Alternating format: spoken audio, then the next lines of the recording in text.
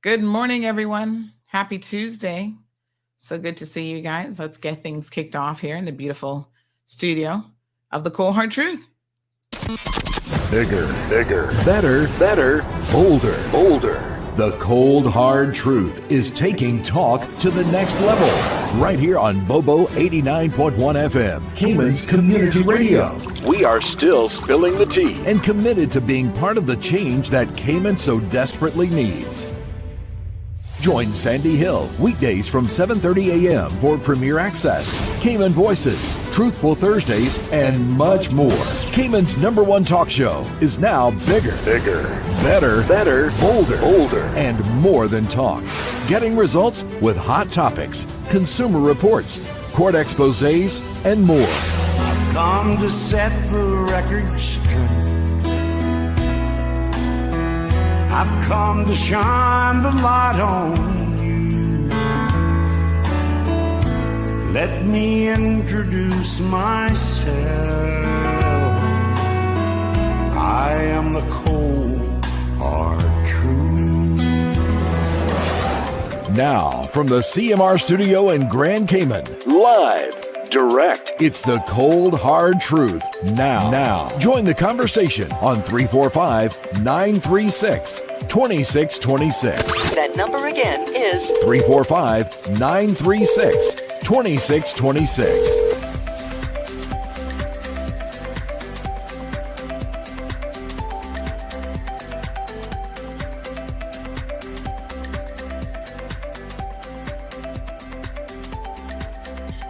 Good morning, Cayman Islands. Happy Tuesday. Rise and shine, honey child. Time to get up. I know what happens after a long holiday weekend. You just did too much over the weekend. Everybody's extra tired. You're like, oh, Sandy, do we have to? Yes, you do. Don't make me play my get up song. Oh my goodness. It's so effective, but it also is a little bit annoying. I'll be the first to admit. But the days when I see you guys struggling to rise and shine, and this includes myself, I feel like I need a little pep in my step. Well, yes, it's days like this that I want to say, Sandy, hit that button.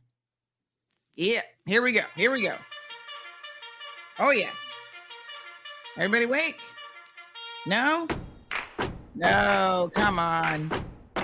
Yes, there we go. Oh, yeah.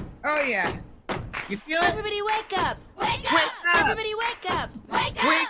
Open your eyes. Oh, yeah. Jump out of bed. Oh, yeah. Open your eyes. Jump out of bed. If you're on the bottom bunk, don't bump your head. Let's get it, folks. Time to wake up. Everybody wake up. Wake up. Everybody wake up. Wake up. Find your shoes. Oh, yeah. Find your sock. Oh, yeah. Find your shoes. Find your other sock. Don't hit the snooze on your alarm clock. Oh, my gosh, that snooze button. I did it this morning. Everybody It's so wake up. tempting. Wake up. Everybody wake up. Wake up. Wake up. Everybody wake up. Wake up. Wake up. Everybody wake up. Wake up. Toothbrush. Toothpaste. Now wash your face. All right, let me pause it there. You guys wake? Are you with me? Yes. I see the numbers rising, honey chill. Y'all are like, oh God, Sandy, if we must do it, we will. Let's go ahead and wake up Shamari this morning. Good morning, Shamari. Good morning, Sandy. How are you? I saw you getting into the song, boy. Man, I was jamming. I need that for my household. Play that for the boys in the morning. Oh yeah. Listen, if you have any Alexa devices, just tell her to play the wake up song. And I that'll don't get going. use Alexa, man. I don't use Alexa. Oh. I don't invite the FBI into my house. No. You gotta have good security, but you can still use it. Good morning to everyone. How are you guys doing? Of course, today is Tuesday, so we've got our favorites in the house with Rundown Tuesday, Health City, Cayman Islands. We're going to be talking about such an important topic today.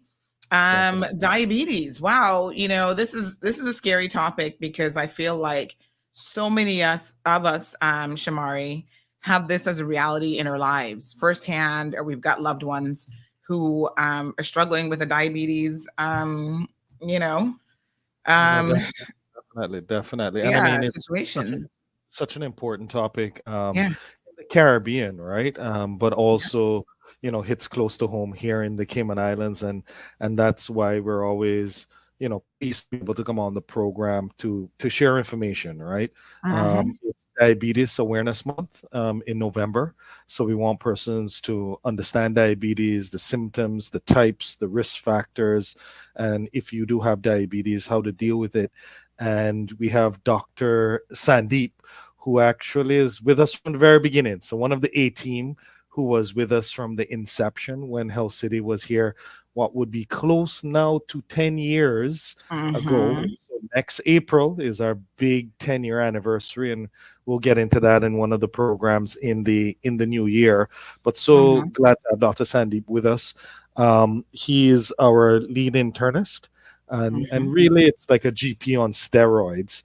So he Mhm. deals with, if you ever need to come to Health City, not quite sure exactly what's wrong, Dr. Sandeep is who you would see. And either he would help or he would be able to more or less put you to the physician and specialist that's needed. But he does Mhm. specialize in diabetes management and education. Also, he does interventional procedures, nephrology, and hemodialysis are areas of specialty for Dr. Sandeep as well. And if you've ever come for your executive health check, he is one of the Mhm. physicians that you potentially would see at the back end to help to explain everything for you and to carry it to the next level.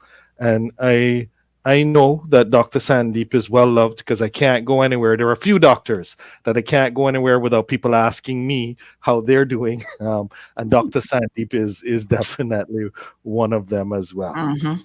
Sandy, Absolutely. you Let's go didn't ahead. ask me the question this morning. Oh my goodness. You What was I see, thinking? What was I? the long weekend. You're I not know, awake I yet. know. All right. Well, tell me the good news. It must have been good news. All right. So the good news is we were on a bye week this week, so that means Okay. we didn't lose. But the Okay. better news is all three teams in our division lost. So the Oh, Miami Dolphins are still on top of the division, number one in our division, going strong, getting ready there for the you playoffs. go. And yesterday was my anniversary, 13 Yes, years. I saw that. 13 years. So, Happy anniversary. so strategically have my mug. I love my wife. Couldn't have the Dolphins today. Had to have my wife Ah, today. So oh my my wife gosh. gets I today, love and it. then hopefully the Dolphins mug will be out in fully fat next week. Yes, I love all the Greece photos that you shared as well, by the way. Ah, Looking you good, could looking tell that good. they were all from Greece, huh? Yes. Obviously, yeah. All of those landmarks. Yes, absolutely. Well, happy anniversary to you and Michelle. I think it's so fantastic. I mean, I love to see people making these sort of personal milestones as well as the professional ones. So keep it going, keep it going. 13 years is fantastic. So All now right. you've caused an issue, Sandy, because I have to go back and do the dress thing for her. Um, After seeing your pictures with the dress, she's like, "Why did I not know about this?" And Oh I'm my goodness. the whole Yeah. thing. I'm like, "Look," and she's like, "Wait, you knew about this?" I'm like, "Well, yeah." But anyway, I even wrangled Marlon in for a couple of shots. So yeah, you got to share those. oh God, no, he would kill me. He would kill me. All right, Dr. Sandeep, good morning to you. So good to see you in the studio this morning. How are you? Morning, Sandra and Shamari. It's always pleasure to be with you guys Yes. to in the CMR. Very good Yeah, one. absolutely. So of course we've got Stephanie. She says that you are the best. So she's Hey, glad. Stephanie. Thank you. She's glad Thank you. to have you here this morning. So of course, I've definitely spoken to you as well there at Health City, and I'm one of those people who, watching my A1C numbers, this topic is of particular interest to me, and I think that all of us need to be so careful and make sure that we know our numbers. That's definitely the most important thing. So let's talk a little bit about diabetes this morning, folks. Do remember that if you have any questions for a guest in studio, Cayman Islands Health City, I see a lot of you here, almost 250 people on the live stream alone, and countless more listening on radio. The phone lines are open all the time, 936-2626. You can have your questions answered. And so let's start talking a little bit about Diabetes Awareness Month and what, today is actually November 14th. is World Diabetes Day. So why is this celebrated around the world? Why is that, being knowledgeable about diabetes so incredibly important? Yes, and as you know, the diabetes now it's like a major burden when it comes to health. Hmm. Every year, the numbers are doubling, with respect to the incidence and prevalence of diabetes in each and every country. Oh, wow. Why November 14th is considered as a diabetes awareness month is because the legend Sir Frederick Banting, who invented insulin, was Hmm. born on this day. So that is Hmm. the main fact where you consider this day as diabetes awareness month, for that reason.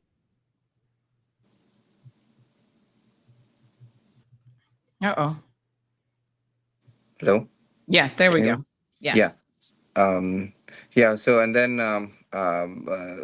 that many new additional management strategies and diagnostic difficulties which we'll be facing every year when it comes to diabetes.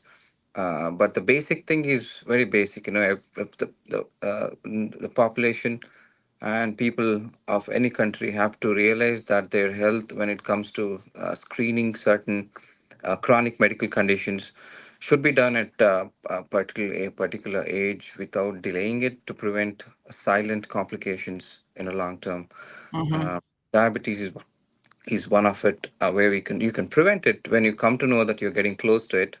Uh, uh, when you it's called the condition is called pre-diabetes. As you know, most of the people will be in this pre-diabetes state for longer period of time, where this is a chance that they can just stay on there or revert their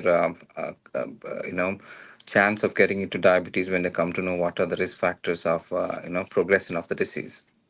Hmm. Hmm. Okay. Thank you so much for explaining to us the importance of today. So, of course, a lot of us, like I said, are struggling with this. And some people on radio are saying that they're having a little bit of an issue hearing you guys this morning. So, try to speak up as much as you can. I'm not really sure what exactly would be causing the issue, but you use your outside voice for today. You know how you tell your kids, use your inside voice? No, we want you to use your outside voice today. All right. Thank you so much, guys, for the feedback. We have pumped up as much as we can in our end the volume. So hopefully that makes a difference. Okay. All right. So, right. So, World Diabetes Day is today, folks. Let's talk a little bit about what diabetes is. I think a lot of us have heard the word for sure, but what exactly is it? Yes, diabetes is a chronic metabolic disorder. When I say Hmm. metabolic, there is a hormonal disorder where the way the insulin is produced normally in the body is changed. Either it produces, the human body starts producing less insulin, or whatever insulin you're producing, it is not acting properly on the peripheral tissues to keep the blood sugars normal in the human Hmm. body.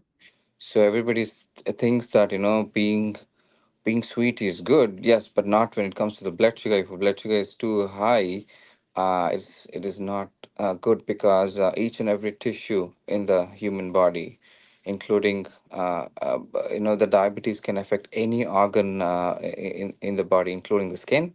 So it's that important to keep the blood sugars in the normal range, because the high blood sugars in the human body is toxic to each and every tissues, right from, as you see there in the slides, there it can affect microvascular tissues like eyes, kidneys, Hmm. nerves, heart, brain, and also most of the other organs in the body, including the GI tract.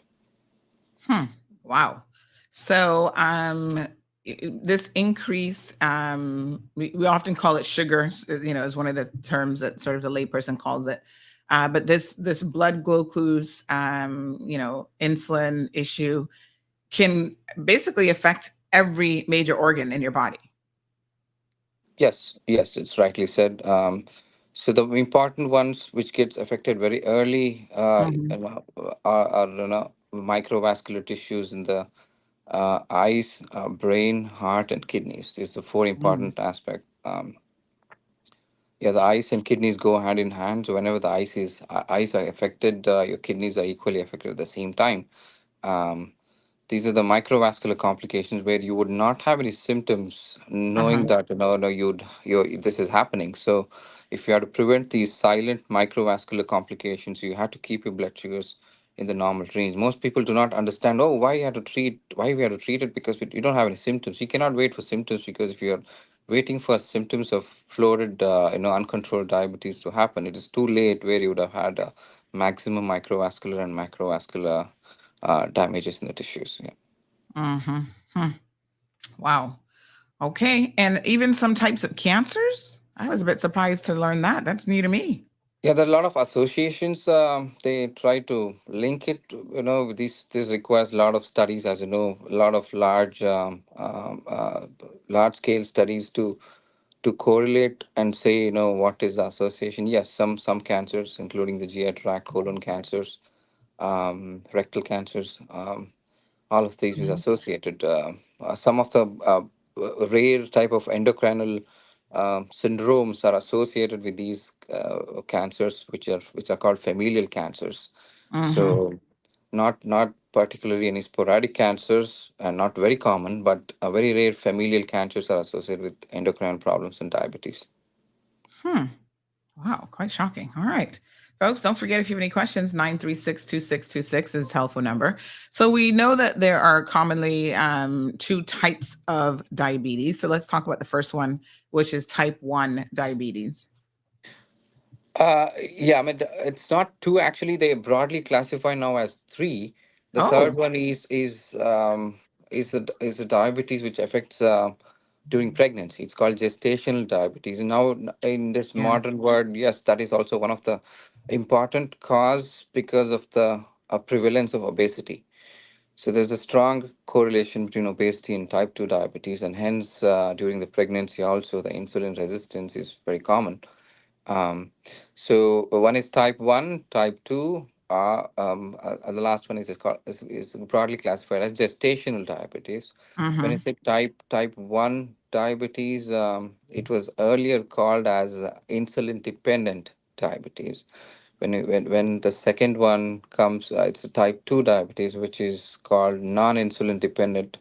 These terminologies have been taken off now because the type 2 diabetes, people with type 2 diabetes may also start needing insulin at the later stages of their life if they progress. So type 1 diabetes is the least common type of diabetes. You often don't see this one. It accounts to just 5 to 8% of the world's population have this type of diabetes. It Mm-hmm. is more brutal to have this type of diabetes because what it means is that your pancreas, one of the important endocrine organ which secretes insulin, just gives up, and then it starts producing less in some people for some time, and then all of a sudden it just stops. Mm-hmm. So the main reason behind this is a familial. And I say familial, it's a lot of complex genes which I cannot say one or two, with Mm-hmm. autoimmune process where your pancreas is completely suppressed with not producing insulin. So this is like a very bad thing which happens. I'm very unlucky. Most of the type 1 diabetes people needs a high dose of actual insulin requirement, like 1 unit per kg per day. Like they would need some 60 to 80 units of insulin pumped in every day to survive. That is what type 1 is about, and more complications are associated with type 1 if you don't tightly control it. And for certain reason, the risk factor, I mean, the complications are um, very vast and major. In fact, most of the kidney failures and eye damages are all associated with type 1 diabetes.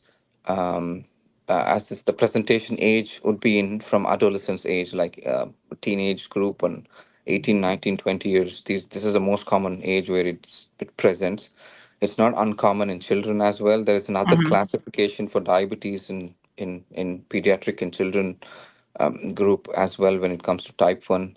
Different type of, there's another component called maturity onset of diabetes mellitus, MODS, it's called MODS.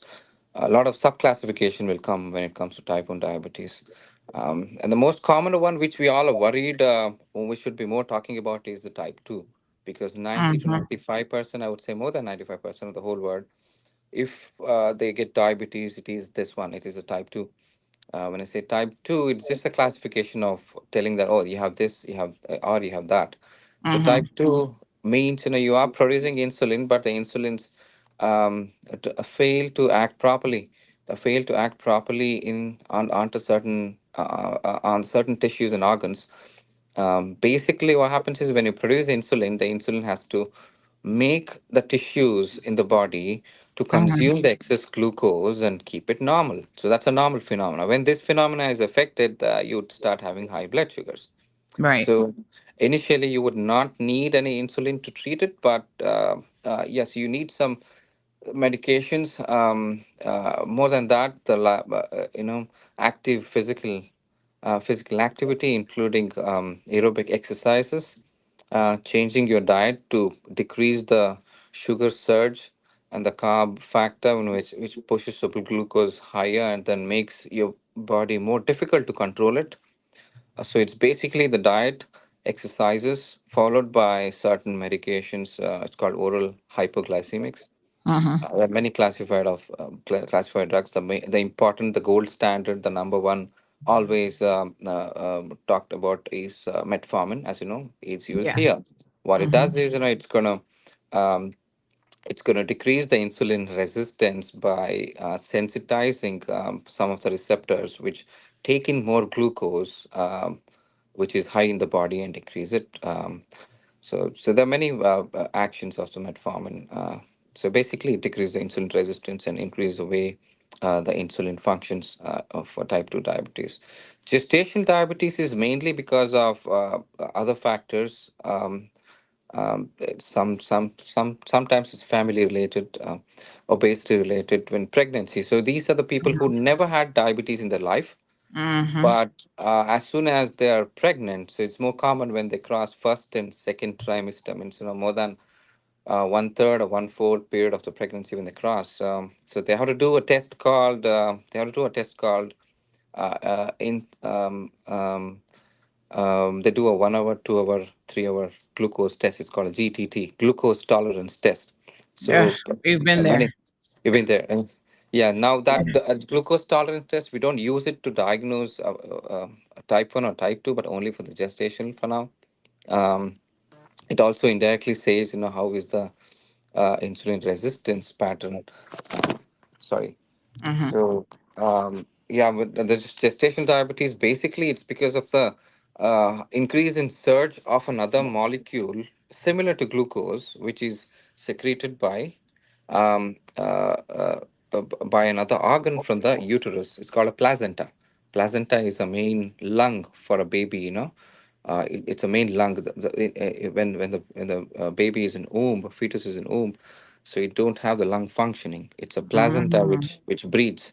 So the Mm-hmm. placenta is another mini pancreas like organ inside the uterus, which Mm-hmm. produces certain hormones. When it increases certain placental hormones, it's going to increase the blood sugar indirectly and cause diabetes. Mm-hmm. So, well, there are many impacts when this happens in pregnancy. Yes. It can affect fetus very badly. It's called a high risk pregnancy when people have gestational diabetes, Mm-hmm. because it can have deleterious complications during the delivery on the baby, increased risk of sudden deaths in fetus because when they have gestational diabetes. So all of the obstetrician know how to deal with this. Invariably, they would need insulin if it is very bad control. Most of the time, medical nutrition therapy (MNT) is a treatment for this. Just being more cautious, what type of exercise you can do in gestational diabetes, and all of that will help to decrease it. So, 2 to 10% is a big number when it comes to Mm-hmm. the incidence of this type of diabetes. So, it is also important to talk about because it indirectly or directly affects the fetus very badly. Now, the good thing about this is as soon as the baby is delivered, I mean, the placenta, the organ which is attached to the baby, when placenta and the uterus, I mean, and the baby comes out, the blood sugar falls down, and you would not be having any problem after that. But there's a catch here. There's 8 to 10% chance that the gestation diabetes, people who have gestation diabetes, can have type 2 diabetes in the next 3 to 5 years. So they have to be monitored. They have to be monitored. This is about So it predisposes you to then getting type 2 diabetes, basically. Yes, yes, yes. That is the reason, people who have been told that, oh, you have mild diabetes during your Mm, pregnancy should always monitor for the next few years. Yeah, not everybody will get it, but some will have that potential risk. hmm, wow. Okay. And of course, just because you haven't had it also doesn't mean that you shouldn't continue to monitor all of your numbers post pregnancies and stuff as well.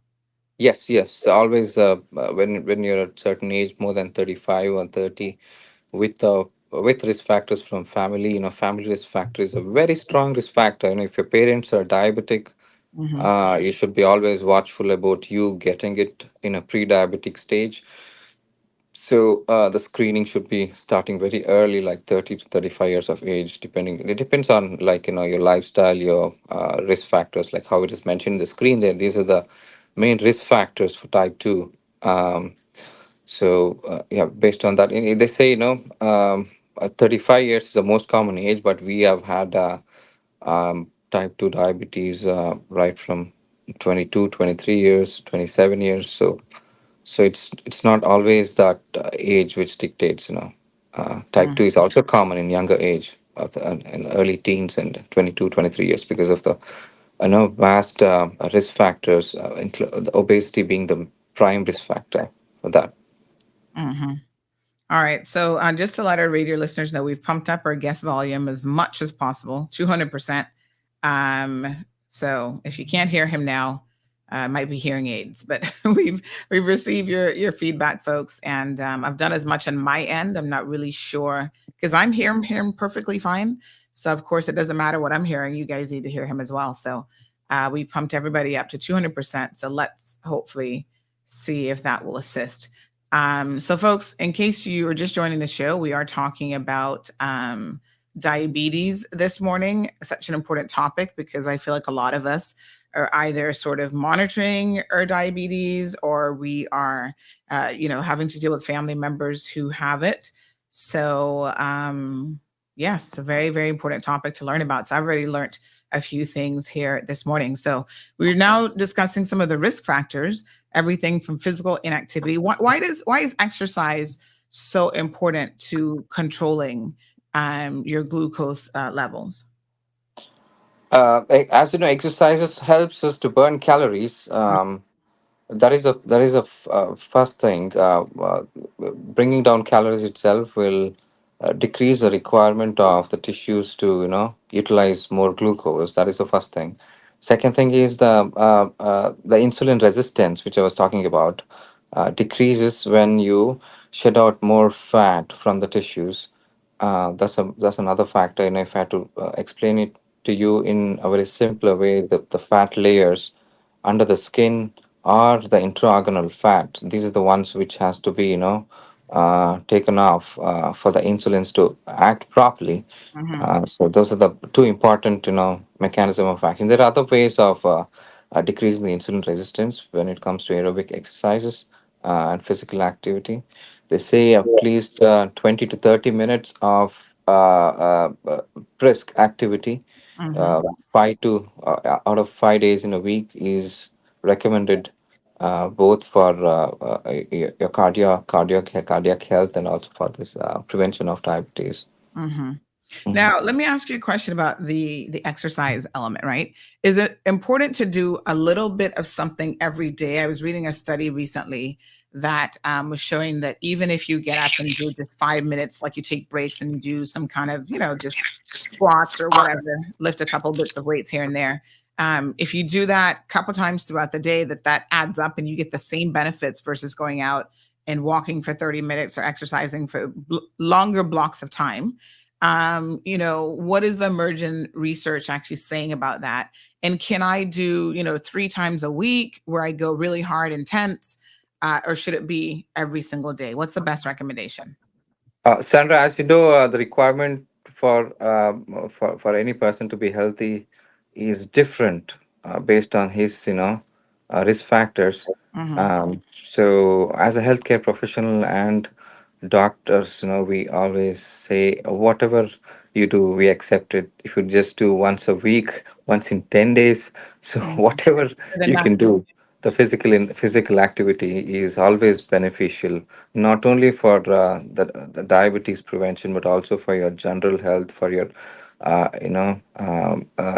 mental health, sleep, improving the sleep and relaxation and all of that. So Mm-hmm. physical activity is very important. It might be 2 days in a week, 3 days in a week, all days in a week. If you can do it, it is best advised for to do at least 5 days in a week. Mm-hmm. But as I told you, anything is Mm-hmm. when it comes to the exercises and physical activity. Yeah. All right, so just get it done.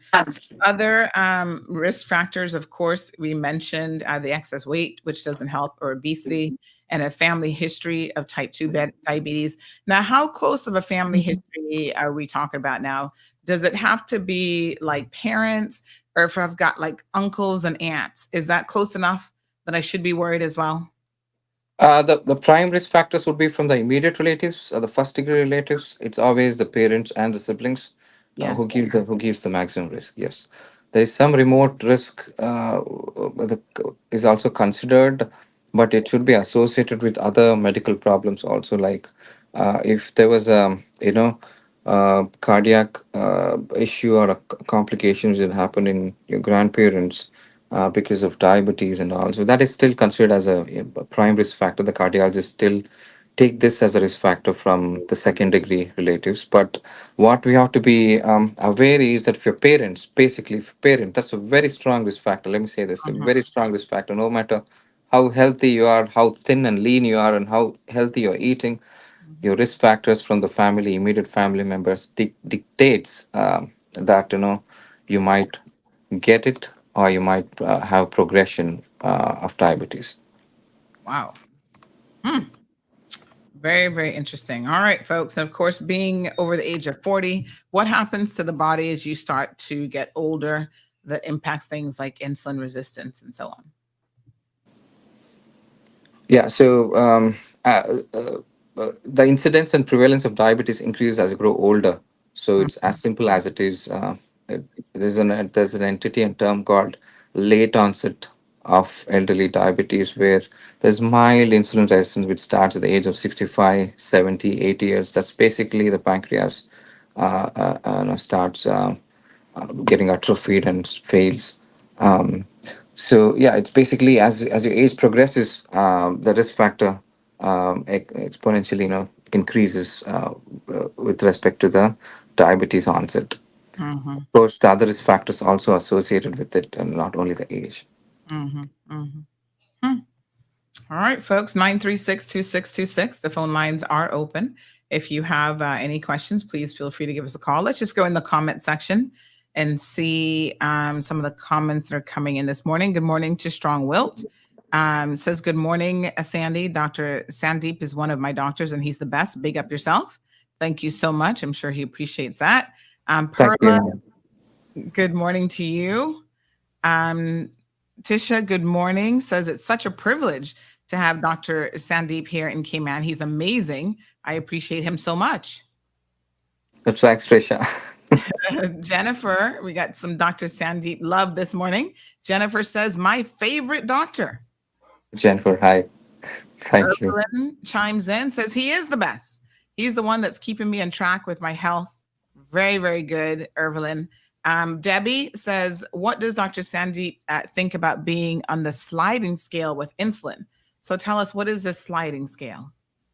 Yeah, well, there is an entity called brittle diabetes, where your insulin requirement is not fixed. like how much you need. Especially this is a challenging situation where families face to treat people who are who elderly, elderly people who are diabetic in their home, to give insulin with a fixed dose. That the prime factor is the way they accept the food is not same. They may not eat breakfast on time. They would say, "I'm not hungry. I don't want to eat food." Mm-hmm. The skip meals. Whenever they skip meals, the body gets confused. The insulin goes, like, it goes very low at some point, and then the next few hours it goes very high. So it needs. It's a challenging situation where we give a scale and write them and say that, if the blood sugar is between this much and this much level, give this units, like this much units of insulin. So Mm-hmm. they check blood sugar every time and give insulin according to the blood sugar, so that they are safe and they don't need to fix a dose. So that is called a sliding scale for the insulin in home. So Mm-hmm. I have to appreciate all the family members who take so much of efforts to, help their diabetes patients, diabetes family members, keep the blood sugars under control. Because when it gets too low, it's too dangerous. When it gets too high, also it's too dangerous. So that's a problem with brittle Mm-hmm. diabetes.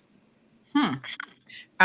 I want to ask you something. You're talking about when people skip meals. So, of course, this intermittent fasting has kind of been, a thing lately. And there seems to be some confusion about whether or not someone who is not necessarily diabetic, but in the pre diabetic stage, is intermittent fasting something that can be beneficial to them?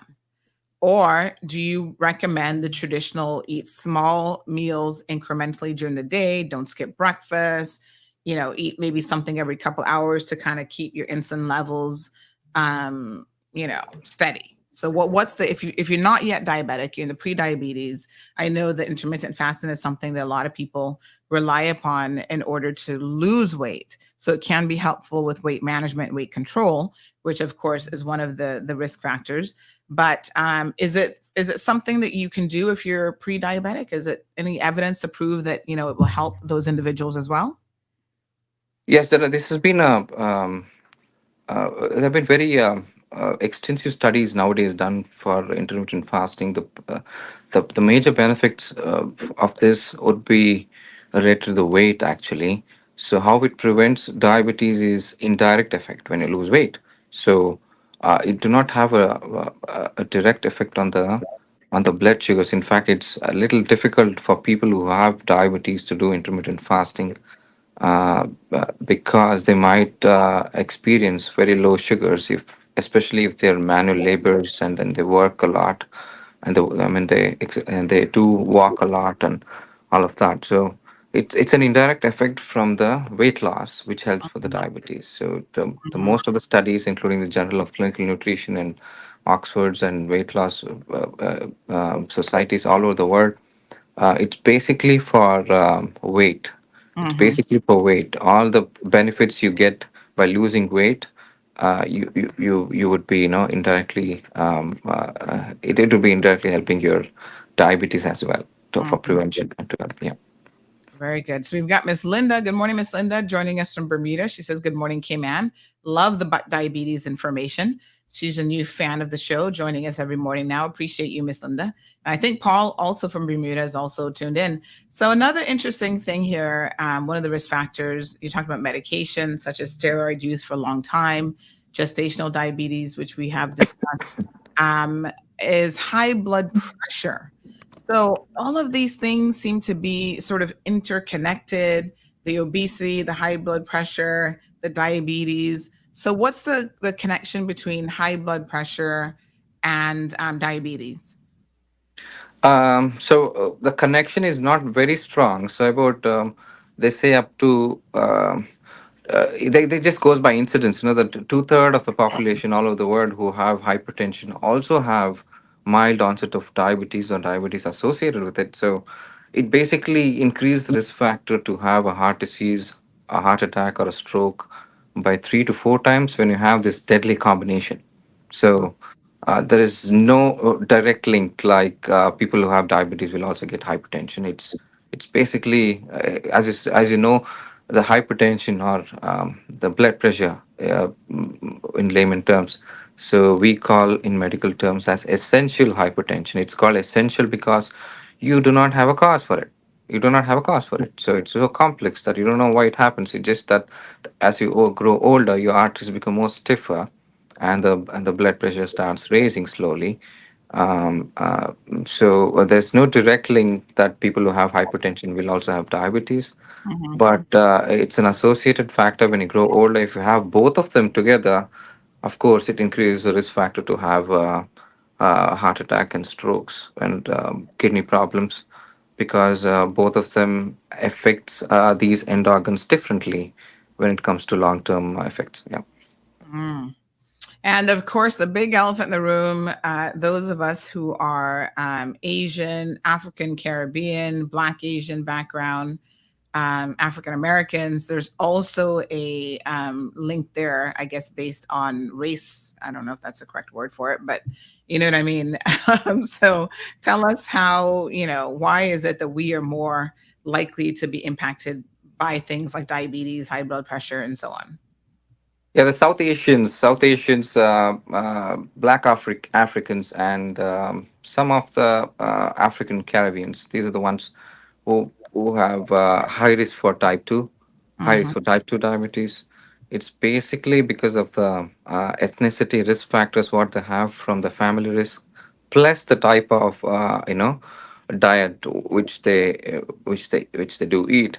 As I know, all of my uh, country mates and South Asians, like Indians, Philippines, Pakistanis, and all of most of the people from Singapore, Malaysia, and the staple food is always rice related step. It's a rich carb, Hmm. and the same thing is true for the Caribbean. What I've seen is here, the Caribbean is always when you go somewhere, you always see a lot of uh, carbs and starch as a major component of the meal. So yeah, it's just increasing the risk by pushing your blood sugars too high, so that blood sugar surge will increase the risk of getting type 2 diabetes. Hmm. Hmm. Wow. So all the rice that we love, the rice and beans, the potato salad, the macaroni and cheese. Like honestly, when you see a traditional, I know Shamari can testify to this, especially Christmas is right around the corner, and Thanksgiving. You'll see a plate of food of traditional, a Caribbean plate, a Caymanian plate of food, and we've got meat and starches, and maybe a little circle of vegetables, and then that's it. So we need to balance that out and have more healthier options on our plates. Yes. And then we go back for seconds, right? I know. I know. Then we hit the dessert table. That's another plate. Yeah, the non-starchy carbs is what we have to include more on our meal plates. When I Hmm. say non-starchy carbs, it's all these broccolis, Hmm. cauliflower, greens, peas, Brussels sprouts. So they Hmm. are starches. They are, Yeah. they are carbohydrates, but they're Uh-oh. Oh, I think we lost Dr. Sandy. no, no, no, no. I've been getting too many calls. I'm sorry from the hospital. Oh, okay. Sorry for that. I'm using my phone. It's 8 o'clock. Yeah. So, Okay. uh, yeah, this use of non-starchy carbs are the one we have to replace the starchy carbs like white rice, white pasta, potatoes. Three important things when it comes to Caribbean Hmm. food: the rice and beans which we eat. Uh, yeah, I mean, you can always have that, but in smaller portions. And Yeah. especially people who have risk factors, that you're getting into a phase of pre-diabetes, or if you have strong family risk, or if you have those obesity as a risk factor, and you're physically inactive, you have to make Hmm. these changes in your diet as a first as a first thing. Yes. And I watch a lot of content to try to educate myself, and there's some really wonderful folks on YouTube who are also diabetes experts, and they talk a lot about the importance of diet, controlling that, and the one food which is so hard that they've said that if you had to say there's one food that is really going to impact your insulin resistance and so on, and that you could cut out probably forever, it is the potato. And I was like, ooh. So any form of a potato, French fries, baked potato, mashed potato salad, how else do we do potatoes? We have so many different recipes for potatoes, but it said that if you could actually, get rid of potatoes from your diet, that's like the one food that someone who's suffering or pre-diabetic or trying to control, this particular issue, that you should never touch. Like if there was you know, put it in the bad corner, don't ever touch it, it would actually be potatoes. And that is so hard, I think, for people to do, because there are so many dishes surrounding potato, right? It's such a staple food. And we have so many different types of potatoes. We've got sweet potatoes, and I love the little miniature. They're like purple potatoes, and they're really good in curry chicken. Actually, you just throw them in there, and they're filling. But yeah, folks, eat more healthy stuff like the broccoli, cauliflower, and those types of things. So let's talk about some of the symptoms. Good morning to Juliet. I see Miss Joyce Ann is here this morning as well. Strong Wilt says that he misses Dr. Ranja, but thumbs up to Dr. Sanjeev. So, all right. Debbie says to replace white potatoes with sweet potatoes. Well, apparently there's no real what's the glycemic index? So let's talk a little bit about this, Doc. Apparently foods are sort of categorized, and whether they have a high glycemic index or low glycemic index, and then that determines whether or not it's something that you should sort of incorporate into your diet. And I understand that, again, even a sweet potato might be a little bit lower than a white potato, but it's still pretty high, right? How do you know, what is healthy? Do you just have to go by the rule that you just said, is eat things that like cauliflower, broccoli, anything in that family is actually considered to be quite healthy for you? The glycemic index is a way of determining what food has, how much risk of increasing the blood sugars very quickly. Mm-hmm. So, especially in that 2 hours of period of time where the stomach takes time to push the food out of the stomach, it's called a gastric emptying time. Basically, it's the same thing. The carbohydrates and complex starchy carbs are the one which has got the highest glycemic index. Of course, the all the Gatorade and the good Gatorade with a lot of sugar and sugary drinks, Pepsi, Coke, they top the list of Mm-hmm. being at the highest glycemic score. Mm-hmm. The lowest glycemic index food is again the healthy food which you all talking about, like all the green leafy vegetables, most of the fruits, excluding some of them like mangoes, sweet melons, Mm. and pineapple. They have the high glycemic fruits. My So favorite. yeah, Oh, it's challenging during mango season, and I don't like necessarily ripe mangoes, but it's not the sugar content, it's the starchy content. So even I have been told that even though I'm eating them not ripe, they're kind of like what we call turn mangoes.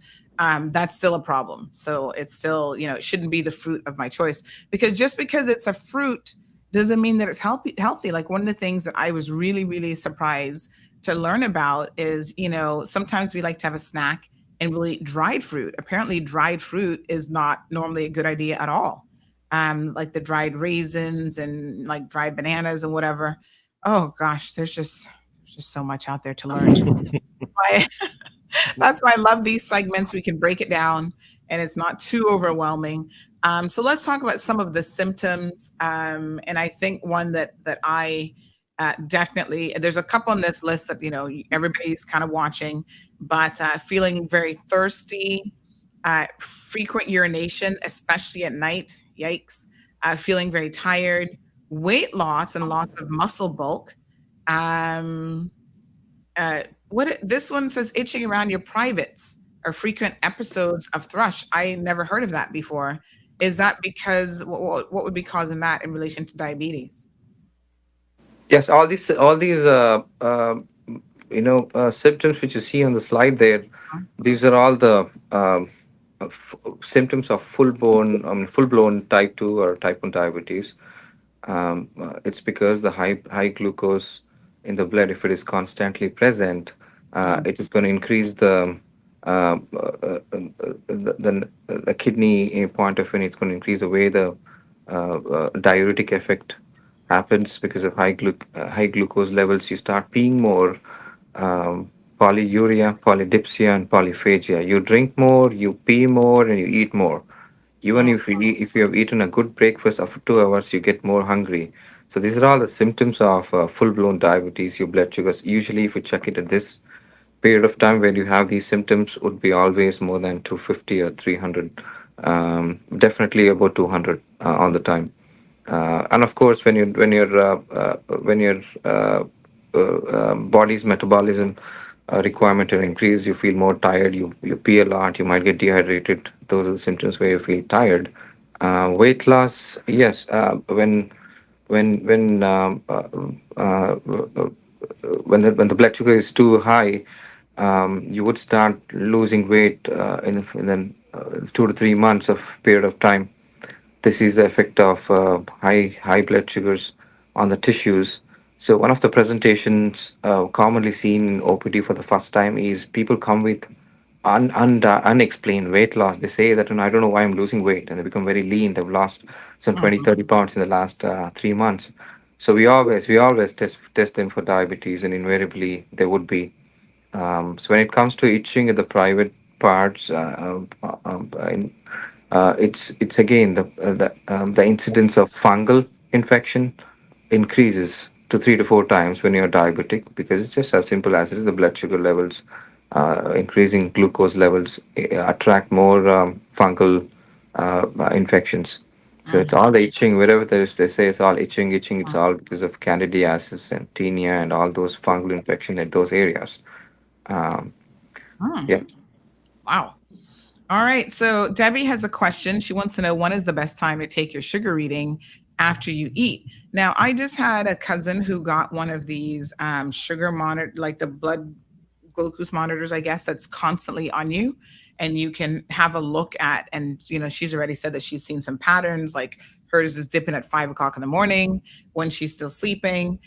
She gets to see a lot of these patterns. So I want to answer Debbie's question first. And then, is it a good idea to get these monitors, even if you're not yet a diabetic? Should you be watching your sugar like that constantly? Or how do you know who should be, fitted for one of these constant monitors?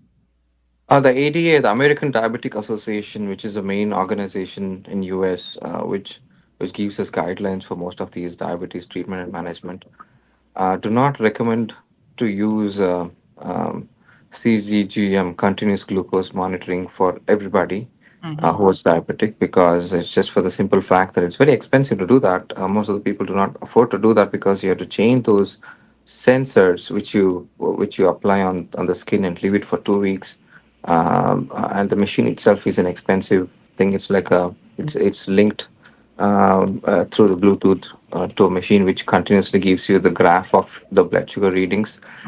This is usually used in people who have brittle diabetes, or too difficult to treat diabetes, or type 1 diabetes, where your blood sugar levels are very high and you require a very high dose of insulin just to prevent the deleterious effect of hypoglycemia, the low sugars.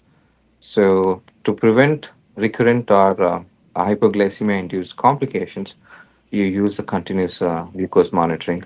Um, and also, it's also used in children with type 1 diabetes, or very elderly people who live alone, or who live alone for a few hours in a day, where you need to be constantly seeing these numbers, make sure that it doesn't fall too low. And these are the situations where you use CGGM. Otherwise, in other countries, actually, the insurance do not approve to get these monitors and sensors uh, through the insurance, actually, if it is not indicated. Okay, so some treatment options include insulin, tablets and medication, weight loss programs, diet and exercise. So can we talk about the elephant in the room when it comes to treatments, which is the metformin and not metformin, sorry. What's the one that they've been taking recently with the weight loss drug? Zepic. Ozempic, sorry, yes, Ozempic and Ozempic style. There's a few other, sort of brand name drugs that fall into that same category. That is supposed to be a drug for people who are diabetic and helps them to control their diabetes. But it seems like there is this off effect of people having some sort of rapid weight loss as a result of it. So people who are not diabetic have been taking this drug for the sole purpose of weight loss. Is that a good idea? Um, yeah, I mean, these are the different molecules. Every year, different molecules come up when it comes to treatment for type 2 diabetes. Hmm. These injections which you're talking about, called Ozempic, is marketed all over the world in different trade names. In United States, it's also available as Wegovy and another one which I forgot the name. Basically, the drug which is there in it is called semaglutide, which is a GLP-1 analog. It's one of the receptor which is present in the human body, on the pancreas, on the hypothalamus at the appetite center. So it usually modifies the way the food stays in the stomach and increases the gastric emptying time, so that sorry, it decreases the gastric emptying time, so that you feel a sense of fullness all the time, and it does cut your appetite through the hypothalamus appetite centers, and also by decreasing the gastric emptying time. And of course, yeah, it has to produce some insulin also. It's going to, stimulate the pancreas also to produce more insulin, so that it helps for the blood sugar to come down. It's a complex mechanism, but a very good suggested drug for people who are having type 2 diabetes with obesity, Hmm. when they fail the initial, oral hypoglycemics like metformin and other associated medication that can be used. If they are at higher risk for heart attack, or they already have a heart disease, it is primarily not advised. Hmm. And when it comes to weight loss, yes, for strange reason now, when it comes to weight loss, everybody tries to be using some magic drugs where you can just inject or take and sit in home and do lose weight. So yes, this was approved in US. I'm not sure about the current scenario, but a couple of them with the same molecule with different brand name. Vigo is definitely approved for weight loss in US, where the insurance approves it in some states, but not here though. No, isolated weight loss recommendations are not there yet for Ozempic, but still people want to try it, and insist doctors to write the prescriptions, saying that they would pay out of pocket to take it. Well, then as doctors, we have to be safe enough to explain the risk factor, I mean complications, and the long-term effects, and also make sure that they have some indications to take that, and just not give it for obesity per se, for the weight loss per se. Hmm. Okay, couple questions coming in. So this person says, "What are some food tips for people who are on the cusp of stage two? I think they meant type two diabetes and insulin resistance due to PCOS, where it's more hormone driven. Um, does it? I mean, if you've got these sort of pre-existing things like hormone related issues, familiar related issues, what can you do by way of your diet to perhaps counter that? Is there any separate advice different from what you've already said, or is it the same sort of advice in terms of what you can do? Let's talk about PCOS. A polycystic ovarian syndrome is a very common entity, which Mm-hmm. is prevalent in adolescent and young women. It stays on and causes problem till 40, 45 years of age. When it comes to fertility, the regularization of the periods, and all of these is important when you have to conceive. Mm-hmm. Uh, so the PCOS, the risk factors, again, it's the main risk factor, and how it increases the insulin resistance is by obesity factor. Of course, it's recommended. Exercise is the first treatment. Exercise and physical activity to lose at least 10 to 20% of the weight is a prime treatment for PCOS, or polycystic ovarian syndrome. Mm-hmm. Um, of course, those who are at risk factor for pre-diabetes, or they're at higher risk for diabetes, all of them, they recommend using metformin also It's prescribed basically to decrease the body's sensitivity. I mean, to increase the body's sensitivity to insulin, which in turn improve the blood sugar levels and reduce the androgen levels. Androgens are the ones which are elevated in polycystic ovarian syndrome, which regulates ovulation at the mid of the cycles. Hmm. Decreasing the androgen functions and balancing it is what the metformin does, and it is approved for PCOS in certain situations, not for everybody who have PCOS. Hmm. All right.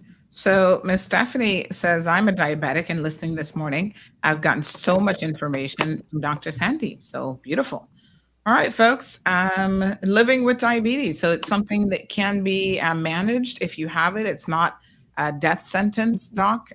What do we need to know about how to live with it? Screening comes becomes an important part because always prevention is better than cure.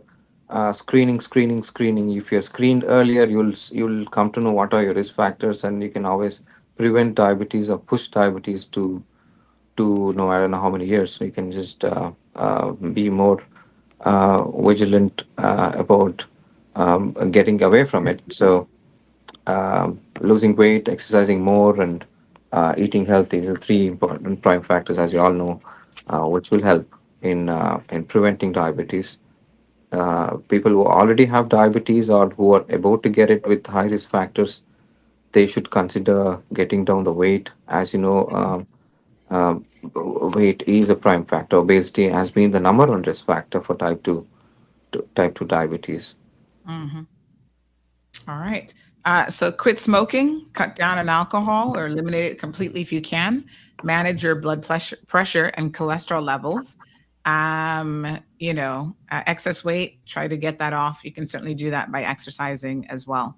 Maintaining a healthy diet, cutting sugar and refined carbs, and pay attention to portion sizes being so incredibly important. So, Dr. Sandy, we know that you're extremely busy, and as the time goes on, it's now 8:37. You are tied up, so we're going to go ahead and thank you for coming onto the program today. Such a fantastic discussion. We really appreciate all of your expert advice. Shamari, any final thoughts this morning? No, just want to thank Dr. Sandeep as always for taking time out of his busy day. And as you can see, I wasn't lying. Look how many people love Dr. Sandeep. That's Yeah, writing in. Thank you all so much. yeah. And just to also remind people that they can get their lung cancer screening, $50 US. You have to be 50 years or older, have a history of smoking equivalent of a pack a day for 20 years, Mhm. or you're a current smoker or one who has quit within the last 20 years. So definitely call us 640-4040 or info@healthcity.ky. You have to book it before the end of November and take the appointment before the 15th of December. So your Mhm. lung cancer screening, definitely come in for that as well. Right. And one quick final point before you leave, Dr. Sanji, touch on the A1C test and why that's so important in diabetes management and, just making sure that you're monitoring that number. Yes, I was talking about the screening of diabetes. When I say screening, so we do this test, which include another fasting glucose level with that. So with 8 hours of fasting with no calories, but you can drink water. You come to the hospital in the morning time to give the blood sample to test for blood sugar in a fasting state, plus a test called glycosylated hemoglobin. It's called HbA1c.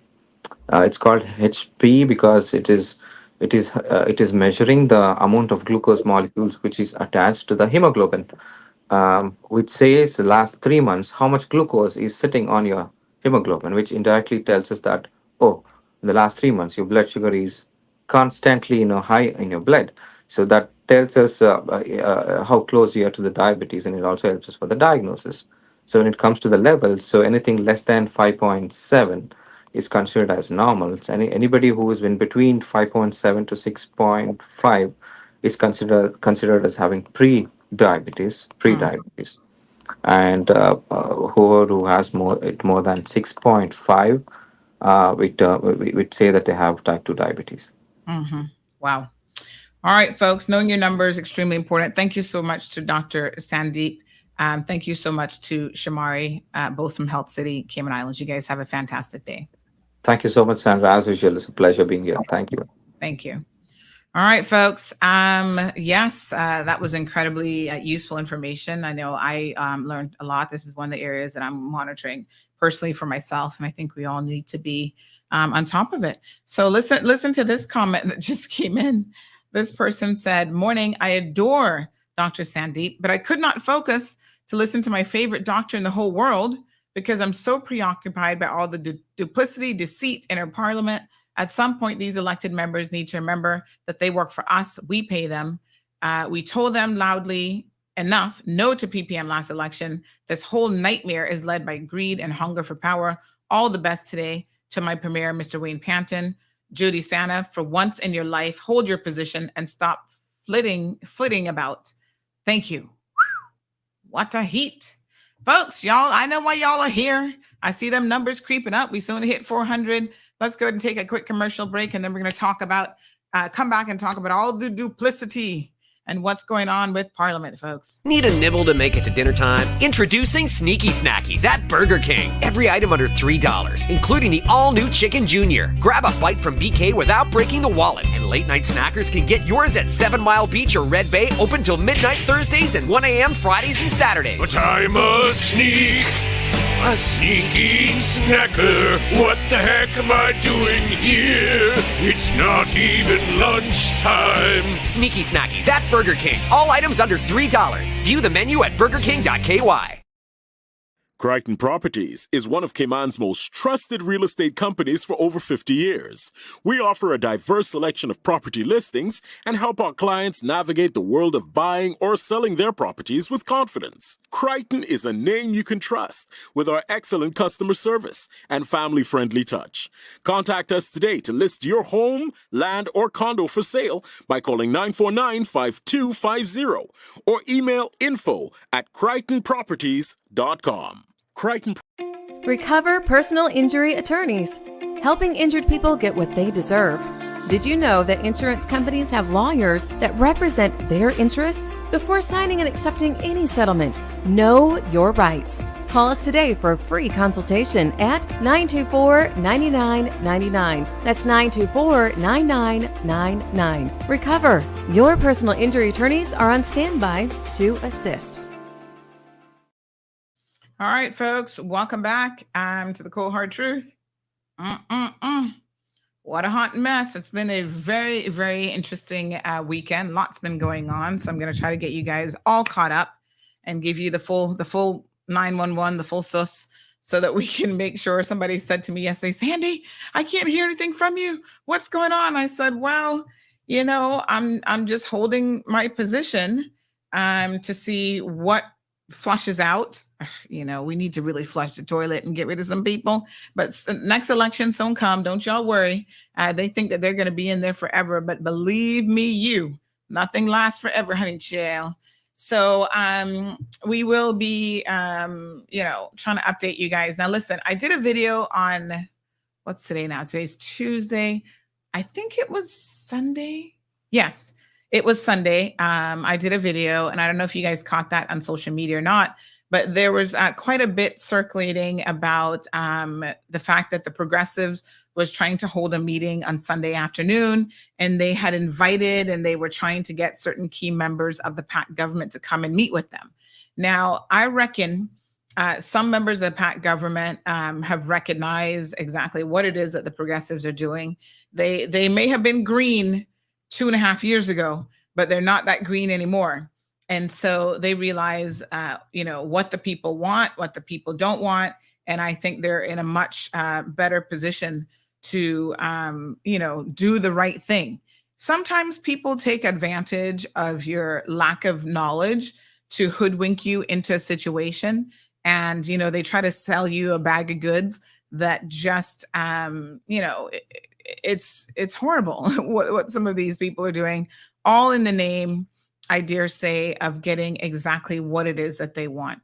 There's something inherently wrong, in my opinion, with people who are not able to be honest.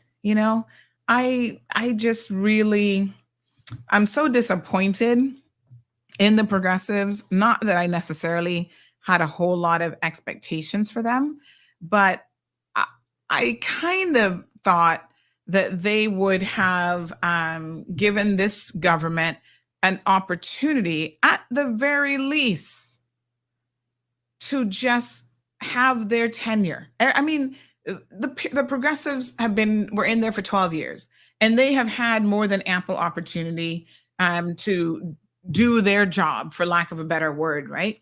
They had their chance. And why they won't give anybody else that equal opportunity, that equal chance, says a lot to me about them.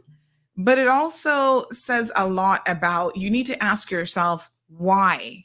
Why is it that from the day of election until now, almost 3 years in, the progressives have tried time and time and time and time again to unseat this government? It's so unnatural. And I cannot think of a single time in the history of this country, and some of you guys have been around a lot longer than I have, for sure, in the world of politics. So I stand to be corrected. But tell me one time when any group has been this, the word I want to use probably isn't even a word, but gravelicious for power.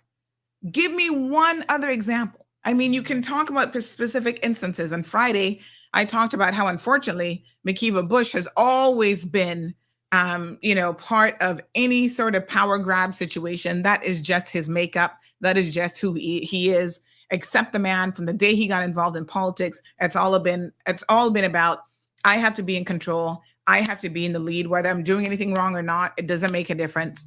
I want power. I want control. So he has been the disruptor. His political career, 40 years, he's been the disruptor. He's always, let's have a vote of no confidence against Kurt Tibbetts. Let's pull him down. Let's do this.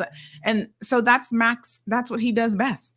But as a sustained situation, I can't think of any other instance ever where this has been just attack after attack. Now, this is what I want to say, and I'm going to play the video that I recorded for social media, because I know some of you, especially your radio listeners, may not have access to social media. But, I'm just so flabbergasted by the whole thing. But this is what I want to say to the PAC members this morning. PACT, you're a PAC, and you just need to hold it together. Just hold your position. The PPM cannot do anything. But you know what the problem is? The PPM, being as duplicitous as they are, they have smelt the inner issues within the PAC administration. They have smelt, this one not getting along with this one, and this one wants, all this money for school that probably isn't even needed, and everybody wants this in the budget, and all of this inward fighting.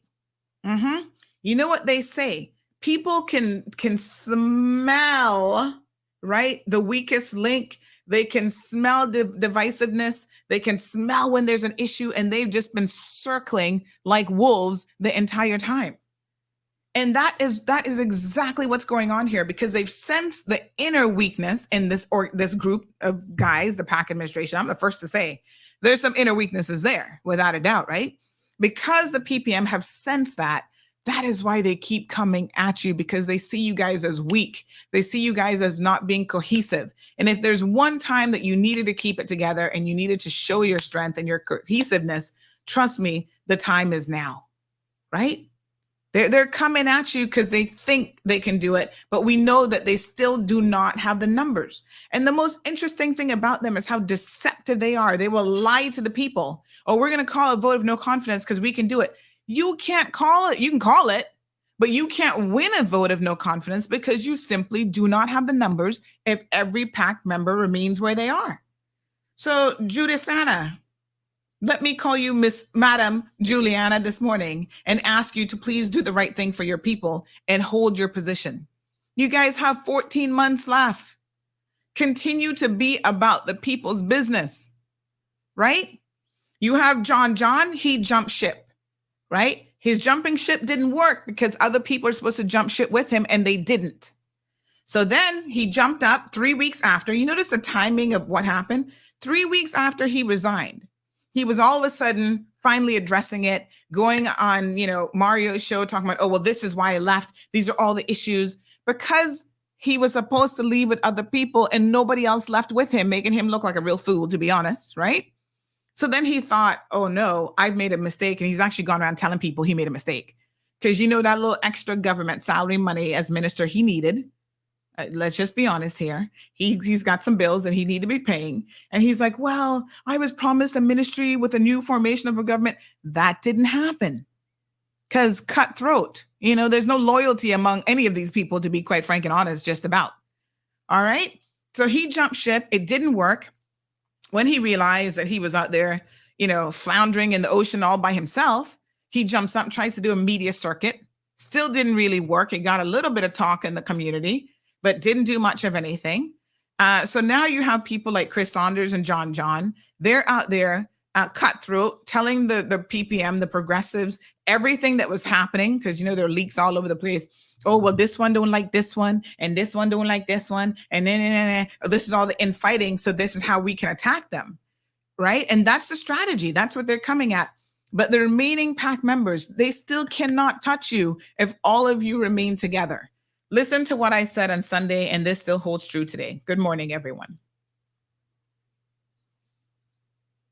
Oops, why am I muted? Hold on, why is that muted? Hold on a second, honey chill. Wondering why I can't hear myself. Give me 1 second. Might be easier for me to just, I have it here on the computer, but I can't hear it. Hold on. Un momento, por favor. It could be, okay, so it's playing audio from the computer, but when I import it in, it isn't. Hold on 1 second. Let me change it to an MP4. I think that might be the issue. 1 second, honey chill. Okay, let me just change it to, this is I actually recorded this on my iPhone, but let me just change it to, yeah, I think if I change the format, that might work. Give me 1 second, good folks. Here we go. Yes. All right, let's try it again. Nope, still muted. Huh. That's weird because it plays on the computer. All right. There's more than one way to skin a cat, honey child. Give me 1 quick second. I'm going to grab it straight from social media. And then let's go under videos. And this was on Sunday. Yes. I just need to grab this link once. All right. We'll go the roundabout way of downloading it. Okay, here we go. Okay. Paste that link there. Download it there. Oh, hold on a second. 1 second here. Political update. And then we're going to just change the file location real quick. Bada boom, bada bam. There we go. Think we're getting it now, honey chill. All right, let's get it. Let's get it. Yes. Remove that old one. Add the new one. Let's see. We put it there. Boom. Let's see. All right, folks. So just bringing you an update on the political landscape because it seems to be changing by the minute. And today is Sunday. And of course, the development today is despite what the PPM is saying, they still don't have the numbers. So they kind of made this grand gesture, which is indicative of their deceptiveness, which we saw them doing during the general election, where they kept claiming that they had the government, despite the fact that they did not. So they're doing the exact same thing now. As you saw earlier, they released the sort of, signatures, missing 2 key signatures, claiming that they were going to call a vote of no confidence next week, but they still don't have the numbers to take the government. So what they've tried to do today is to broker a meeting with 2 sitting members of this existing government. I will not call their name. All I will say is that that did not work out for them because those sitting members are holding firm, and they did not, I repeat, they did not show up at Governor Square for this 3 p.m. meeting. So what they did instead is they attempted to call them, and I understand that there was a Zoom call that occurred. As soon as we get the details of the Zoom call, we will certainly let you guys know. But they're targeting, and like I said, I'm not going to name who they are, but they're targeting 2 members of the PAC administration because they still, simply put, do not have the numbers. It's just a smoke and mirrors kind of a situation. The word on the street is that Juliana O'Connor Connolly has not definitively said that she's going to be moving over with them, because she is, whatever you think of her, she's no fool. So she recognizes that if they don't have the numbers and she signs that piece of paper, she got a problem. So she will be the last person. She's going to be person number 13 if this happens to make a move.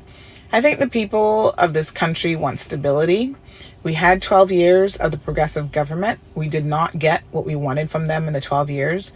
You know, a lot of the issues that this country is now facing, none of them, I shouldn't say a lot, none of them occurred overnight. Whether it's the immigration, it's the Caymanians feeling like we're second-class citizens, it's, you know, the take.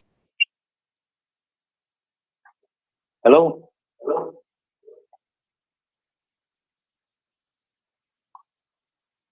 Sandra, your audio is not right. It is muted and background noise. Okay, muted and background noise. Okay, let me try to see what's going on here. All right, let me change this setting to, okay.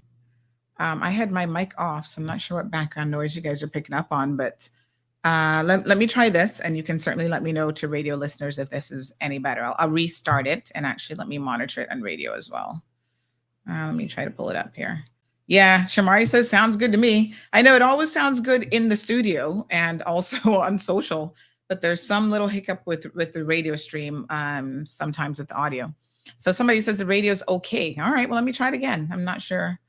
2 people did report that they were having a bit of an issue on radio. So let's try it again. Giving you an update on the political landscape because it seems to be changing by the minute. And today is Sunday. And of course, the development today is, despite what the PPM is saying, they still don't have the numbers. So they kind of made this grand gesture, which is indicative of their deceptiveness, which we saw them during the general election, where they kept claiming that they had the government, despite the fact that they did not. So they're doing the exact same thing now. As you saw earlier, they released the sort of, signatures, missing 2 key signatures, claiming that they were going to call a vote of no confidence next week, but they still don't have the numbers to take the government. So what they've tried to do today is to broker a meeting with 2 sitting members of this existing government. I will not call their name. All I will say is that did not work out for them, because those sitting members are holding firm, and they did not, I repeat, they did not show up at Governor Square for this 3 p.m. meeting. So what they did instead is they attempted to call them, and I understand that there was a Zoom call that occurred. As soon as we get the details of the Zoom call, we will certainly let you guys know. But they're targeting, and like I said, I'm not going to name who they are, but they're targeting 2 members of the PAC administration because they still, simply put, do not have the numbers. It's just a smoke and mirrors kind of a situation. The word on the street is that Juliana O'Connor Connolly has not definitively said that she's going to be moving over with them, because she is, whatever you think of her, she's no fool. So she recognizes that if they don't have the numbers and she signs that piece of paper, she got a problem. So she will be the last person. She's going to be person number 13 if this happens to make a move. I think the people of this country want stability. We had 12 years of the progressive government. We did not get what we wanted from them in the 12 years. You know, a lot of the issues that this country is now facing, none of them, I shouldn't say a lot, none of them occurred overnight. Whether it's the immigration, it's the Caymanians feeling like we're second-class citizens, it's, the takeover of, now we're 50% or less of the population. None of that happened in 2 years. That has been something that has progressively been happening. And the one political grouping that has been in there for the past 12 years has to take 95% of the blame for the position that we're in right now. They didn't deliver on minimum wage. They put it in place and they claimed that they were going to review it in a couple of years. They never did that. This government is going to be releasing the minimum wage report in short order. They didn't deliver on anything relating to housing. This government has a housing task force that is about to release their report in short order. So one of the key reasons for this takeover is to kill all of these initiatives and to act like this government hasn't been doing anything. This government has actually been doing a lot. They've got a transportation report now that they're going to try to move forward with. I think the issue is, and I've always said this, I'm going to say it again, this government hasn't always done an effective job of keeping people informed about the progress that they're making and where they're at with these initiatives. If you don't say anything to people and you don't constantly talk to people, even if you're doing something, a lot of times people feel like you're not doing anything. And so to their detriment, I think that they could have been a lot more forward facing, a lot more communicative with the people and really do more in terms of that. But it doesn't mean that they're not working. So there's a difference in terms of a communication strategy versus actually getting work done. And now all of those things and many, many more initiatives would be potentially killed, because of course the PPM is going to have their own agenda. They supported big business. They gave out more concessions. This government has not given out any new concessions to any foreign developers since they have been in. The PPM hemorrhages country, millions upon millions of dollars that we could have utilized for school projects, inward infrastructure development for the community. They gave that away by way of concessions and have nothing really to show for it. They weren't even following up to ensure that a lot of these big businesses and developers were, giving us back what they claimed that they would be giving us back. So there's a lot. Tuesday's show, we're going to do a deep dive into the Progressives administration to look at what they have done and what they have said. Because believe me, it's really, really important now that they want to take back to government to see they're claiming non-performance, they're claiming this or that. Let's look at the truth of the matter. Their track record speaks volumes for itself. A lot of this has to do with big development, folks. There are people who have an agenda. They want to silence. They don't want the development to even slow down 1 little percent. And it's not that it has, gone down the drain or anything of the sort. They're throwing out all kind of information that's totally misinformation, saying that Caymanians are going to starve if we don't continue to overdevelop this country.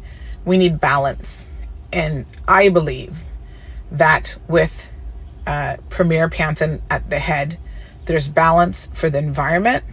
There's balance for the Caymanian people. And yes, they have a lot of work to put certain initiative in place to ensure that that balance can be met. Let's give them the 4 years. Let's give them the opportunity to at least get there.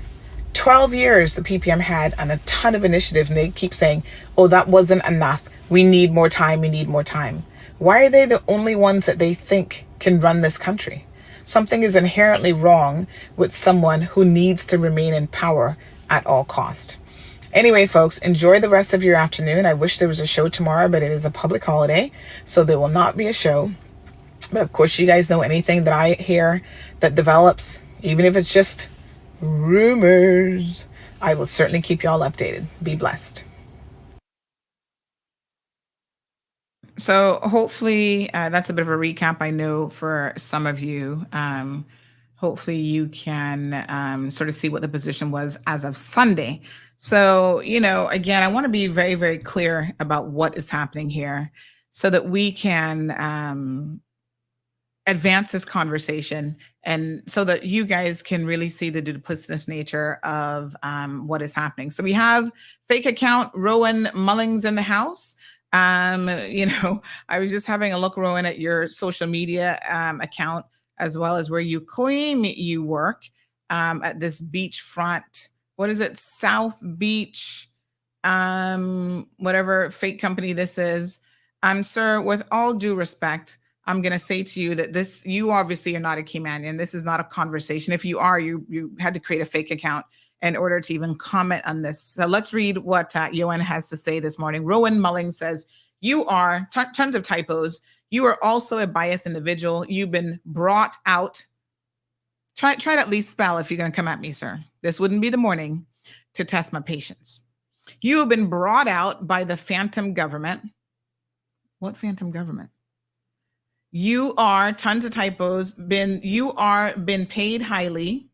This government has always been right for you, even though they are not governing in the best interest of the Cayman people. Yeah, you're not a Caymanian, son.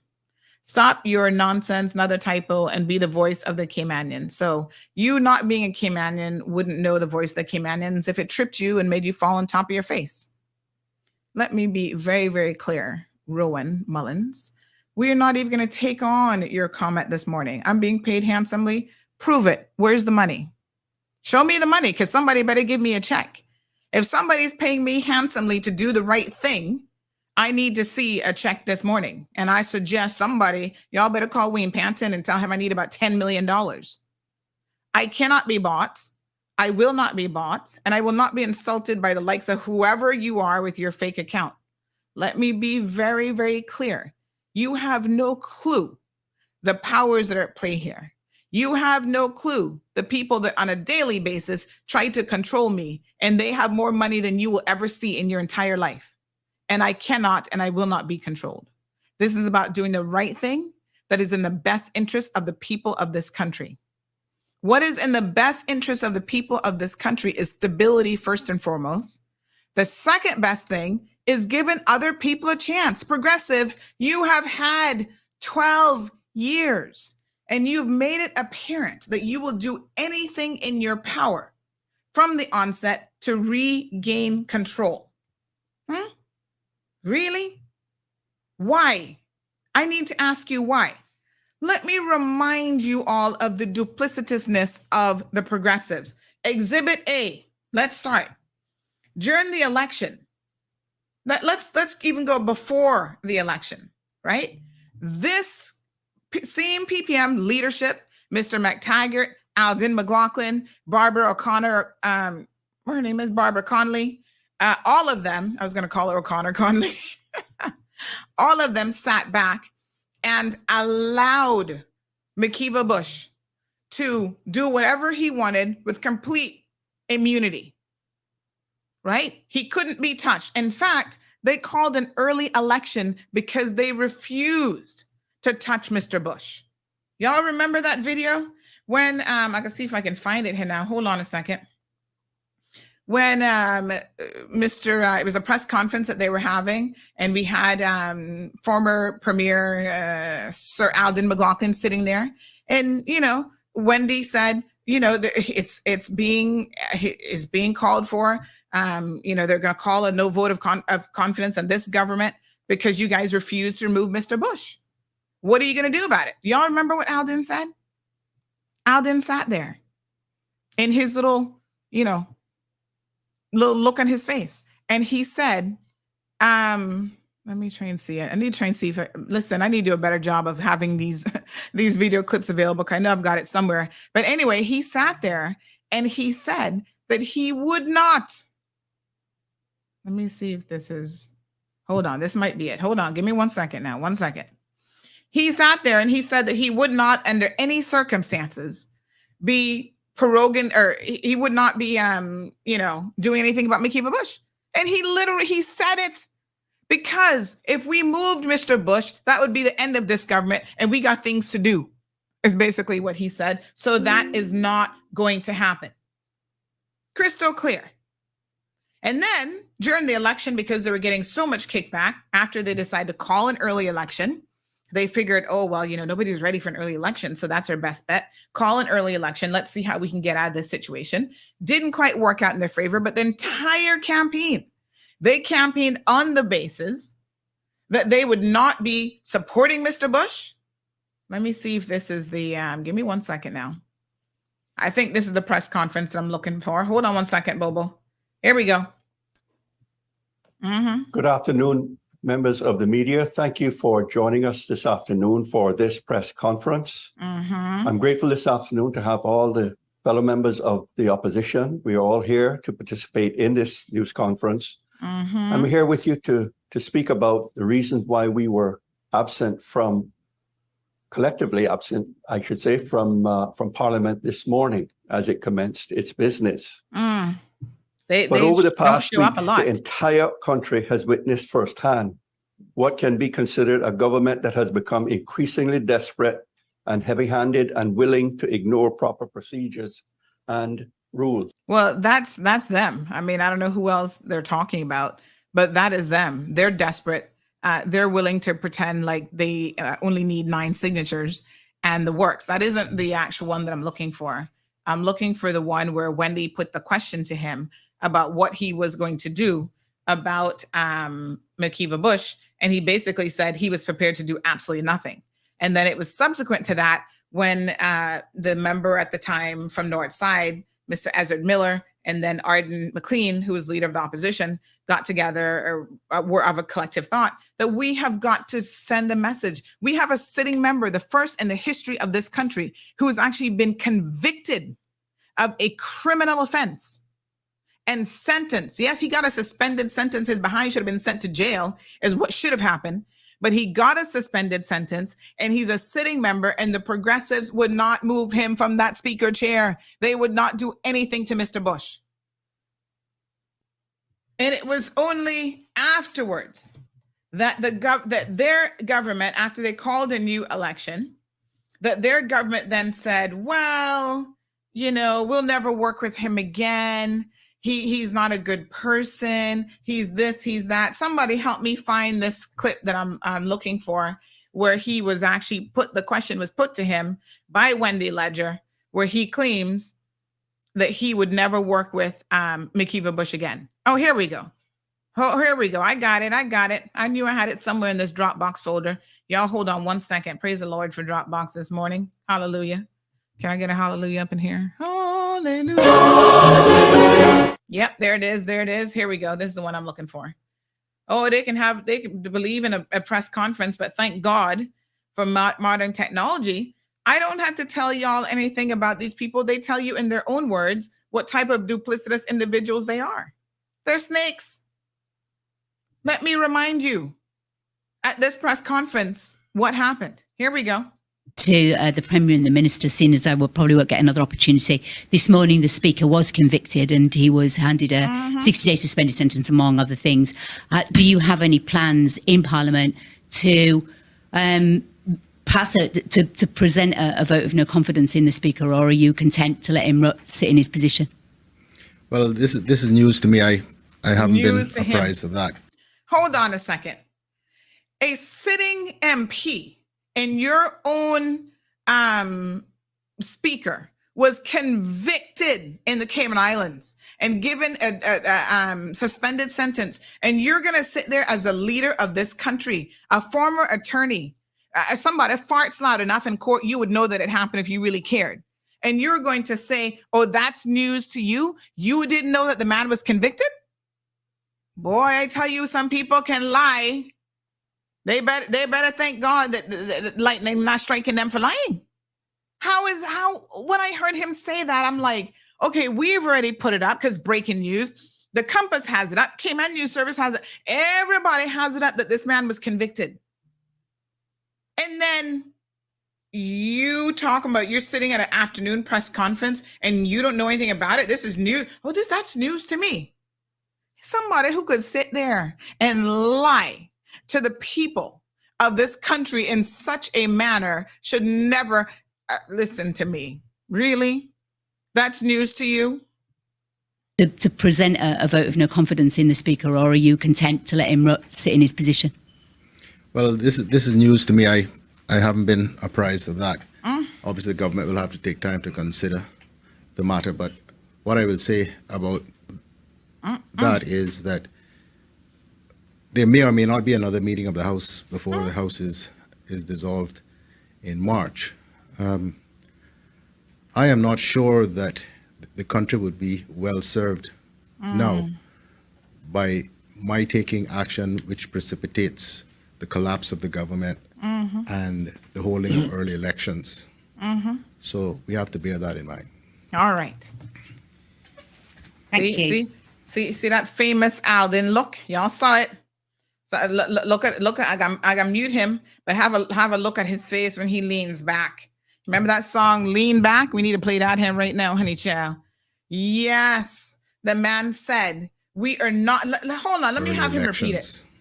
Dates the collapse of the government. He's not going to do anything. My taking action which precipitates the collapse of the government and the holding of early elections. Yeah. So we have to bear that in mind. Yeah. So he said that he was not willing to take any action that is going to make that government collapse. This was all, listen to what the man said, you know. He never said anything about, I'm going to take the principal position. I'm going to do the right thing. I'm going to stand with women and stand up against violence in this community. I have a sitting, MP. He can't remove him as MP, but he was part of the progressives-led government, their so-called coalition government. Okay? He was the Speaker of the House. This man had somebody had given me the number of days that government had the opportunity to do something about Mr. Bush.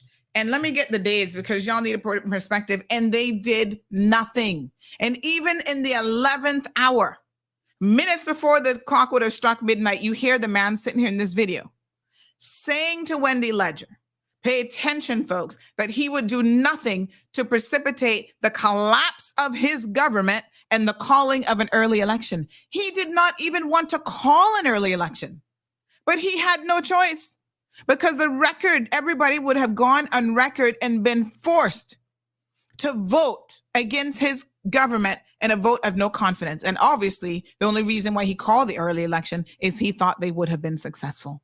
And you know what is more important? It is important to have these cutthroat people on record for where they stand.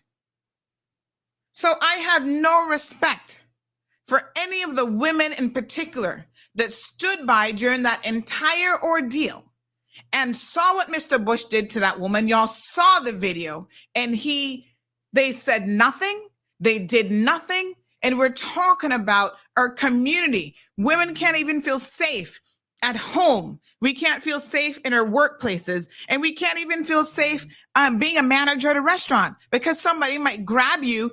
Somebody need to send me that Makiva video here right now and thrash you around in a kitchen.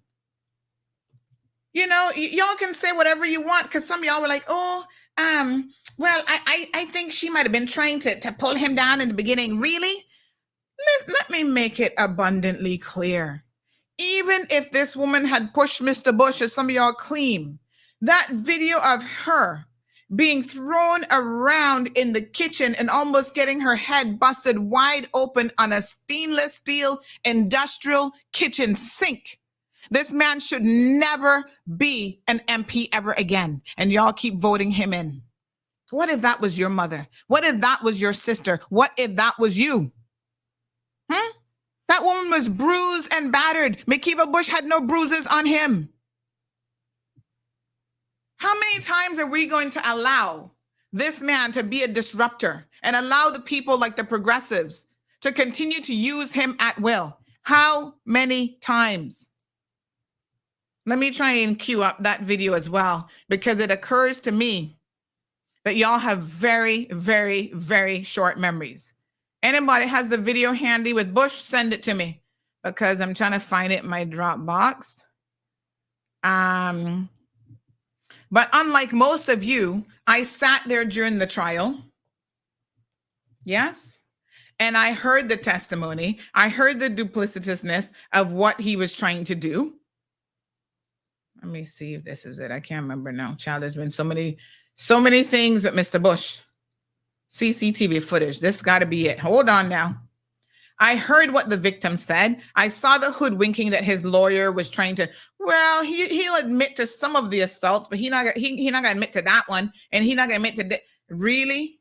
It was like, are you kidding me, Makiva? Even the judge said, "Listen, you claim that you're pleading guilty, but now you're coming in here trying to hoodwink. This not no political. This not parliament. You're either pleading guilty or we're going to go to what's called a Newton hearing."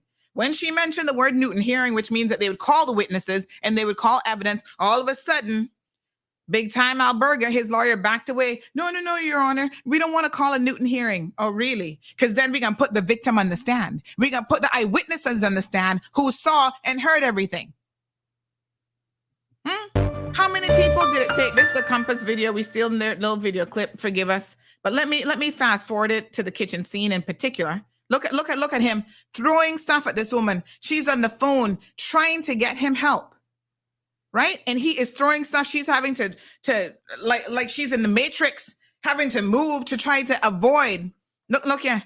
Avoid being hit by this man, and he's throwing objects at her. You see her backing up and yelling, telling him to stop it. Meanwhile, she look throwing something again.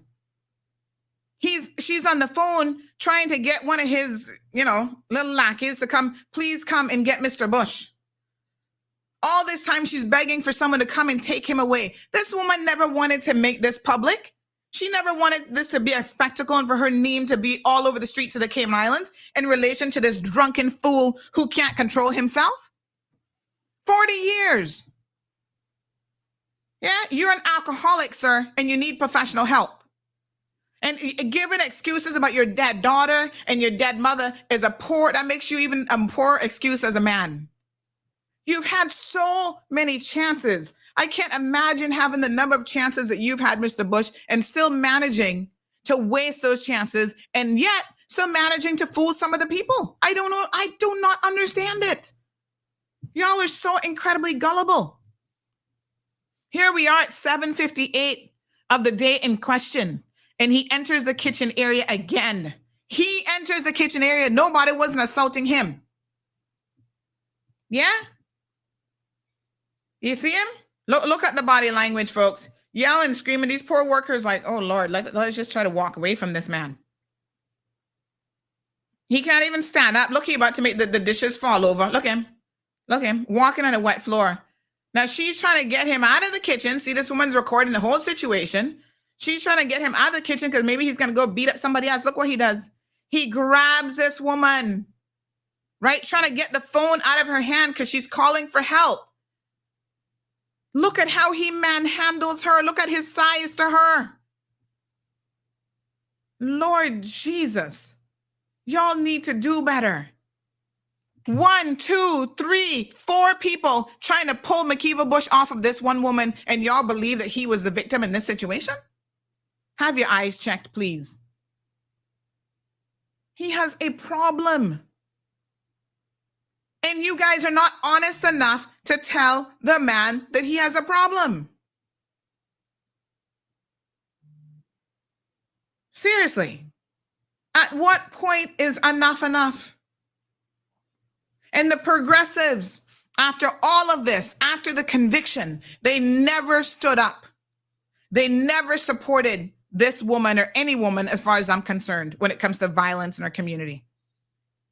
Instead, what they did was they called an early election eventually because they had no choice. Then they turned around and issued all sorts of statements. We can certainly look at them, right? Let me pull down the video for a second. Here's one in June 21st of 2021. This is after the Compass released the video. Right? They said the video reminds me, this is what Mr. McTaggart said. Firstly, this video reminds me of why the progressives refused to campaign or form a government with Mr. Bush following the election. Oh, please. Really? This is what reminded you? Oh, really? Are you kidding? What you should have been reminded about is the months and months of trial from the night he was arrested, from the night of the incident. All of that time, you did nothing. Zero, zilch, nada. Right? Nothing. Now you're reminded because the Compass, dropped it in June of 2021. Why you didn't want to work with him? Talking about you could have come to an agreement with him. No, you couldn't. Because again, in the name of politics, you guys spent the entire election trying to recover from what you had done, trying to fool the people like, oh yeah, we're not gonna work with Mr. Bush. No, we can't work with him again. We have to talk about his admission of guilt and his conviction by the courts. Really? How does that make any sense? Help explain it. In June of 2021, you're talking about his conviction and how, we have to think about his admittance as okay, then to the Premier and the Minister, seeing as I probably won't get another opportunity. Explain to me which precipitates why at this time you knew about his conviction. You claim you didn't know, but you informed of his conviction, and you still said, listen to the leader. You still said, we're not going to do anything. I am not sure that the country would be well served. Right. No, you won't be well served. By my taking action which precipitates the collapse of the government. Refuse to take action against Mr. Bush. Right? Then they hoodwink you into believing some months later that they are not going to campaign against him. Mr. Bush was pissed off at them at this point, and that is why they could not come to any terms. Don't kid yourself. If, just like with the Pat government, McKeever was the last man standing that they needed to form a government, the progressives would have done it, just as they're doing so now. Yes? Let's be crystal clear. Let's look at the exhibits B and C. Okay?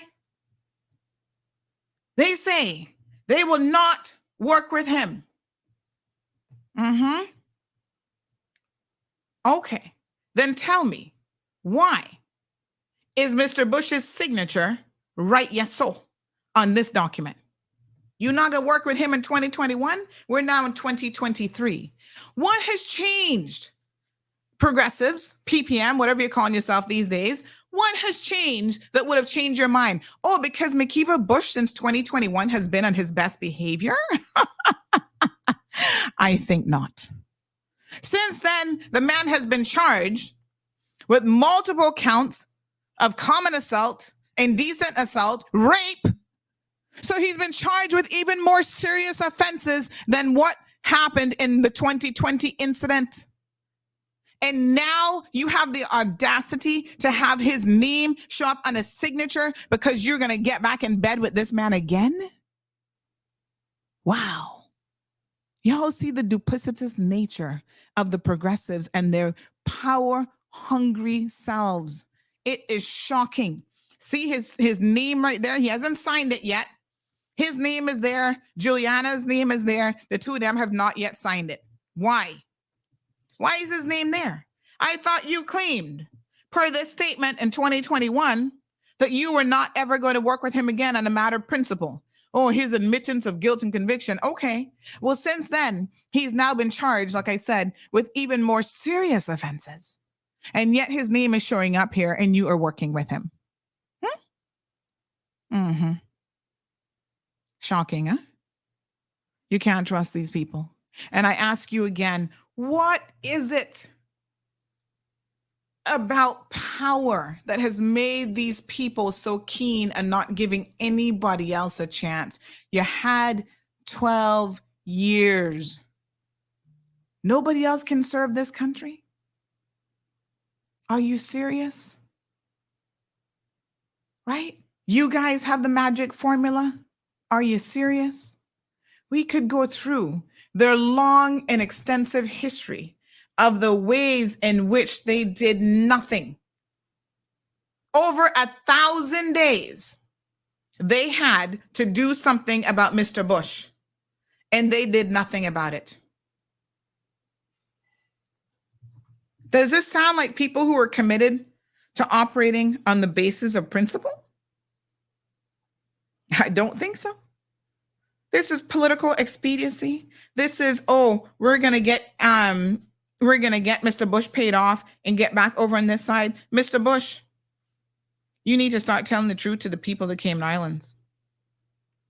Because I know for a fact, you wanted the sitting premier to interfere in your court case. How can you talk about all the things that you have supposedly done for this country?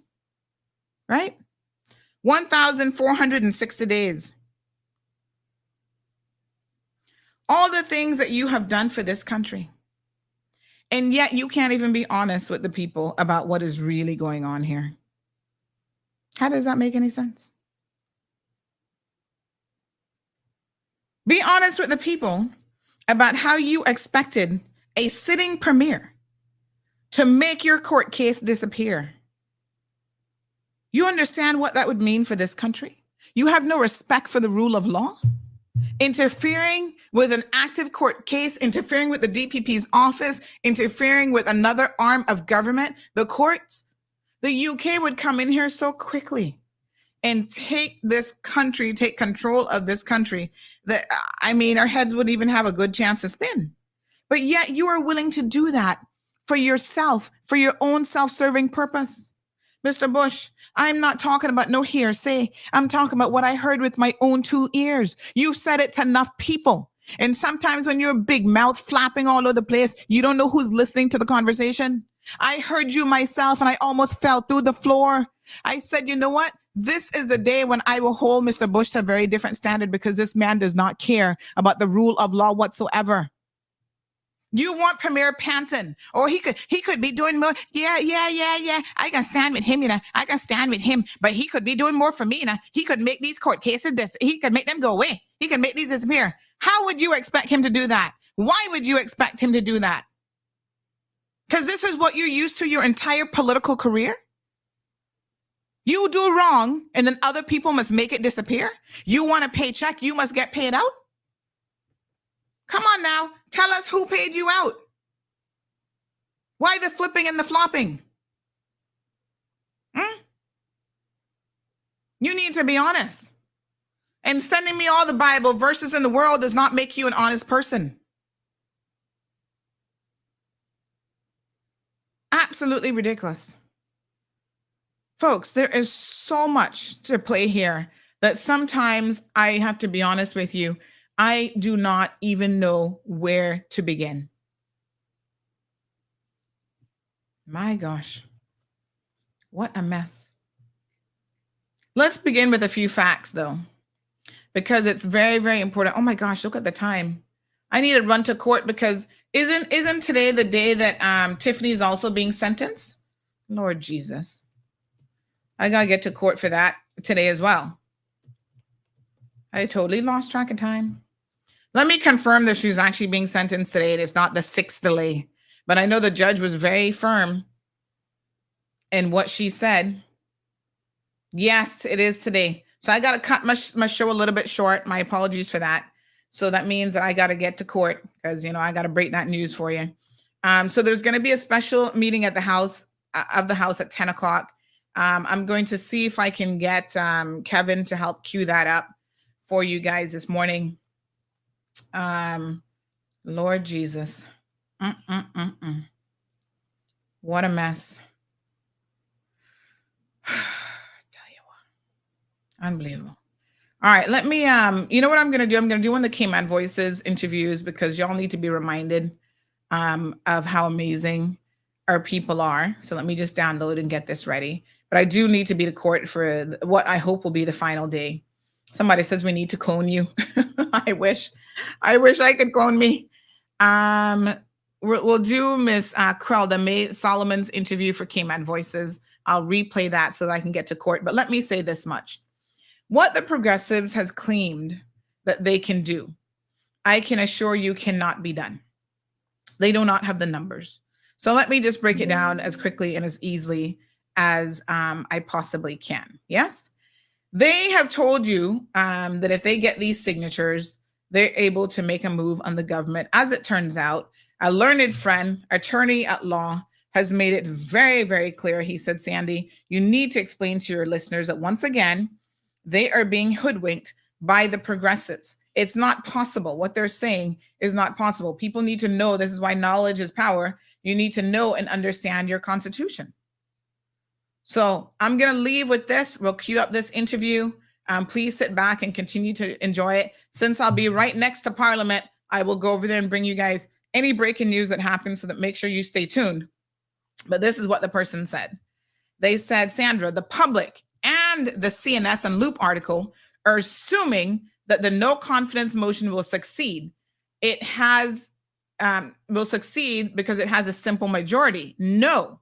Under Section 51 of the Constitution, it succeeds only if it has a 2/3 majority of elected members.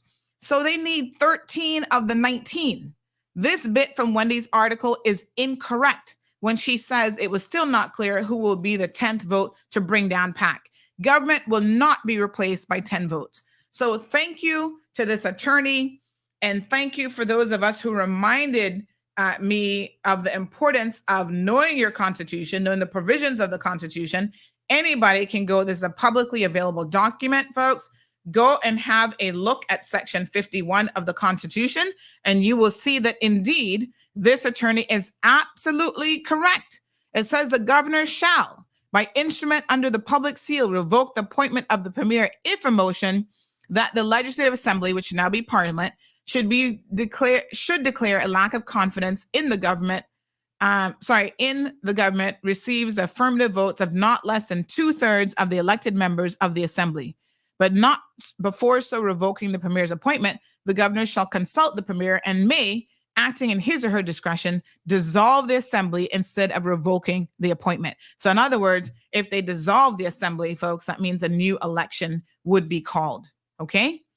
So I assure you that what the progressives is trying to say, even what some other media have said, they have fundamentally gotten it wrong. Amateur mistakes. It's not 10 members. That is not going to help one bit. All right. So my advice to everybody who's listening here today, folks, is all you have to do is stay the course. It's as simple as that. Sounds simple enough, but I know it ain't that easy, folks. What is this saying? Requesting the file size twice. Anyway, let me just do a big shout out to our sponsors of Cayman Voices, the DART organization came on board for this amazing collaboration. I had another interview this week. You guys wait until I play that one this weekend with Miss, her name just escaped me, but Miss Seymour. It was phenomenal.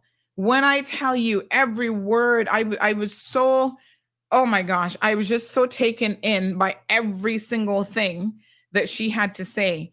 I was just, it was an amazing interview. There's some that are more interesting than others because some of our, elders, they're natural storytellers. And this lady just happened to have been one of them.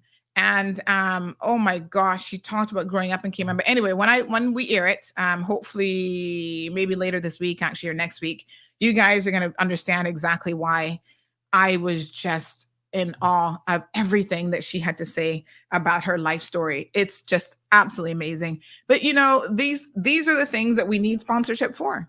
And we don't have to hide that the DART organization stepped forward and they're sponsoring Cayman Voices. This is an important community initiative. It's just, to me, such an important thing to make sure that we preserve our culture. And one way in which we can preserve our culture, folks, is through the age-old art of storytelling, of having our forefathers and foremothers really share their stories with us, because they are just in awe, and I'm just so amazed. So let me try to pull up this particular one. I hope that you will enjoy this. This is a repeat, but many of you may not have heard this one that we did some time ago. Let me see if I can get it here, folks.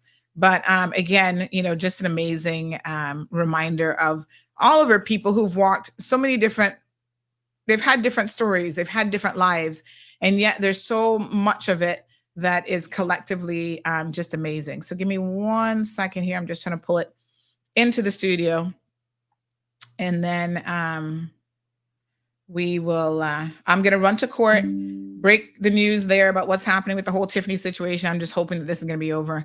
And listen, now is not the time for y'all to be logging off like, oh, I'll wait till Sandy comes back. No, sit back, get your second cup of coffee, and,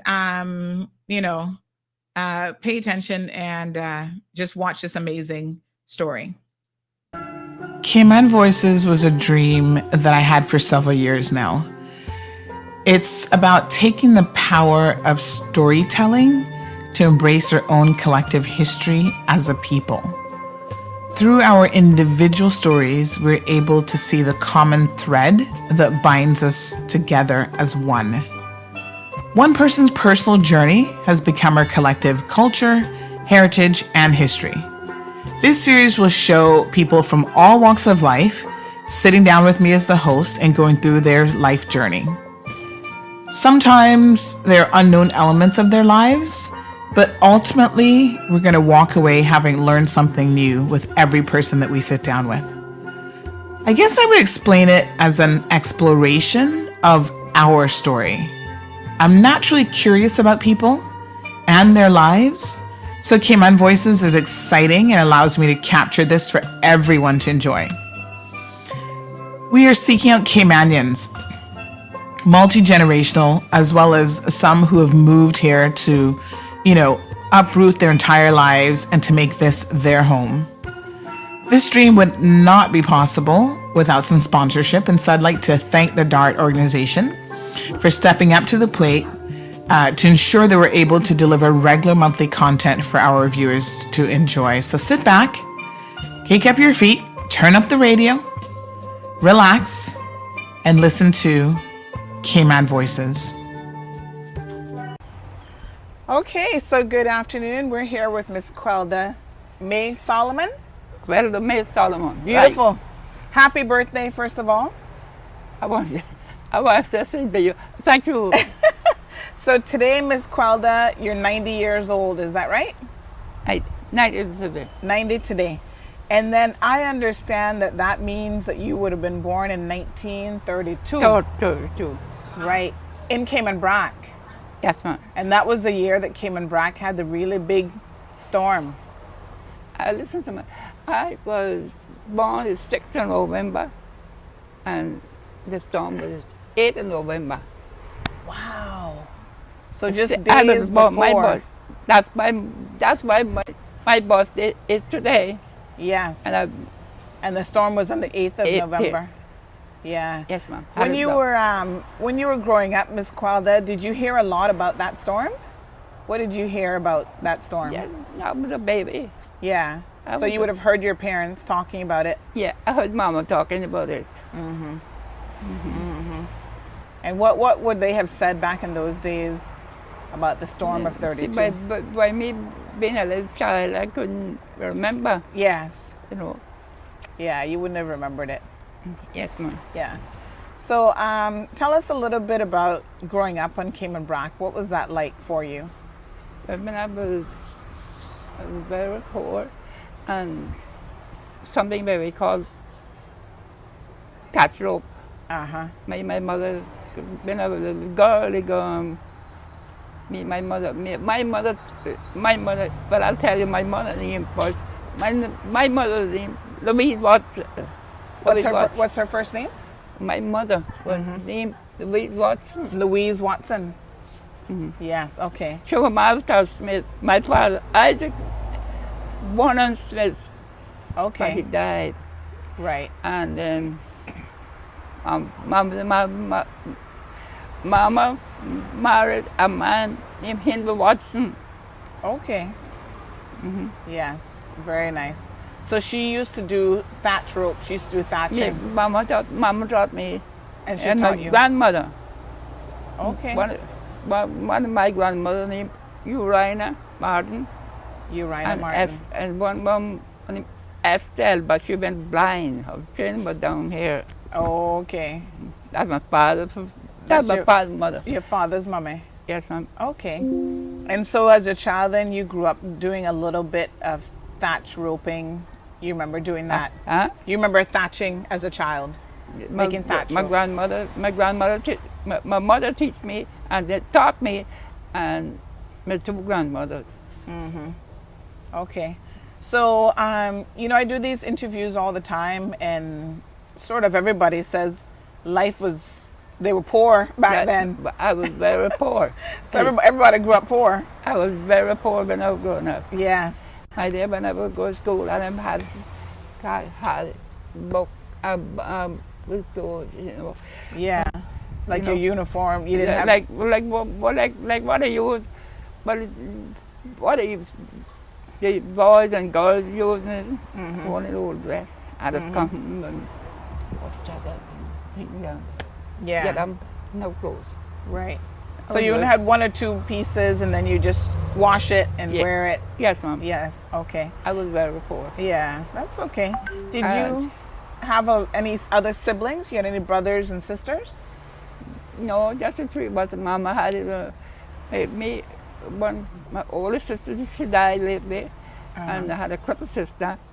She couldn't walk, not talk. So my dad come up hard, in a hard way. Okay. And how long did you stay in Cayman Brac for? Huh? How long did you live in Cayman Brac? Mama, lady, would you mind me telling you, my mother was sick, and she had to come to the hospital to get everything out by having some children, you know. And I said, Mama, I want to go with you. Papa, get up now and go to the sea and send all the money. I said, Mama, I would go with you, but I ain't got no money. I didn't tell you couldn't come on the plane. I didn't tell me couldn't come on the plane, and I bought that boat. So I said, Mama, I would go with you, but this hot boy used to go to the sea and send all that money. I said, Mama, I would go, but I got no clothes to go. Mama get up to midnight and wash something. And Mama come, she said, yeah, you will go with me. And I would come on the boat. So you came on the boat? On the boat. At that time, there was no there plane. Wasn't no plane. At that time, there was no plane. There wasn't no plane then? Hard time. Come up hard. My dad come up hard. Yeah, And wow. I met the first trip that Mama came, she come up a little boy. And we went down to the Southern Sea and washed the boat. And I met about a man. She said, lady, I love you, and my head down, across my back. And I met this father. Father, right. Lionel Solomon, that was father name after Lionel Okay. Solomon. Wow. Come up hard for. Yes. How old were you then when you came? How old? I can't remember. You can't remember? Can't remember. Okay, that's okay. That's all right. You're allowed to forget a few things at 90. That I'll let you. I love you that. Later I come up hard, but thank God. Yes, today very thankful. I made it. Yeah, and absolutely. I give my heart to God. Yes. And you will say, but you don't come to church, you know. But how you gonna say you were a Christian? Yeah. And people will say that. And I got decided. Yeah. I got this eye. I'm blind this eye. Okay. You can't right. see in that eye. That's okay. Can't right. Yeah, I understand.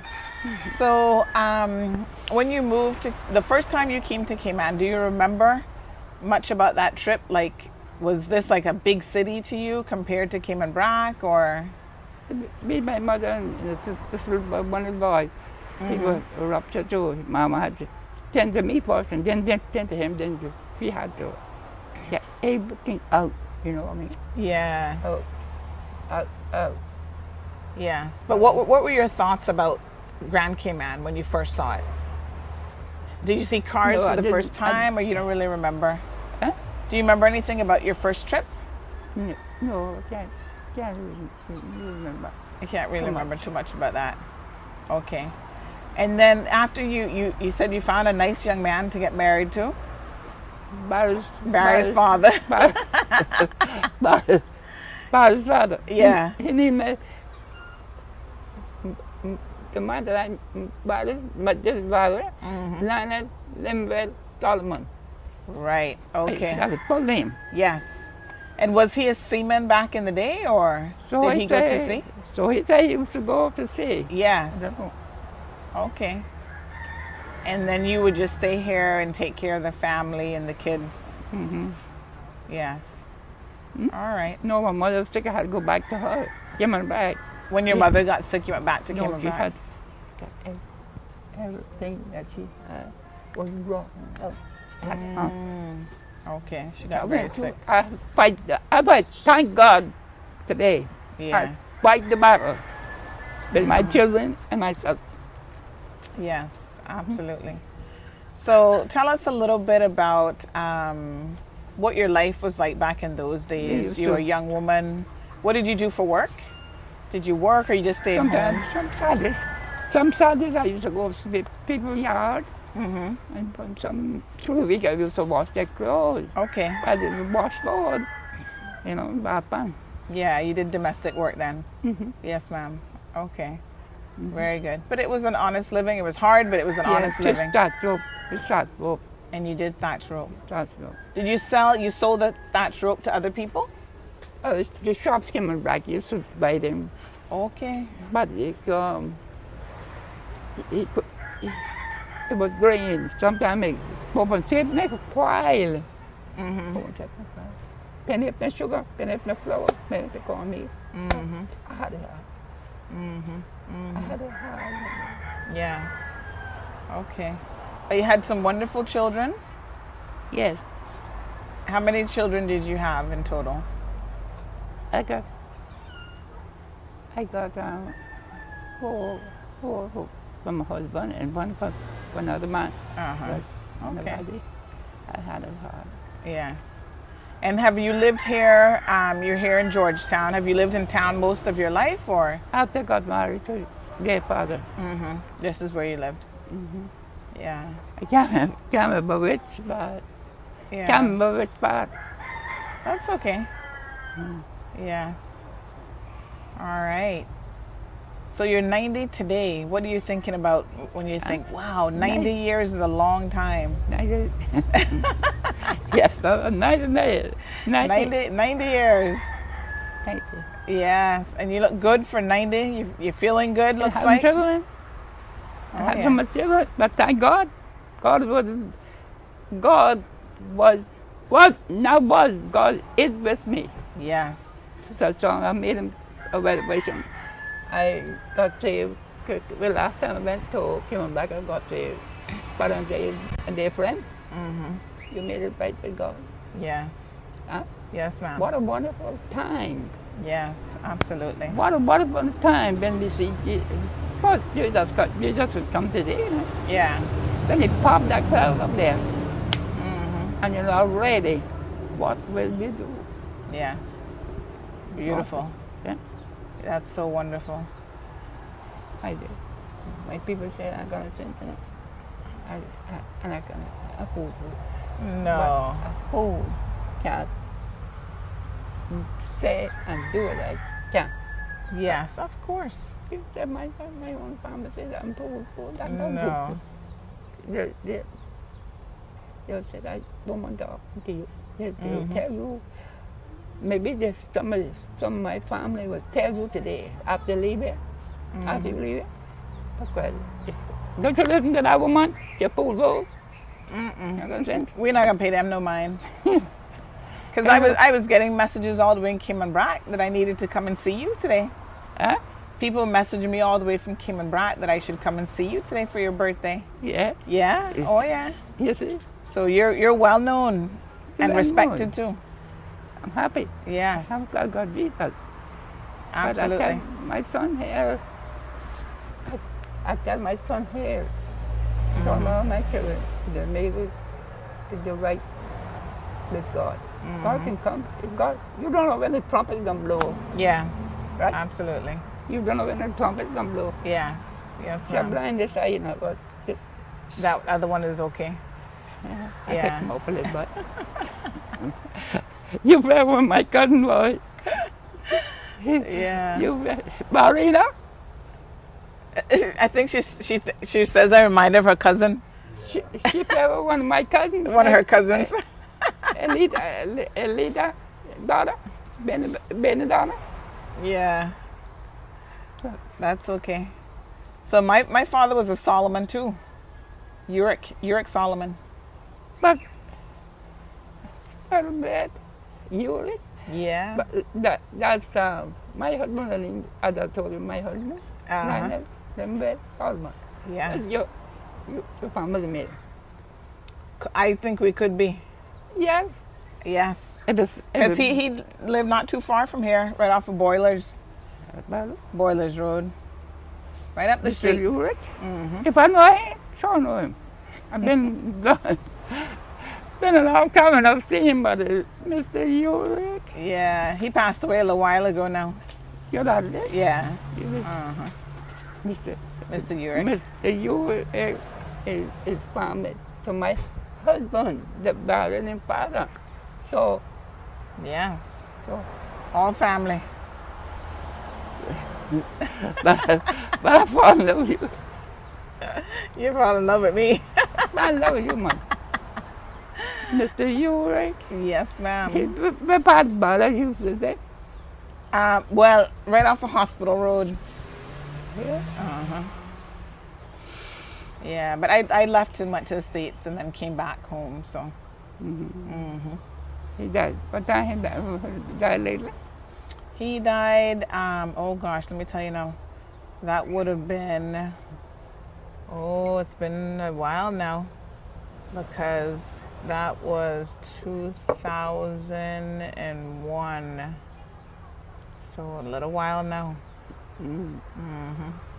Yeah, I don't know, I can't remember year when it died, but. Yeah. It's been a little while. I may have it down, I don't know. That's okay. Sorry.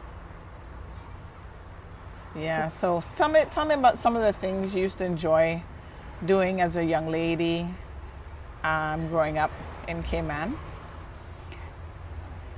Well, I used to go, work, you work along the way, but then big, you go 2 in the morning. You had to go 2 in the morning and pick work. And you find them on the bay. To pick wilks. Instead of being down the hall, yeah, being on the shore. Like say this. Like 2 o'clock in the morning. Huh? Early in the morning, like 2 o'clock. Morning. Oh wow. Okay. When I go to school, yes, my dear mother cooked them. Okay. Cooked them. So you used to go and help to get them, and then your mom would cook them while you were at school. Yeah, I love my mother so well that I would make her go.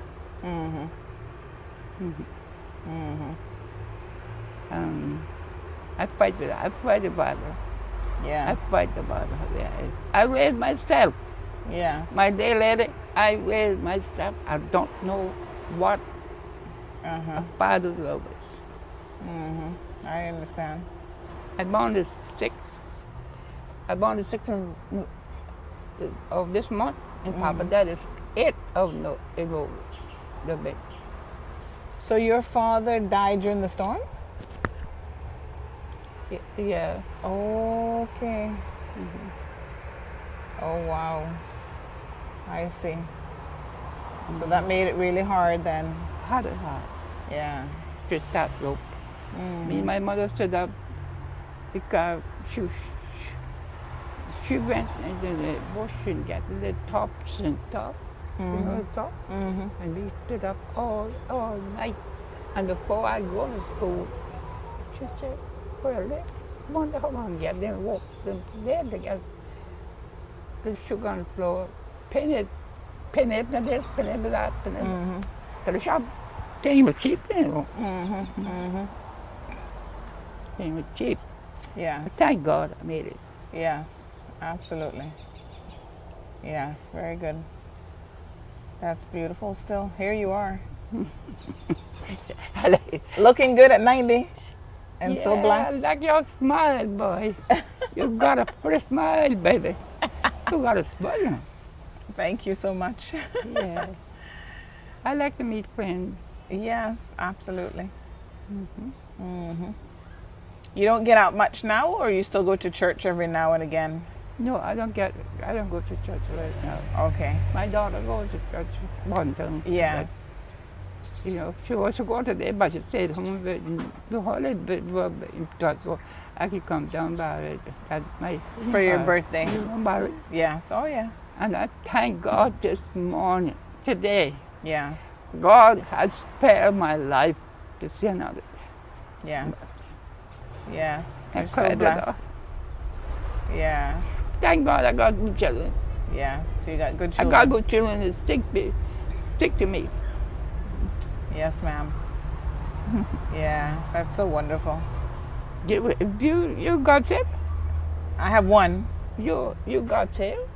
Yeah. Oh, yes. Yes. Yes. Yes. I thought you asked me if I had any The children. bottom line is this son in there. Yes, ma'am. You know, just get ready for him. And you know a lot of him about. You know him that I could sing some bit to you. Oh, well, sing one for me then. What's your favorite hymn? Jesus, give me the oh, Jesus. All right? But listen now. I can sing. Oh, yes, please. Sing for me. Jesus, give me. I don't know how to do it. That's okay. Jesus, give me nails the cross. There's a prayer just fountain, free to all. Come on. I'm enjoying it. Yes.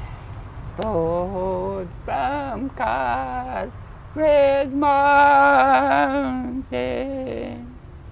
in the cross, beautiful, in the cross, be my glory ever, till my raptured soul shall find rest beyond the river.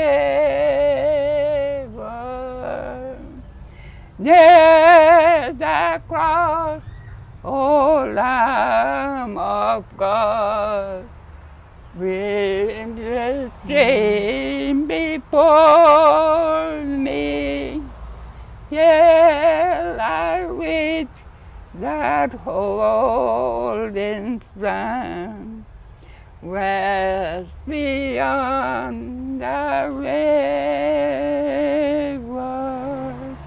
in the cross, in the cross, be my glory ever, till my raptured soul shall find rest beyond the river.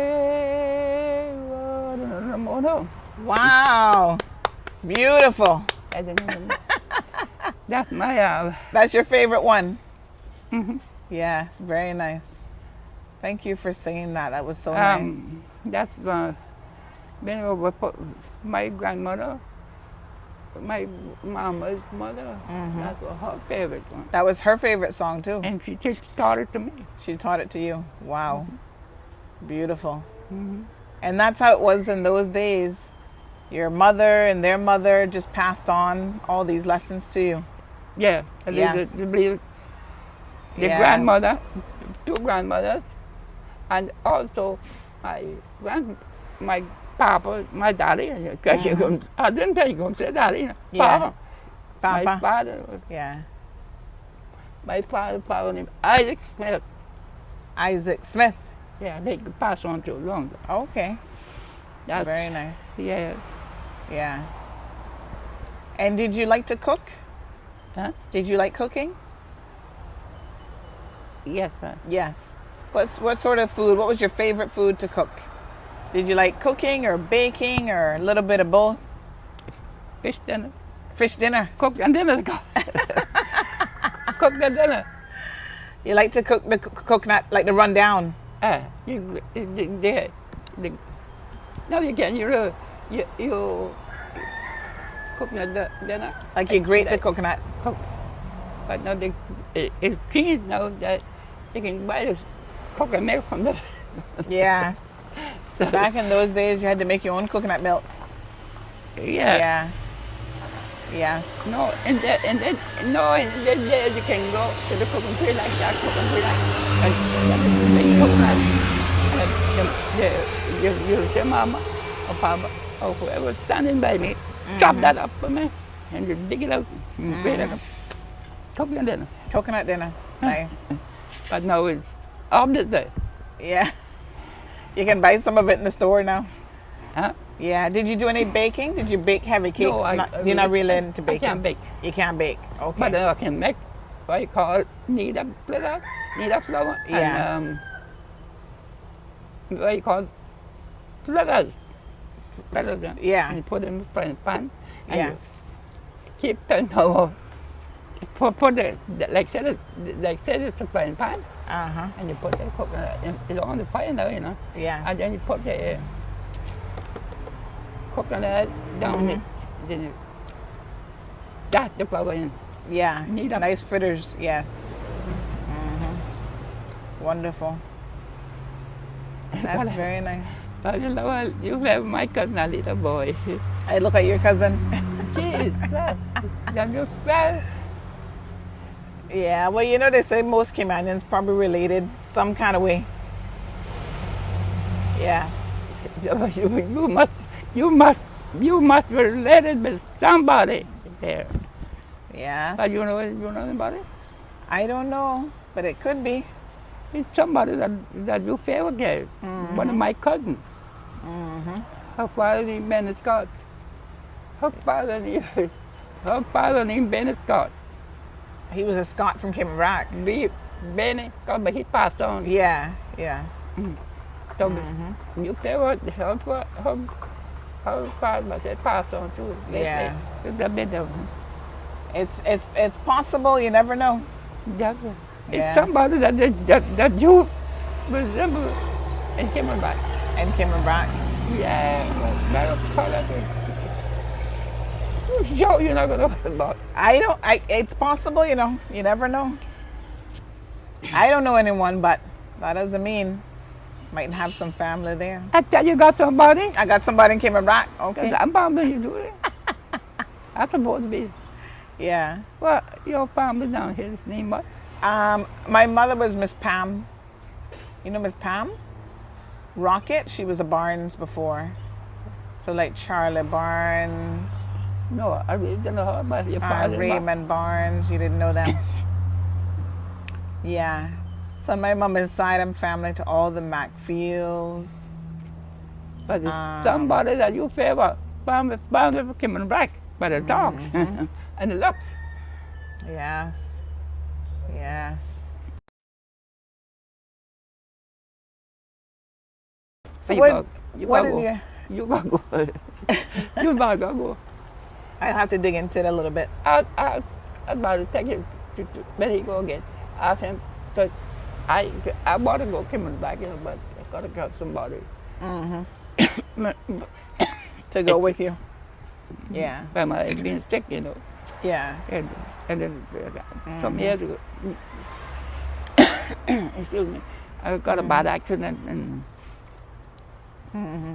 I was walking the road and a car picked me up and he said, "What's your job is for?" I let him store to get my little groceries because my little money used to come to the right. I came back. I had it hard, but thank God I made it. Yes, ma'am. And I hope by the grace of God, I'll make it to the pearly gate. Yes, oh yes. So how did you feel today, turning 90? You woke up this morning. Feel good. You want a little bit of water? Feel good, man. Yes, you felt good. So you made it another year. Yes. Did you have a little birthday cake today? Barry, you didn't get her in the cake?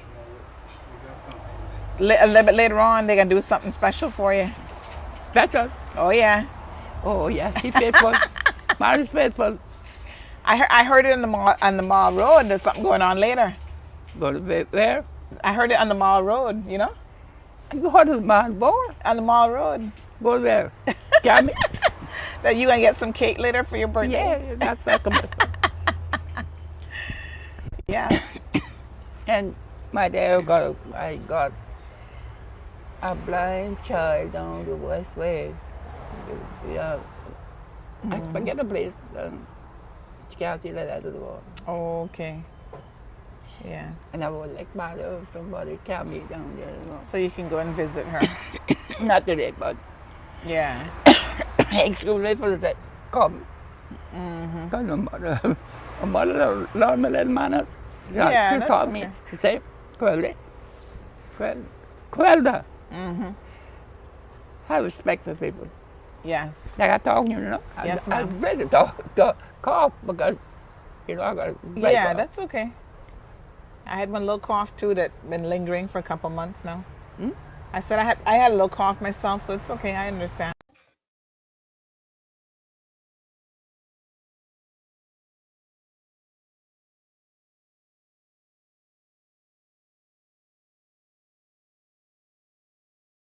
Please go ahead with prayers. Good morning. Let us pray. Almighty God, from whom all wisdom and power are derived, we beseech thee so to direct and prosper the deliberations of the Parliament now assembled, that all things may be ordered upon the best and surest foundations for the glory of thy name and for the safety, honor, and welfare of the people of these islands. Bless our sovereign, King Charles III, William, Prince of Wales, and all the royal family. Give grace to all who exercise authority in our Commonwealth, that peace and happiness, truth and justice, religion and piety may be established among us. Especially we pray for the governor of our islands, the premier, the speaker of the parliament, the leader of the opposition, ministers of cabinet, ex officio members, members of the parliament, the chief justice, and members of the judiciary, that we may be enabled faithfully to perform the responsible duties of our high office. All this we ask for thy great name's sake. Let us say the Lord's Prayer together. Our Father, who art in heaven, hallowed be thy name. Thy kingdom come, thy will be done on earth as it is in heaven. Give us this day our daily bread, and forgive us our trespasses, as we forgive those who trespass against us. And lead us not into temptation, but deliver us from evil. For thine is the kingdom, the power, and the glory, forever and ever. Amen. The Lord bless us and keep us. The Lord make his face shine upon us and be gracious unto us. The Lord lift up the light of his countenance upon us and give us peace now and always. Amen. You may be seated. Proceedings are now resumed.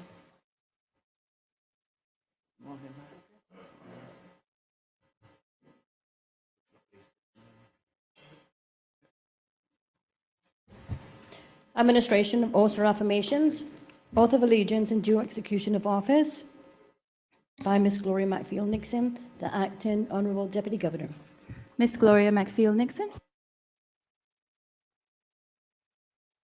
Please rise.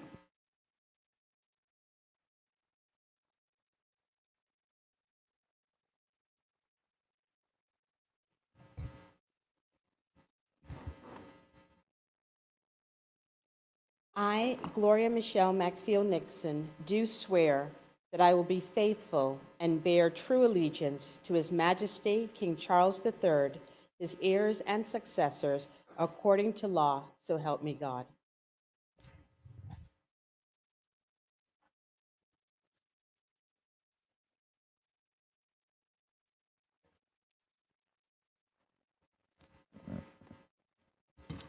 I, Gloria Michelle McField Nixon, do swear that I will well and truly serve His Majesty King Charles III, his heirs and successors, and the people of the Cayman Islands in the office of ex officio member of Parliament, so help me God.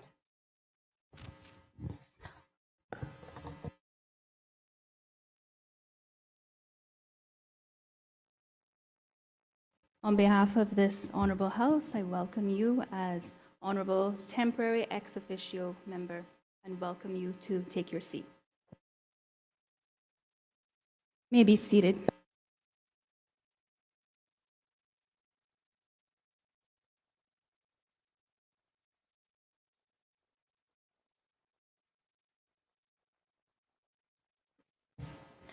Reading by the Honorable Speaker, the messages and announcements.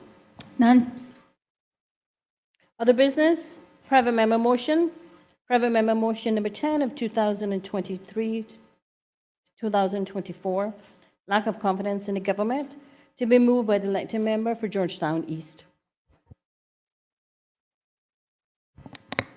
The elected member for Georgetown East. Thank you, Madam Speaker. Madam Speaker, I beg to move private member's motion number 10 of 2023-2024, which is a motion on lack of confidence in the government. The motion has been moved. Is there a seconder?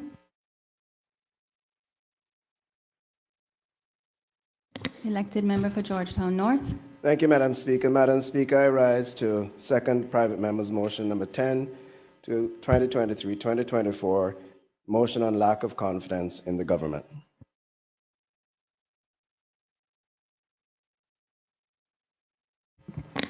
Madam Speaker, before you move on, I will seek to move an amendment to the motion in the title and in the resolved section. I tried to get to see you, but that was not possible at the last minute. But I crave your indulgence and that of the House to move it under the standing orders, Madam Speaker. You can waive the notice. The notice has been duly waived. I also just want to take the moment to acknowledge that you did try to reach me. However, this morning I had intentionally refrained from making any contact with any members. So it was, I apologize for the inconvenience, and we will move forward with the amendment. Madam Speaker, just to say that the motion will be in the title, lack of confidence in the management of the country by the Premier. That's the title. And in the resolve section, it would be now therefore resolved that Parliament does declare a lack of confidence in the management of the country by the Premier. I will have the written version, Madam Speaker, in a couple of minutes' time. Has this amendment been discussed with the mover? Since you're not the mover of the motion, I just want for clarity to ensure that the mover has agreed to these amendments.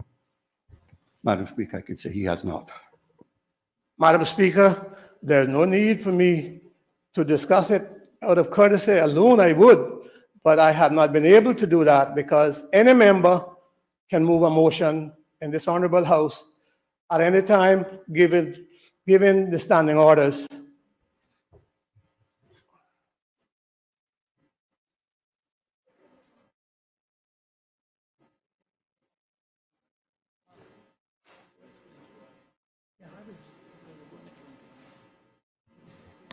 The Honourable Leader of the Opposition. Yeah, Madam Speaker, may we just ask you for a quick suspension so we can just discuss it amongst ourselves? We will take a quick suspension. Members can remain in their seats until we resume.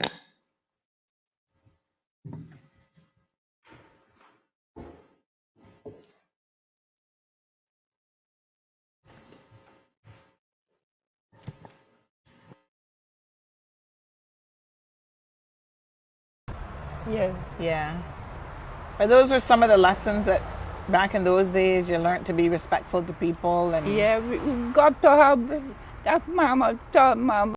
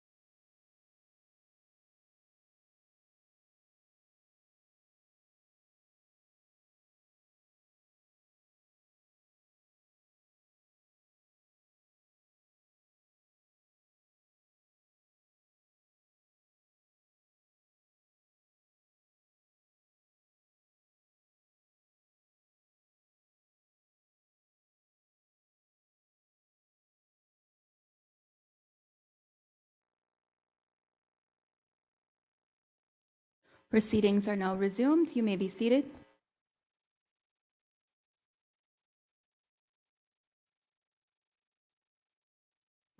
I think we will pick back up by having the mover of the motion speak to the motion. Madam Speaker. Thank you. We will, I recognize that the substantial motion, yes, that's correct.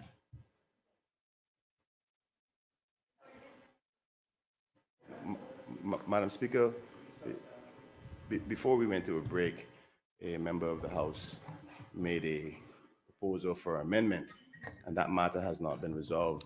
The proposal for amendment, we took a suspension and we were looking at making changes. However, we are not going to deal with an amendment at this moment. We are going to move to the mover of the motion, speak into the motion as is.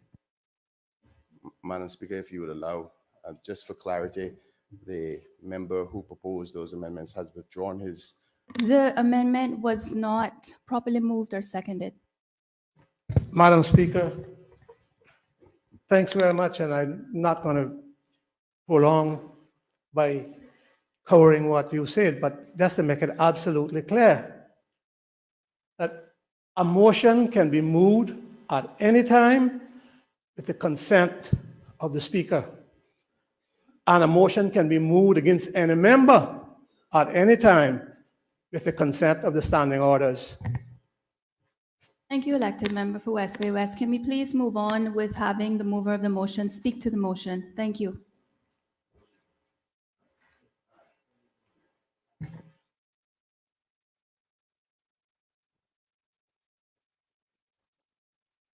May I have the lectern?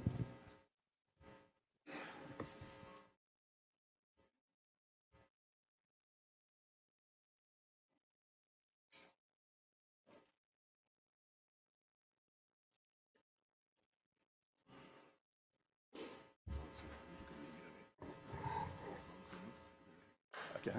I'm sure she won't fall apart.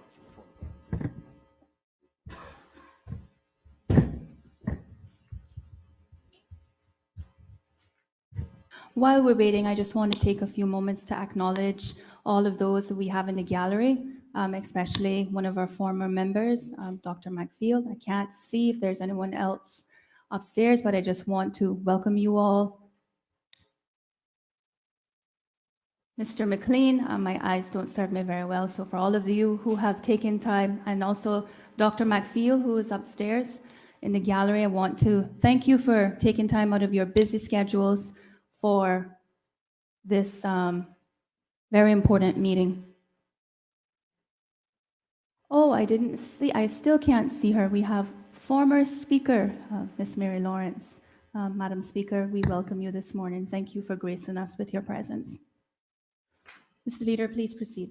Thank you, Madam Speaker. Madam Speaker, despite having it moved and been seconded, I have yet to read the motion itself. So before proceeding with my debate, I will do so, Madam Speaker. This is a motion on a lack of confidence in the government as required by Section 51 of the Constitution. Whereas having regard to the general conduct of the government since it assumed office, and whereas the government, which the Premier announced would be known as PACT, assumed office on the 22nd of April 2021, comprised of 12 of the 19 elected members of Parliament, and whereas at the first meeting of Parliament, one member of the PACT government was elected as Speaker, leaving the government with 11 members and with a parliamentary majority of 4. And whereas on the 22nd of October 2022, the then Minister of Finance, Member of Parliament for Bodentown West, Mr. Christopher Saunders, resigned from the PACT government and joined the opposition bench, thereby reducing the number of government members to 10 and increasing the number of opposition members to 8. Madam Speaker, I do have an amendment to make after I've read this, but I'm reading it exactly as it has been written. And whereas on the 30th of November 2021, the Member of Parliament for Bodentown East, Mr. Dwayne Seymour, left the opposition bench and join the PAC government as a minister, thus restoring the government's parliamentary majority to 4. And whereas on the 22nd of September 2023, then Minister Dwayne Seymour made a speech in Parliament which was highly critical of the Premier and his leadership of the government, and following the speech with his resignation from the government, thus again reducing the number of government members to 10 and increasing the number of members in opposition to 8. And whereas on the 9th of November 2023, Member of Parliament for West Bay West, the Honourable Makiva Bush, issued a statement wherein he asserted, among other things, that the government was leading the country in the wrong direction and announced his resignation from the PACT government with immediate effect. And whereas, as a result of Member of Parliament Makiva Bush's resignation, the PACT government no longer holds a parliamentary majority, as there are now equal numbers of members on both the government and opposition benches, 9 each. And whereas Section 74(2) of the Cayman Islands Constitution Order 2009, as amended, declares that the quorum for meetings of the Parliament shall consist of a majority of the elected members of Parliament in addition to the person presiding. And whereas, in consequence of the foregoing, government is without a parliamentary quorum and can only hold meetings of the Parliament and conduct the country's business if at least one member of the opposition is in attendance. And whereas government's current authority to spend money to pay its bills, fund financial assistance to those receiving stipends, pay salaries of civil servants, and pensions to pensioners will expire on the 31st of December 2023. And whereas Parliament must meet shortly in order for government to present the throne speech and the 2024-2025 budget and pass the necessary appropriation legislation to ensure the government can meet its financial obligations. And whereas there has not yet been any announcement regarding a date for the holding of the budget meeting of Parliament, and time is running out. And whereas it is apparent from the statements made by the members who have resigned from the PACT government that there are major disagreements within the caucus and the cabinet of the PACT government regarding the budget and otherwise, be it now therefore resolved that Parliament does declare a lack of confidence in the government.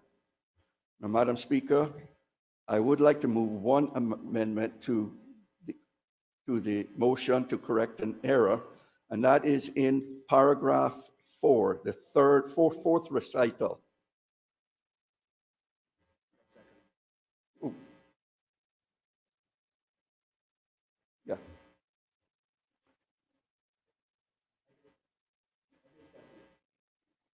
Yeah.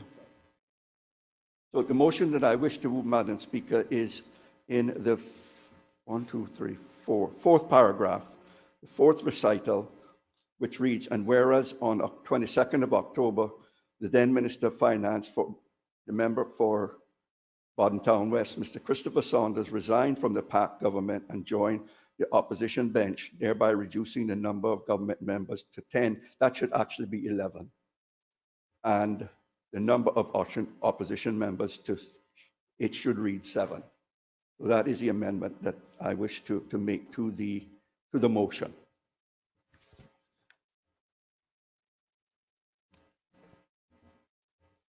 The amendment has been moved.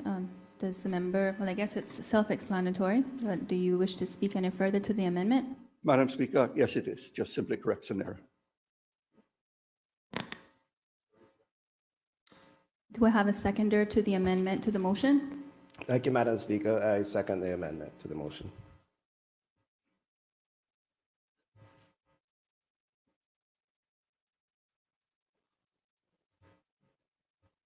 The question is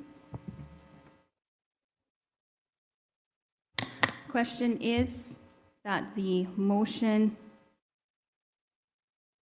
is amended in the fourth recital to read, and whereas on 22nd October 2022, the then Minister of Finance, MP for Bodden Town West, Mr. Christopher Saunders, resigned from the PAC government and joined the opposition bench, thereby reducing the number of government members to 11 and increasing the number of opposition members to 7. All those in favor of this amendment, please say aye. Aye. Those against, no. The ayes have it. The amended motion is now open for debate. Thank you, Madam Speaker. Madam Speaker, it's a matter of some significance that I rise this morning to speak to a motion expressing a lack of confidence in the country's government. It truly brings me no joy, Madam Speaker, but it is a step that all of us in the opposition feel compelled to take. The country simply cannot go on as we have been. We in the opposition know it. Those on government benches know it. Therefore, I believe this morning that the motion should succeed. And with its passage, it will mean that the sitting Premier will be required to demit his office. Premier Panton and I have been colleagues, and despite recent differences, he's someone I do respect and like personally. However, even he must know that his premiership has run out of road. The recent resignation of the member for West Bay West from the government is the third such resignation that we have seen this year, as a PAC government under his leadership has continued a slow process of disintegration. I have spoken many times about the PAC's infighting being bad for the country, and this most recent resignation to me is the final straw. But let us be clear, Madam Speaker, the events that led to this lack of confidence debate did not start with the resignation of the member for West Bay West, nor is this all about the parliamentary arithmetic. With each successive resignation, we have heard more and more about the divisions and disagreements plaguing the administration from the start. The consistent message from each successive resignation is that those divisions have been allowed to grow and the disagreements to fester because of a lack of clear leadership from the Premier. Each resignation had its own trigger. Those former members of the government now sitting on the opposition benches can speak for themselves during this debate about their own experience. But the impact of their leaving the PACT government is crystal clear, Madam Speaker. These three resignations have left the government unviable under the leadership of the current Premier. That is the reality. And as the famed expression goes, the buck stops with the Premier. He is a captain of the PACT ship and inevitably responsible for the position that this government now finds itself in. Madam Speaker, a lack of confidence motion is a tool not to be used lightly. My colleagues and I in the Progressives opposition have undertaken this process in all seriousness. We take this step only because the country needs a solid and capable government, not the chaos that we are witnessing. We bear no malice to the Premier or indeed towards anyone else in the PACT government. But the reality is that they, particularly the Premier, cannot offer the country the government it needs. We are compelled to bring this motion if we are to be true to the oaths we took when we were sworn in. It is our duty as representatives of our people to act to restore stable and effective government to these islands. We are carrying out that duty this morning. The issues we must debate today are matters of enormous importance to the future of all who live and work in our islands. I have addressed many of these issues over time on a regular basis.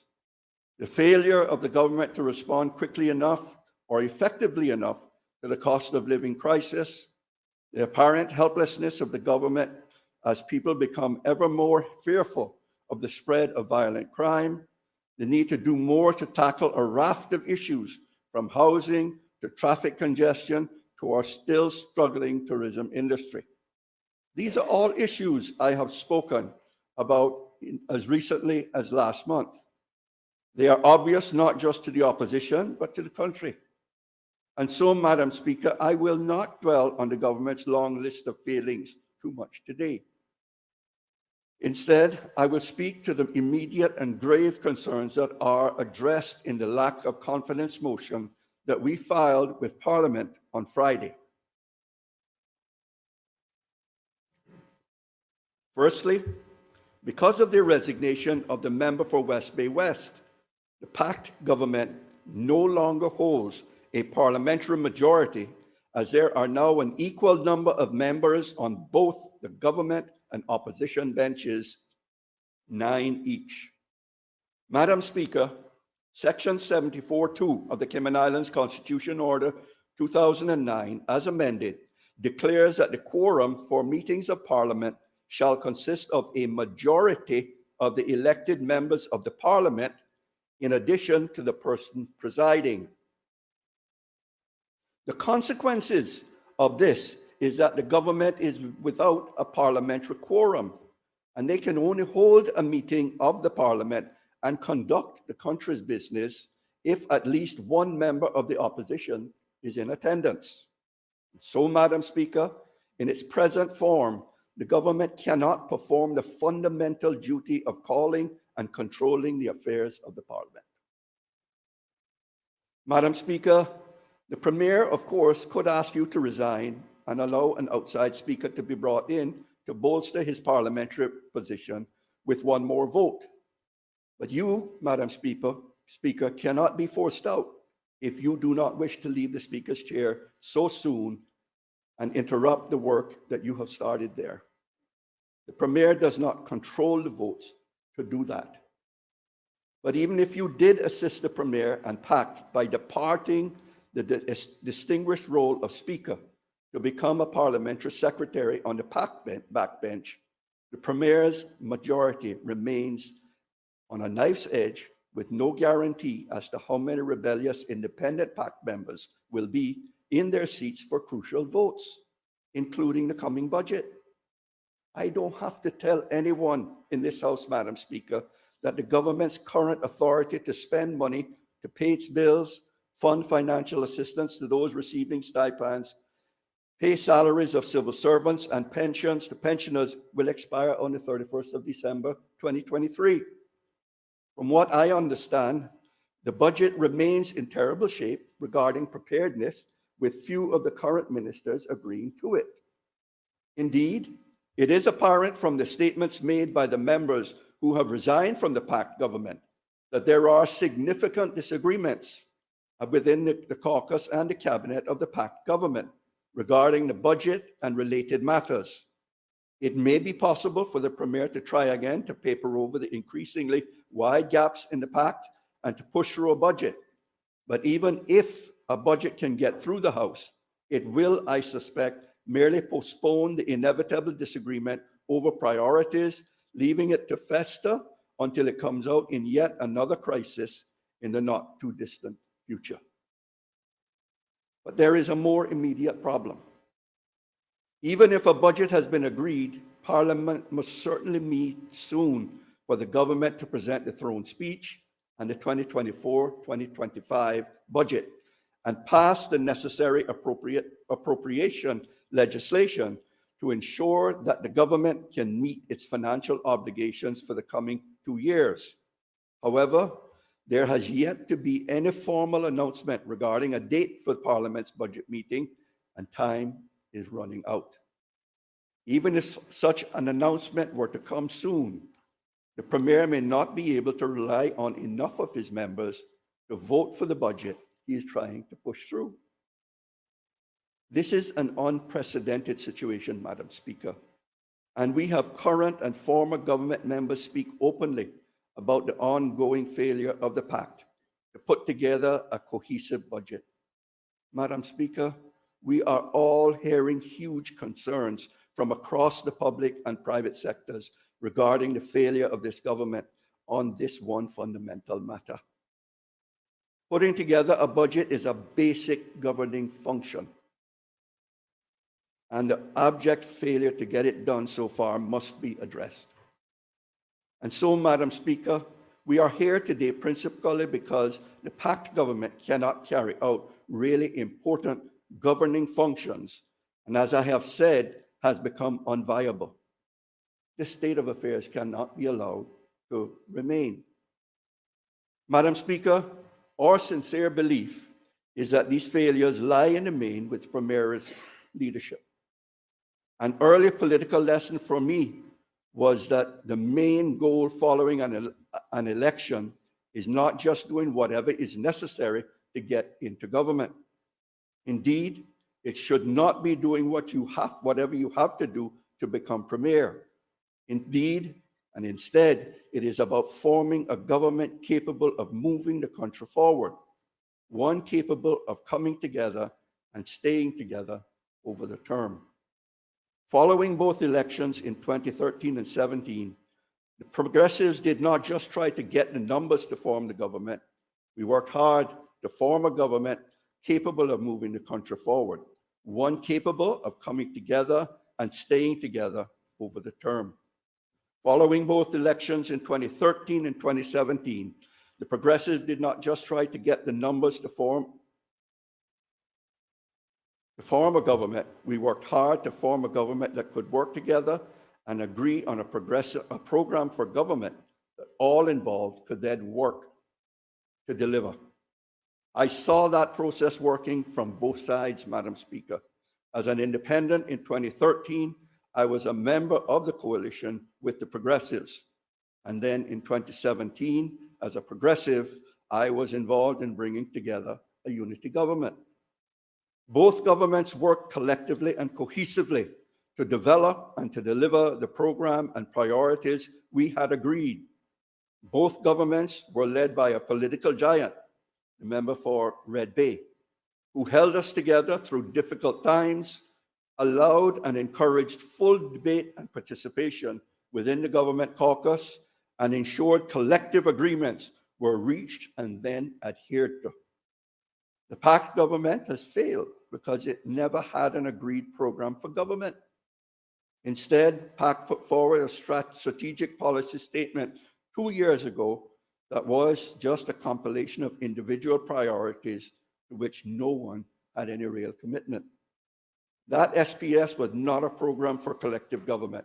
It was a license for individual ministers to do their thing.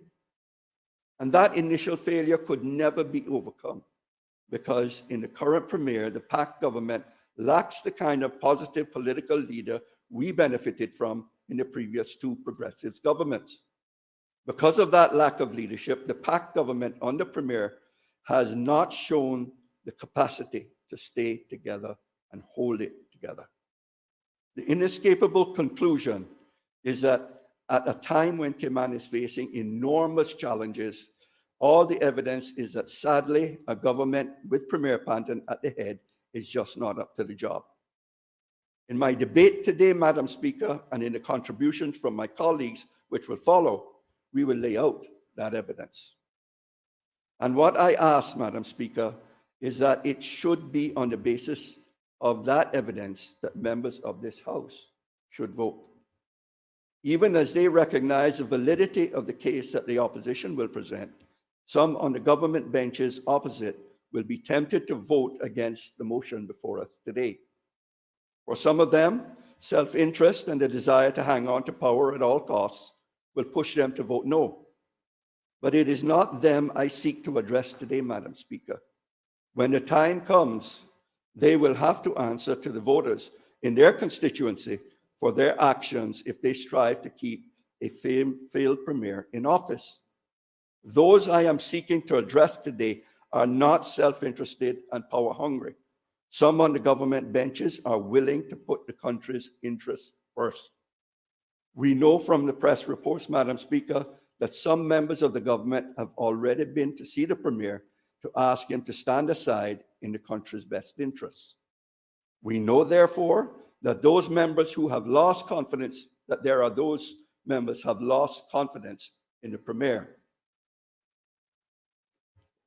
They cannot, in all good conscience, try to persuade the Premier to resign one day and then vote to keep him in office the next. As a result, I expect those men and women to do what they know is right and act now in the best interests of the Cayman Islands and its people. But even as I do so, I know they may still hesitate to support the motion, even though they recognize the Premier's failings and know that his continuing in office would create more problems. Some of his colleagues may hesitate to take the significant step of voting him out of office. They will hesitate, Madam Speaker, out of a sense of personal loyalty to the Premier and their government colleagues, and out of a hope that despite how awful things might appear now, it all might just get better. As you know, loyalty is a rarity in politics, Madam Speaker. When we see it, we should respect it. But to those opposite, I say loyalty to your colleagues is admirable. But let me remind you of an old adage: only give your loyalty to those who have never given you cause to question theirs. Look around at your colleagues and ask if some of them deserve the loyalty you want to show towards them as you vote today. In addition, Madam Speaker, there are those on the government bench who will face what could be called a conflict of loyalty. The choice is loyalty to their Premier and a government they hoped would achieve many things, but is sadly failing, or loyalty to our islands and people who look to the government to be unified and capable of moving the country forward and improving the lives of our people. That is a conflict of loyalty to a failing pact enterprise versus what is truly best for the collective good of our islands. That conflict of loyalty cannot be resolved by members continuing in the way things are going, hoping for better, but knowing things will get worse. Those opposite whom I know have doubts that things will get better for a Panton-led pact government, but choose to ignore this truth, should carefully consider the line that would have been drawn when this vote is taken. A line that, once drawn, may not be able to be undone. In voting against the motion, the country will have no illusion that you will have voted to support a failed Premier despite your misgivings. As the situation worsens, as it undoubtedly will, there will be no room for quiet discussions with voters to persuade them that you did not support everything the Premier and the pact government did or failed to do. Your vote, based on misplaced loyalty, will tie you to a failed Premier and a failing government. I must concede that the Premier deserves your loyalty by virtue of his position, but loyalty comes in many forms. American diplomat Robert N. Haas is quoted as saying, "Speaking truth to power is actually a form of loyalty." And we know, as I have said, that some opposite have shown that type of loyalty in private, willing to speak truth into power and to tell the Premier he has to step down. Now is the time for those in the government benches who know the truth to stand up and speak the truth in public. On the 7th of May, 1940, with Great Britain battered and bruised and facing what seemed like an imminent invasion, it was not the opposition, but fellow conservative Leo Amery, who said to Prime Minister Neville Chamberlain, "You have sat there too long. For all the good you have done, in the name of God, go." Who in this government will now show that the same courage to say what needs to be said? Keeping your fingers crossed and hoping it will all work out in the end will not get vital improvements to public services delivered, nor will it help to mitigate the cost of living crisis, nor help to get a grip on crime, nor help solve the challenge of affordable homes. All of those things require a new government and leadership that does not just say it is working together to get things done, it actually does work together to get things done. There are two potential paths.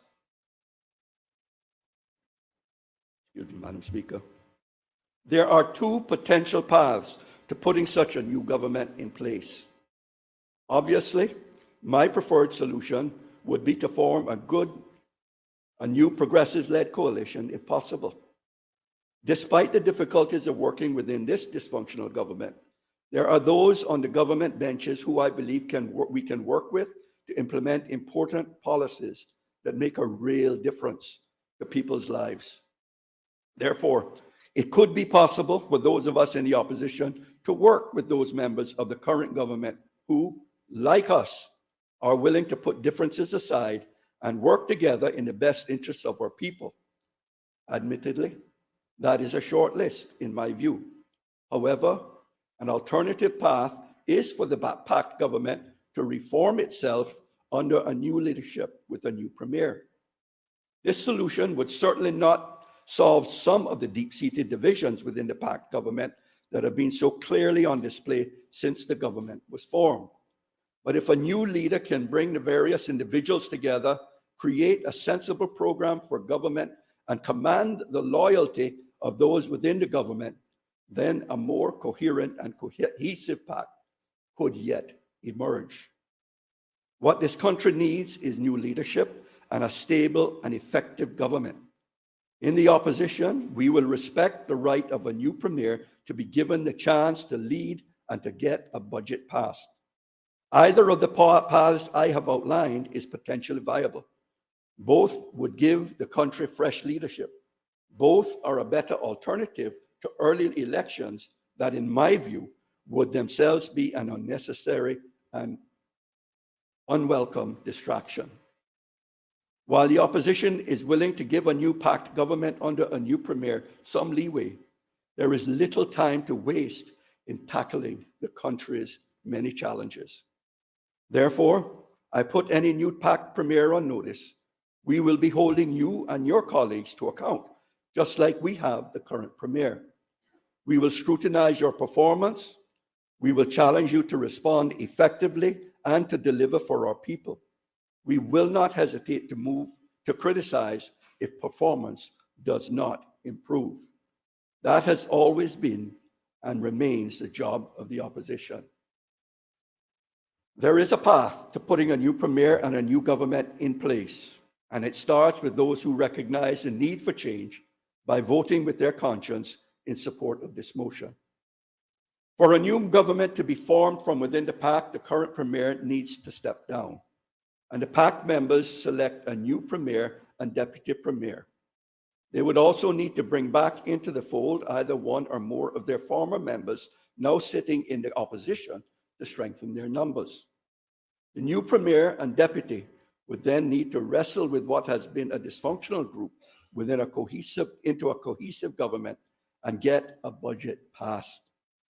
All of this is harder than it sounds and may still fail in the end, but it is an option, and if taken up and successful, then we in the opposition would have achieved our goal of a changed government that can hopefully be more stable and effective. The other path is for those in the government benches whom we believe we can work with, and they know who they are, to vote yes on this motion and join us in a progressives-led government, a government of national unity. There is a clear set of priorities that I know we could agree upon.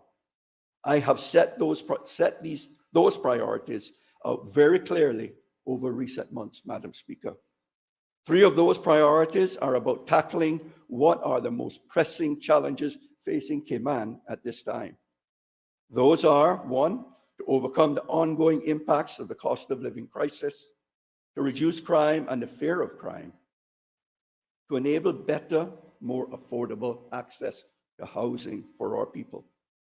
The other 3 priorities are areas where action in the next 2 years covered by this budget is necessary to meet the immediate challenge and better prepare the Cayman Islands for the future. Those are to restore Cayman's economy to a path of steady, sustainable growth, to accelerate action to mitigate climate change and to adapt to its impacts, and third, to respond positively to the challenges of an aging population. The progressives are willing to work with those members of the current administration who share those priorities with us and who we believe can act in the country's best interests. Additionally, it is incumbent on the PACT to change and improve from within. Now is not a time for more chaos, Madam Speaker. The country needs and it deserves stability. The disunity, infighting, and serious lack of progress on things that matter to Caymanians must end. The country and our people need to deserve an effective, cohesive government willing to act in the best interests of the country and not in the self-interest and self-preservation of elected members, either through a renewed pact or a progressive-led government. This is a time for responsible politicians, whatever their past affiliations, to come together and tackle the country's challenges. The progressives have shown during our last two administrations that we can work constructively with others for the benefit of our people. We have done that before, and we are willing to do that again now. To bring about change, the House needs to pass the lack of confidence motion before it today. And I ask all those present in these chambers to follow their conscience. The current backed government and Premier Panton have run out of road, as I said at the outset. It is clear that the Premier cannot lead the kind of stable, effective government that is needed in these times. Madam Speaker, it is time for change. The House needs to vote for that change. Thank you, Madam Speaker.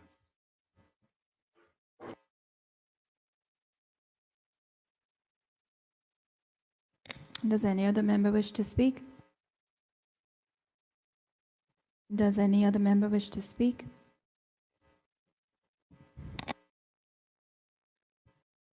Does any other member wish to speak? The elected member for Bordentown East, West. The elected member for Bordentown West.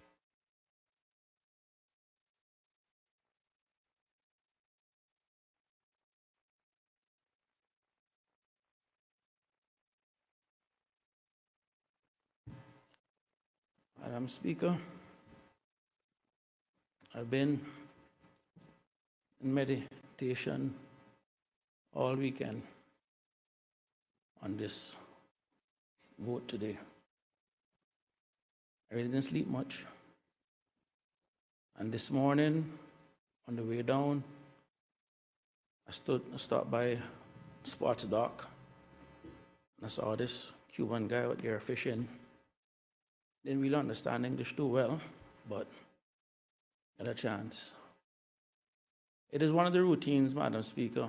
When I first got elected, I used to stop at Sports Dock on the way down. I would take in the water, look at the waves, and I say a prayer before coming to Parliament. And the prayer is pretty much always the same, where I ask the Lord to hope that the meditation of my lips and all of that other stuff that goes with it is pleasing to Him. I'm not a practicing Christian, Madam Speaker, but I was raised by good parents, good grandparents, and good family to fear the Lord and not to lean on my own understanding. And at the end of the day, Madam Speaker, I will say this is actually a really sad day for me. I personally know the work that went into the creation of the PAC government. And while most members may not know, I was actually the one who first coined the term PAC when we were drafting the very first press release. And we sat down, and from that initial draft, every other member was able to put on their touch to find something that we actually could agree on. And I remember going through it. And the genesis behind it, Madam Speaker, and to the public, was that I went back to the inspiration behind it was from 1994, Newt Gingrich and Republicans' contract with America in terms of what it is that they wanted to achieve for their people. I remember sitting down, the time that we spent as a group, putting together the strategic policy statement We all sat there and we all agreed on what those objectives should be. That was required as per law 3 months after the general election. And in that strategic policy statement, we had 10 broad outcomes. I was very pleased with that SPS document, Madam Speaker, and the camaraderie that was used to put it together. And I can say, Madam Speaker, regardless of what people may think, having disagreements in politics is healthy. After all, democracy itself was a system that recognized that there'd be disagreements, division, discord, and dissent. But what it also says, Madam Speaker, is that you should have dialogue, debate, discussion, and then you come to consensus. It has always been about ideas and competing ideas. Politics itself, Madam Speaker, isn't easy. And the thing about it is, Madam Speaker, is that this morning I received a call from a constituent, which really summed everything up for me. And it's a constituent that is struggling to keep his business open. A business that he has for the last 7 or 8 years, with his sweat, his tears, his blood, his toils, everything in it. Last week, he reached out to me, and I tried calling Minister Andre, didn't get him. Called Minister Brian, I got him, and he said he would speak to his chief officer and get back to me. That, Madam Speaker, is what it is that we in this House elected to do. There are 1,000,001 things that are hurting our people. And to see us sitting here on this motion when so many other people out there are hurting and struggling actually makes me almost feel ashamed to be a politician. Last week when Joey called me about signing the letter, I said to him afterwards, could I add on to the special meeting asking for the pension to be dealt with also at that special meeting? Madam Speaker, if I don't get at least 10, 15 calls a day on when the pension is going to come through, I don't get plenty. And as such, Madam Speaker, I'm going to be serving notice now that I intend at the end of this meeting to go around and ask for a special meeting next week just to deal with that pension bill.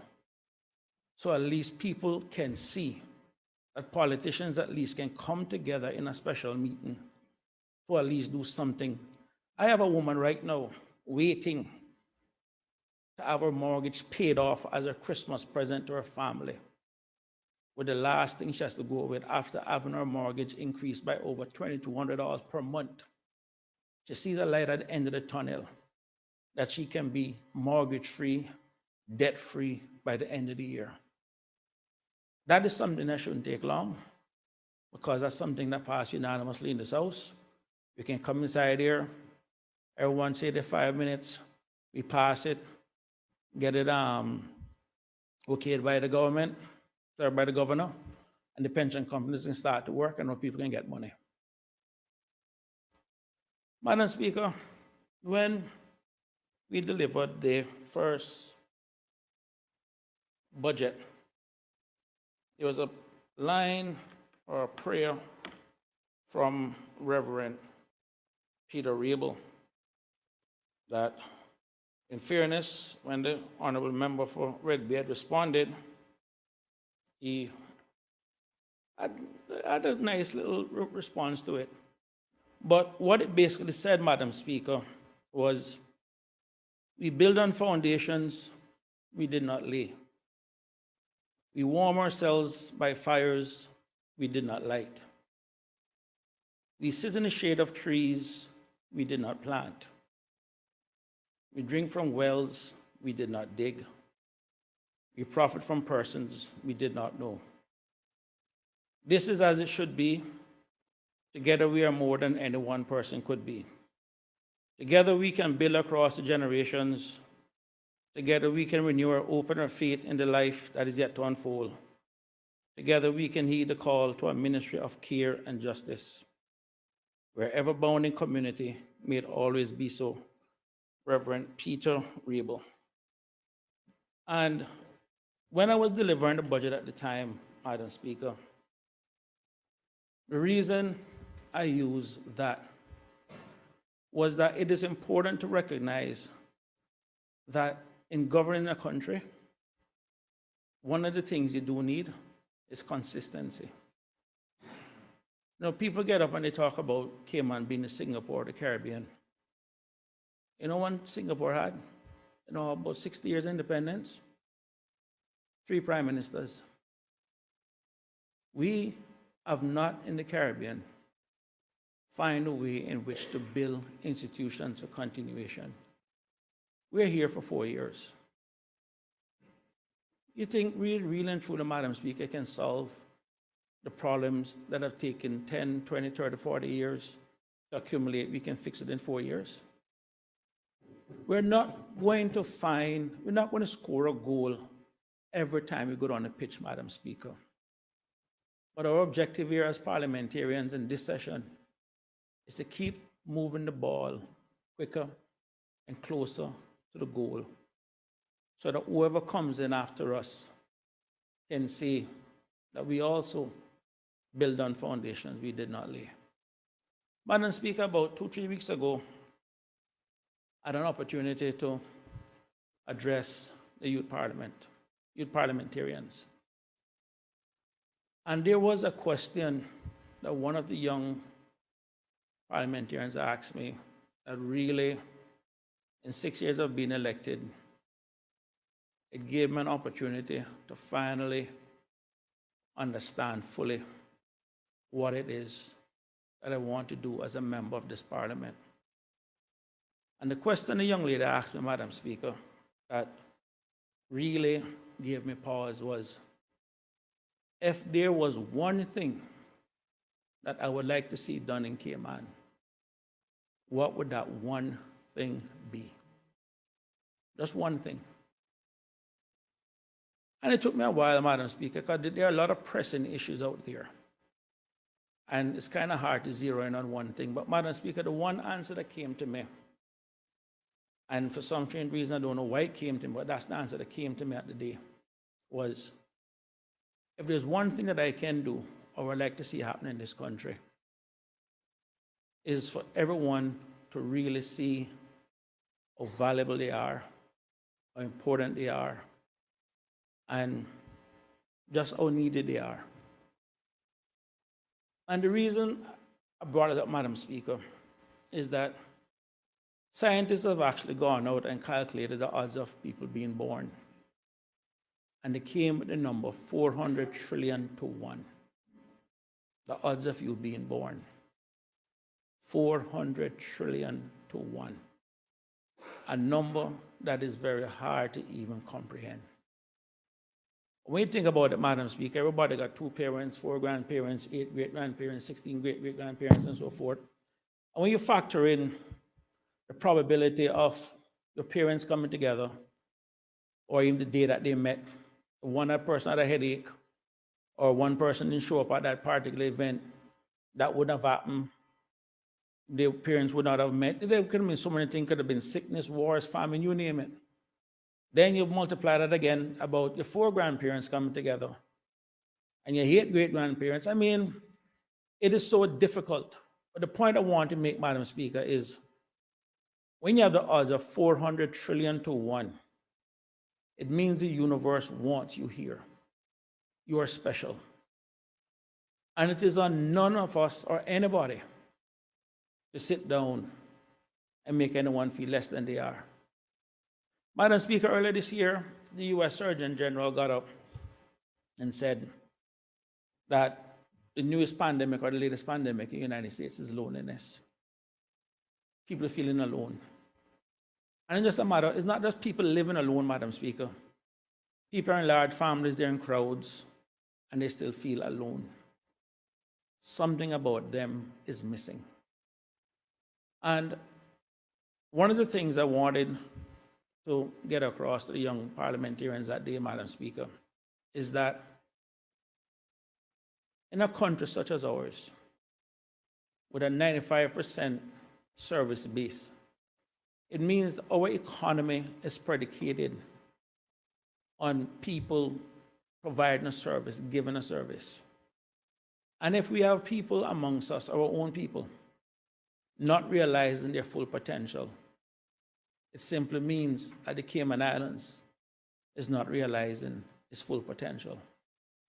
So then the question for us as parliamentarians is what rules, laws, regulations, legislation that we put in place to allow our people to not only realize their potential, but also to get our people to really put out what it is that they can deliver. Madam Speaker, members may recall when we look at the institution of government itself, that if you understand the three pillars in any society, government just didn't appear. It started out, Madam Speaker, where people came together as a community. And I've said this before, and I think that's one of the reasons why I gravitated at first after the 2021 elections to the Premier, because his tagline was community creates country. And if you understand the genesis of any society, it started at the community level. And then, Madam Speaker, as people started to trade amongst themselves, they created an economy. And as the community grows and the economy grows, it then created a government. So as a result, the natural order was community, economy, and government. That's the natural order of a country starting out. The Caribbean, Madam Speaker, or the New World, as they put it, didn't necessarily start that way. It started out where, in essence, the economy came first, because at the end of the day, the Caribbean and elsewhere was exploited for its agricultural resources. Then the main thing behind it was the government then came in where they put in a system to manage the economic affairs. And the last thing that came in the totem pole was the community, or the community of slaves, as they had it. So what we found in the Caribbean, Madam Speaker, was that the economy, the government, and then the community.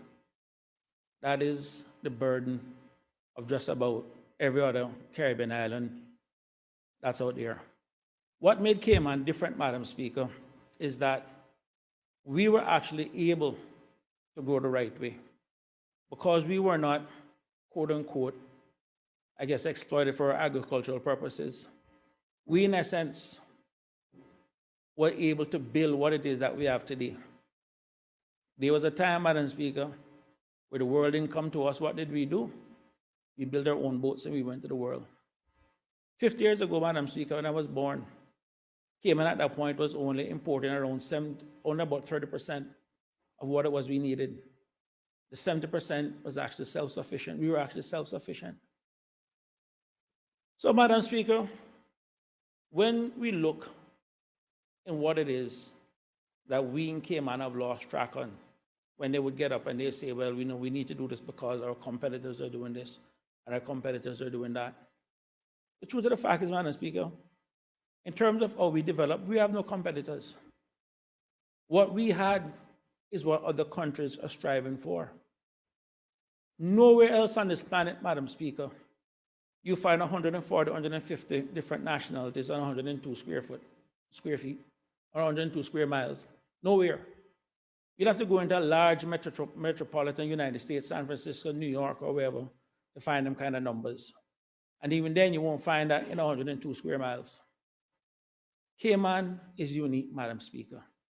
And that's why I've always said to new Caymanians and people who call Cayman home, do not try to turn Cayman into where you left. You came here to make a better life.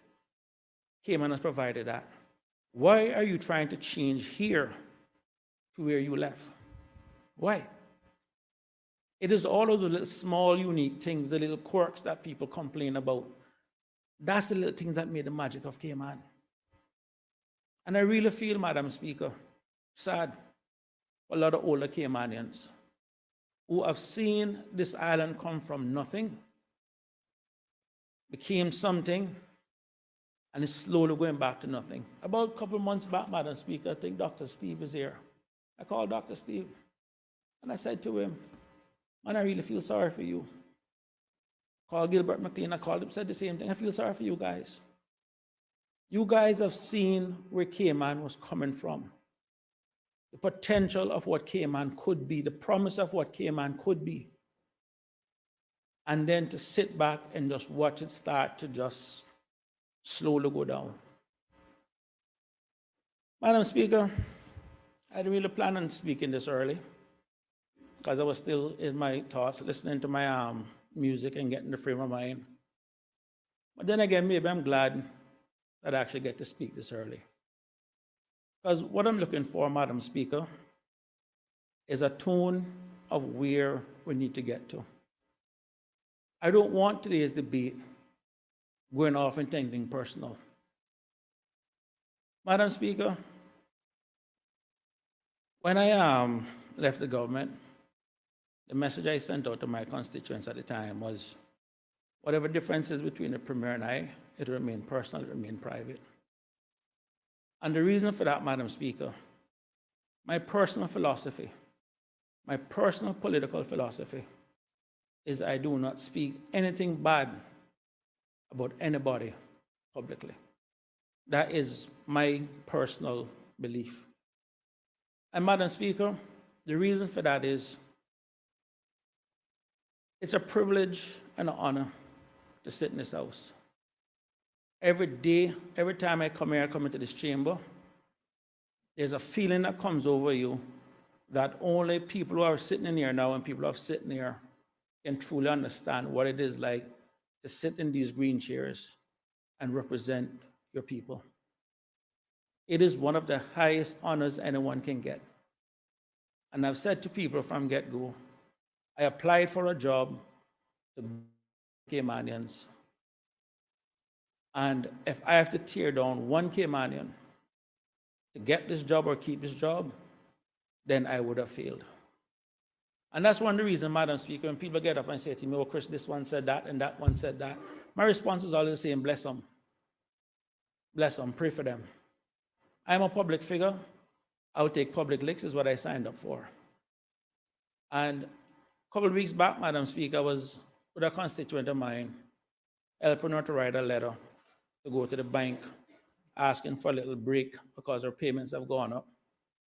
And she said to me, she said, Chris, all of those stuff that's being said, why don't you come out and you say something? I said, darling, here we are trying to get the bank off your back, keep your lights on, and keep groceries in your cupboard. Do you really and truly think, or what would you think of me if I'm out there wasting time of what people are saying about me? Because if I get start responding to every time someone says anything bad about me, I'll never be able to do any work for you. And what would you prefer me to do? Be here with you or be out there defending this? As a matter of fact, I'm sure you probably prefer, if none of these problems existed and all the only problem you have is people saying something bad about you, you say, well, you know, Chris, you're right. And that's what it is. We are guardians, Madam Speaker, of the potential and the promise of what Cayman is. Everyone knows, at least by now, who have listened to me, my position of where I stand on different things. That has been no secret. But at the end of the day, Madam Speaker, it is about uplifting, building our people, and what it is that we can move forward with. Equally, Madam Speaker, I must admit the last December, was really a time of political reflection for me. And what triggered it, Madam Speaker, was a Sunday morning. My firstborn was visiting, and we were going to the barber together. And he said to me, he says, Daddy, How was life in government? And I almost gave my son the standard response that I would give. But then it occurred to me, I was speaking to my son. And as a parent, as a father, if I can't sit down and give my son the unbridled truth, then something is wrong. And I said to my son at that time, I said, son, I am afraid that your daddy may be a part of a racist government. And I said as much, Madam Speaker, when that fateful Tuesday morning, when I had to put the last Governor Martin Roper in his place, I told him of the conversation I had with my son. And Madam Speaker, the duppy of that former government still roam these halls. And just recently we saw it in the pepper spray vote, where every single member except one voted for the pepper spray. We know where the former government stood on it. But Madam Speaker, at the end of the day, our job is to look out for the people who voted for us. And Madam Speaker, I'm going to say this much. It takes a lot, and I'm going to say this much, it takes a lot sometimes to sit down and say what you have to say and really and truly don't give one whatever of what people think. And that message I sent out, Madam Speaker, to my constituent, the day I left, was actually written in January. It was actually written, Madam Speaker, in between a meeting I had with Minister Bryan and the meeting I was going to have with the Premier. Minister Bryan asked me to attend with him a meeting at the Marriott. And we want to go to some issue with the beach erosion and what it is that we can do to help. And at the end of the meeting, I sat down outside a bench, and he said to me, "You talked to your friend yet?" I said, "What happened?" He said, "Boy, the Premier pissed, with what went happening in cabinet the other day." I said, "What do you mean?" He said, "Well, boy," he said to me, "Boy, Kenneth, you were bad enough, but Chris jumped over the fence and ran 5 miles on the road screaming," and so forth. Yep, thank you, Minister Bush, reminding me. And on the drive over, I wrote that message that I sent out to my constituents. I wrote it that day. And the reason being, Madam Speaker, I honestly prepared that day, that I don't know what my meeting with the Premier would have been. I don't know what the mindset would have been.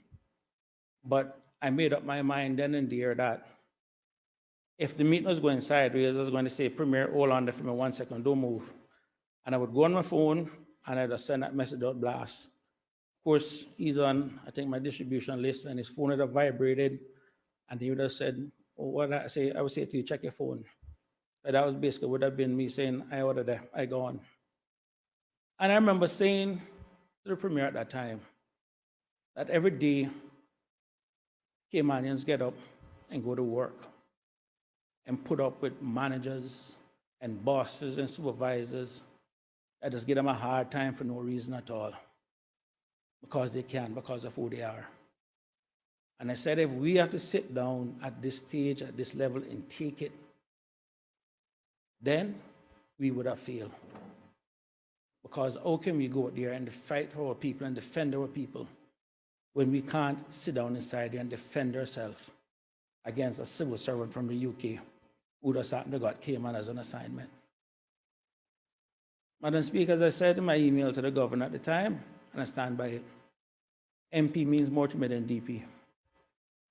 This house, my membership in this house, and my ability to come here and advocate for my people means more to me than anything else politically. Last December, Madam Speaker, I've said it already, I called former Premier, member for Red Bay, and I apologized to him. I said, Sir Alden, I gave you a hard time when I was in opposition. And If I'd known what I know now, I would have been a little more easier on you. But then again, you got to take some of that blame too. Because maybe if you'd come out and explain to us how challenging it was, how difficult it was, maybe I would have even taken it much easier on you too. But Madam Speaker, I can tell you straight up, government not easy. What we do isn't easy. And I understand what the member for West Bay West was trying to do with the vote this morning. Because we're going to sit down and ask members of the government, Madam Speaker, vote against the performance of the government. When I know for a fact, some of them over there work like dogs. I know for a fact, some of them is on 12, 1, 2 o'clock in the morning on the phone, because I used to be on the phone with them. They work like dogs. I can't sit down and say to Minister Andre, who just got us off the grey list, that you're doing a bad job. I can't sit down and tell Minister Brian, I haven't seen the tourism numbers before we left when we were going and seeing what's out there in the industry, that he's doing a bad job. Minister J out there is working like a dog too, Madam Speaker. So I know it's difficult to sit down and say to people, vote against yourself and not the government not doing a good job, when collectively or individually, whichever you want to look at it, these guys are working like dogs for their people and their constituents. Madam Speaker, I can tell you it's not easy. I know I always believe, Madam Speaker, that everything happens for a reason. I can say this publicly now. As much as I try to look calm, cool, and collective before. When I was in government, I used to have a lot of chest pains and lower back pains. I found out, Madam Speaker, after I left, that my family actually had a chat group set up, speak just on my health. Did Christopher get enough sleep? Did he eat properly and all that kind of stuff? They thought I was actually on the verge of a heart attack or a stroke. And so, Madam Speaker, I can tell you, since I've left, I have not had one chest pain, not one lower back pain. And it has given me an opportunity, Madam Speaker, to really get back to focusing on being a parliamentarian. I buried myself, Madam Speaker, in putting together a consumer protection bill.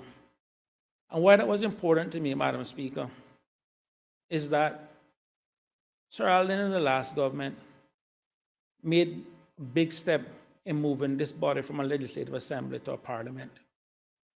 But for some strange reason, we're still behaving like a legislative assembly. The days of parliamentarians bringing motions, we need to be moving away from that slowly. We need to start bringing bills, but that requires resources.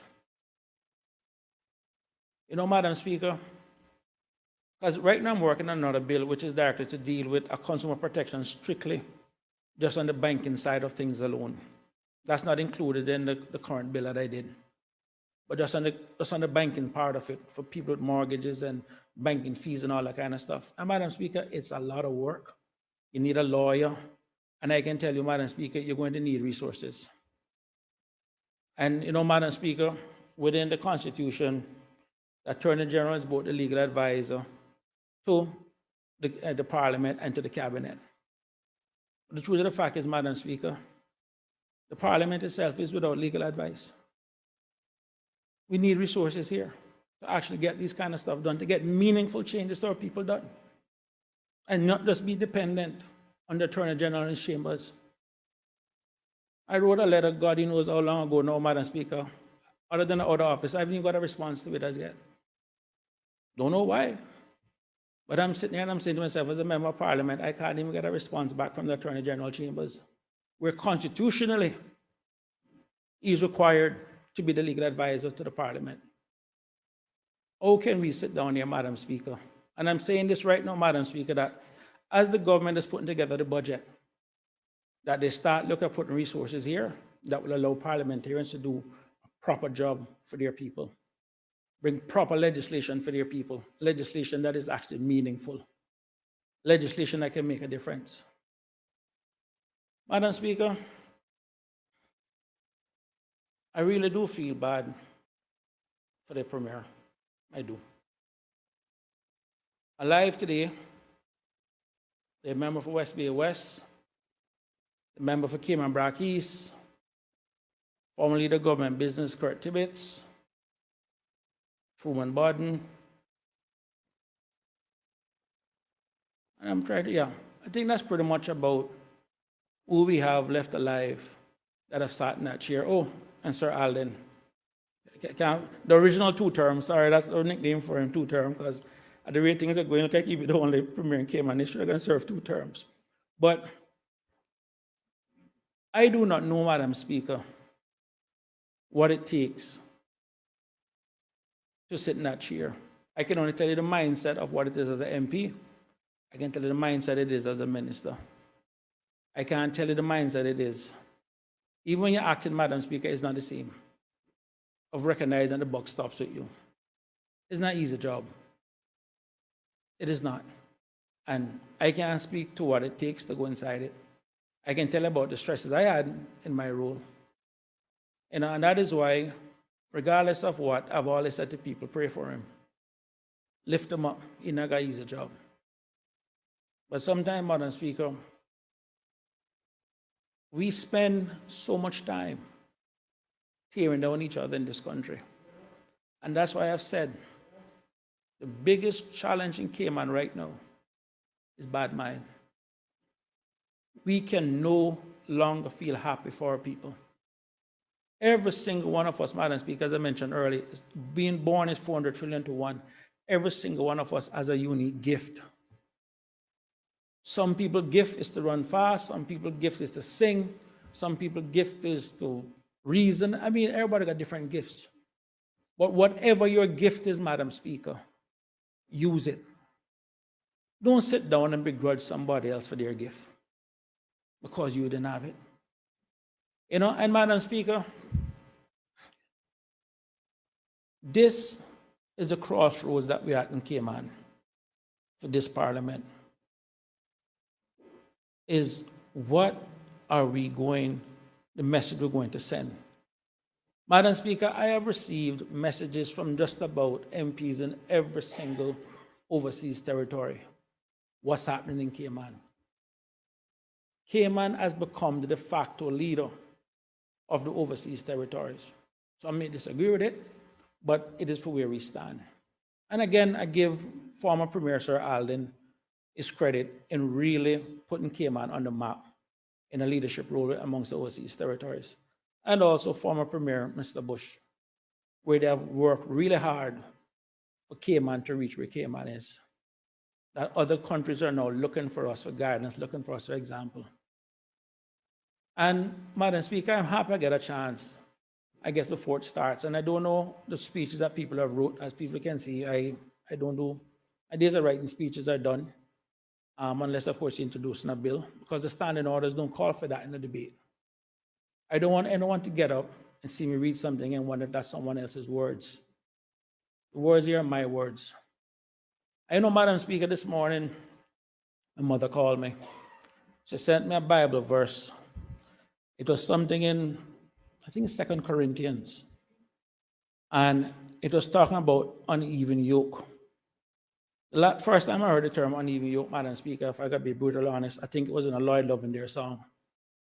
And it's not something that crossed my mind. But it's talking about this unequal yoke. Do not be unequally yoked. Something to that effect. And Madam Speaker, the question the Caymanian people have to now ask themselves is, what is the direction they want in our country? And I'll tell you why I bring up the term unequal yoke. And maybe it's providence that my mother chose to send me that this morning.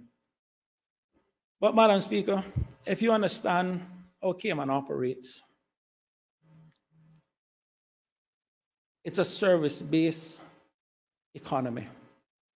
The taxation is normally driven on consumption. But Madam Speaker, the one cry is that we keep hearing the most is our eroding middle class.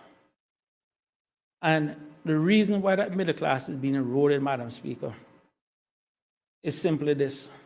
There's a general rule in economics that there's only one people or one group of people that pay taxes, and that's the middle class.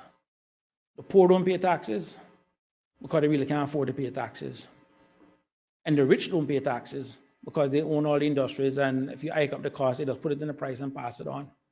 So the only true people that pay taxes in a country is the middle class. And as the cost of living go up, and the tax burden becomes greater, it is something that's felt by middle class. Madam Speaker, I have people who have never, ever, ever asked for assistance before, asking for assistance now. We have not done a good enough job in insulating our island against a lot of these external threats. And Madam Speaker, I've said this before and I say it again. We have a population that can fit inside a stadium. The problems and the challenges that we're having are things that can easily be managed. And Madam Speaker, I've said it already, and I will go to my grave saying this. The things that are wrong with Cayman can still be fixed with the things that are right with Cayman. But Madam Speaker, we have got to get back to the things that are right with Cayman. About 2 weeks ago, Madam Speaker, I did the obituary for one of my constituents who passed away, of blessed memory, Miss Esther McLaughlin. And the night before, when I was reading the obituary and preparing for it, something triggered back. And I said it at the church service. I think that was probably Mrs. McLaughlin, Mrs. Esther, final message to me. It's about building and upholding our institutions. Madam Speaker, I spoke about continuation earlier. We talked about Singapore, about 3 prime ministers or so in 60 years. They have had continuation of policies. And that's why I said, when I go back to we build on foundations we did not lay. The one institution, Madam Speaker, that has been the backbone of what we have here in Cayman is the church. And Madam Speaker, each of us is sitting inside this house, in this parliament, watching that institution be eroded under the name of tolerance or this or that or whatever. Madam Speaker, let me tell you something. In the United Kingdom, you know what they're doing with some churches over there? They're turning them into apartment buildings because people used to stop going to church. And if we sit down here, Madam Speaker, and allow the one institution that has been the cornerstone of our success to be eroded, we would have failed future generations to come. As I said all the while, Madam Speaker, we are not going to be remembered for what we inherited. We're going to be remembered for what we leave behind. I know, Madam Speaker, this morning as I stood up on the dock at Spots, and I felt the waves, although the sea was a little bit rough this morning. You know, there's a study that a Japanese scientist, Dr. Emoto, did on the study of water. Because after all, Madam Speaker, our body is still 60% water. But water does a calibrating effect for us. It calms the nerves. You could be having a bad day. You go by the sea, you go by the beach, you put your feet in them water, and you just see problems and everything that start going away. That's why we got people spend millions of dollars come here every year just to come to our beaches.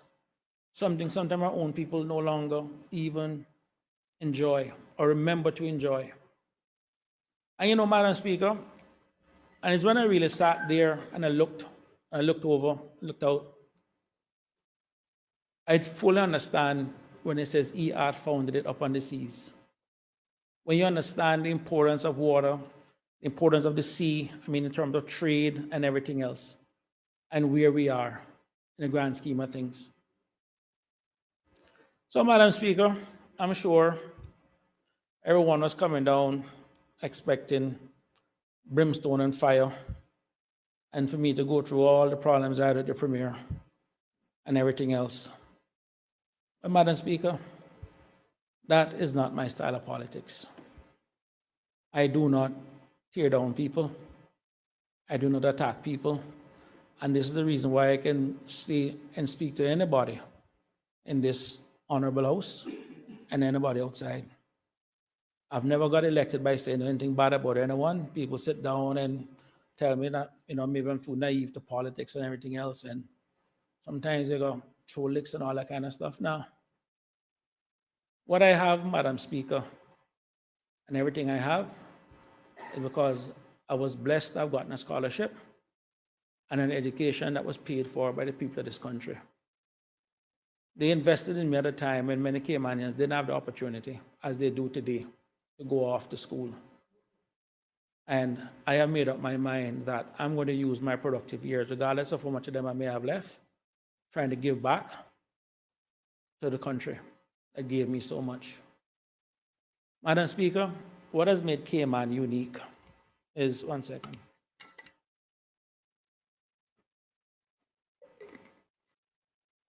Madam Speaker, what has made Cayman unique isn't income inequality, but rather income mobility. From where we start, I look at my own family. My grandmother that arrived here in the 1940s, and 10 children, only one was able to maximize educational opportunities during his time, which is Mr. George McCarthy. And he will tell you, and I will say every chance I get, the late Jim Borden and the late Tom Jefferson was instrumental in his life story. They did something that they didn't have to do to help him. And it opened the doors for many of us. Of my grandmother's 10 children, one during their productive years was able to go to university. Of her grandchildren, I think 16 of 33. And of her great-great-grandchildren, just about 100% if they want to. But they'd have to sit down and worry about whether or not they will have that opportunity. And in fairness to the Minister of Education, something she's passionate about, she has really gone out of her way to make sure that Caymanians get that educational opportunity. Because she too, Madam Speaker, was born in a time when those things were reserved for a chosen few. And now we have an opportunity to really invest in our people.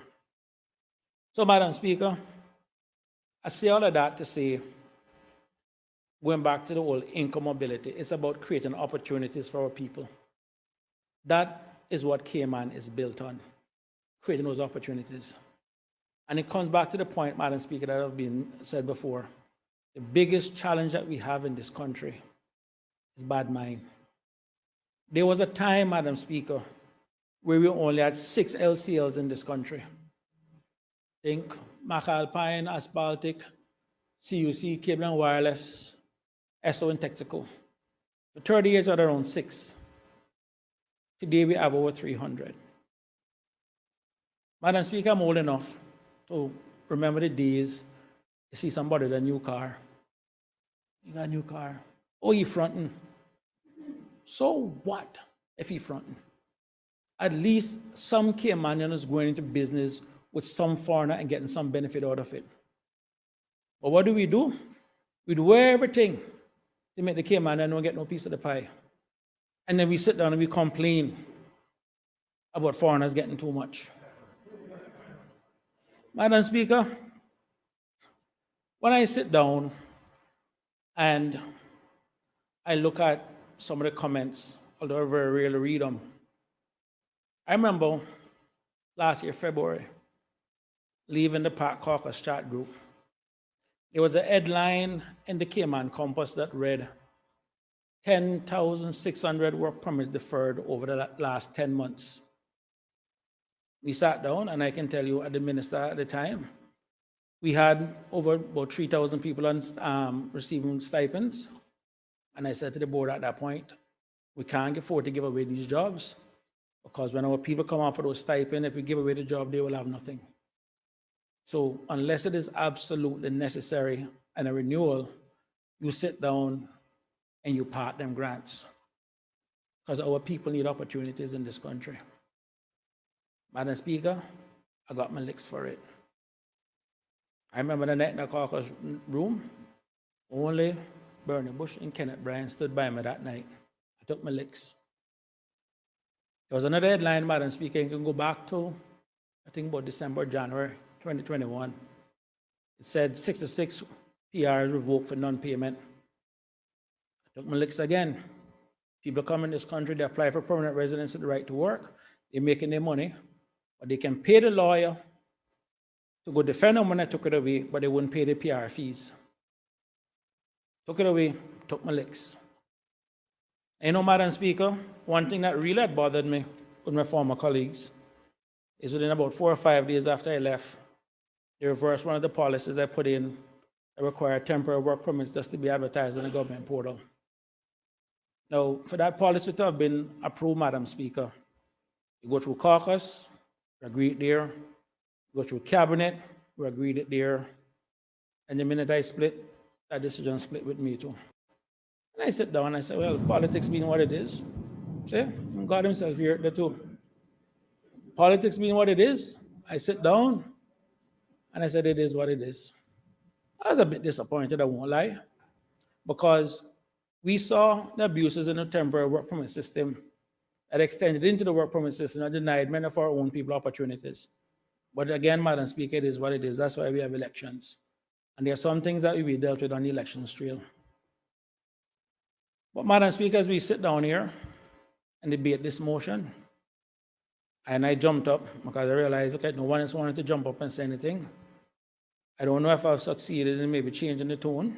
I hope I have. You know, it is not a situation of the fire and the brimstone, but Madam Speaker, I will leave, or rather I will close with just this, I guess, analogy, where my son had put it in our family chat group, where this guy said he went to visit his coach, and his coach said, you know, he's worried about the future. And he asked him why. He said, my grandfather walked 10 miles to work. My father walked 5 miles. He says, I'm driving a Cadillac. My son is driving a Mercedes. My grandson is driving a Ferrari. But I fear that my great-grandson will be walking again. And he says, the reason for that is that tough times create tough people. Tough people create easy times. Easy times create weak people. And weak people create tough times.